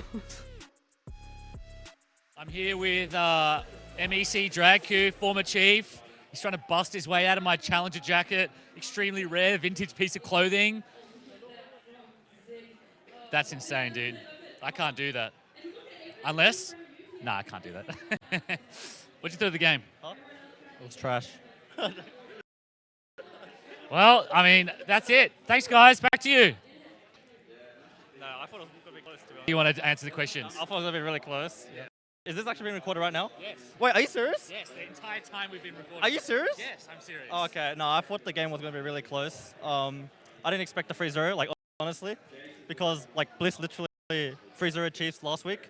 So I thought it was going to be actually really close, like maybe like a 5-game banger. Yeah. But instead, well, you know, like, I guess good on Chiefs because they're my boys, but I was kind of disappointed. It's like, I kind of wanted a long... Yeah. So now it's like after 3 games, I'm... No. Yeah, well, that's not quick for me for you to go. Back to the desk. Thanks, Tim. Draco, I mean... What a character. Yeah, just as good with his words as he is his muscles. Am I right, guys? There might be a slight discrepancy. I like the whole... Wait, is this being recorded? Yes. Yes. Why do That you... was good Yes. play. Well played. Yeah, it is nice to see him back, though, in Sydney, down there at the Fortress Watch Party supporting it. So great to see you, Draco, if you are still there. And nice to have him have a brief little stint here on the LCO too. So. Well, he was here. He was like coaching Mammoth for, what, 2 weeks? And then... Yes. He came in literally week 6. Yeah. Officially. Yeah, okay. Officially. We don't know what was happening beforehand, but officially came in week 6 and did that. And the playoffs, so maybe it would have been different if he was coaching the final teams. Maybe. I thought you were going to do a little bit more. Before we close the night, though, Zoranus, actually, no, it's going to be Swiper. Isn't that right? You're going to have a little bit of sip Just of a grab dad. one You're up like, there, I can't come onto LCO. Yep, right in that fridge. You It's can a take the special table moment, ones. isn't You it? can take the table ones, but I wouldn't recommend Do it. not do that. Let's just go this one. Yeah, it's a special moment. You come in the Alright, LCO. yeah, You you know. finally returned back to O's after 3 years in NA, right? Yeah, 3 years. Yeah, I mean, this one... I've had a few of these in my day. The double espresso. Oh, you know? yeah. That's like the classic. That's the Especially when you're on the OG. train days, you're going to school or whatever. You crack open a couple of these and get juice, you know? Get juice. Absolute That's a new promo. pleasure. Get juice. Get juice. Cheers It's there. been a pleasure to have you guys here in the grand final. Before we do close it out, I want to hear some thoughts. Zoranus, what's in the future for you, and how much did you take away from this grand final display between Chiefs and Bliss? Look, hopefully I'm still here playing next year. Mm-hmm. We'll see. You know, I was hoping for a closer grand finals, but Chiefs did win. I didn't have to see a Fortnite dance, so I'm happy. Got the double point. So when you finish that dare sip, you can also give me what's on the cards in the future for you two, as well as the takeaway from this massive grand final. You know, the biggest takeaway for me is that the region's still pretty top heavy. Like, these two teams are clearly the best teams, and I don't know, when they play each other, it's very swingy, right? Momentum is a big thing with these two, so it'll be interesting to see how they play overseas. I think they might have a solid shot. We'll see what happens. For me, I'm not sure. We'll be playing, coaching, something next year. But I'll be still in esports. So. Yeah, a little bit of everything, as Yeah, long as yeah. it's got something to do with League of Legends. Oh, But you're yeah. right, they're a pendulum, always swinging back and forth when it comes to this Bliss and Chiefs matchup. And Max, it's been an amazing 8 weeks with you, but It we have to has. say goodbye. This grand final, the whole split. Let's wrap it up. It's been a great 8 weeks. I believe 9 weeks. I can't even count. All At the end of same. the day, it is Chiefs and Bliss. You know, the classic story of the two teams. But I think we would do a bit better this time overseas, and I'm looking forward to seeing the boys put on a solid performance. I have massive faith in PCS. The results that we're going to get for Bliss and Chiefs. Again, a massive congratulations to Chiefs, our champions there. But for now, it is a goodbye from me. It's a goodbye for everyone on the couch, Rusty, Skimmy, our amazing casters, and everyone else behind the scenes for LCO. Thank you guys so much for tuning in for another split, and we'll see you next time.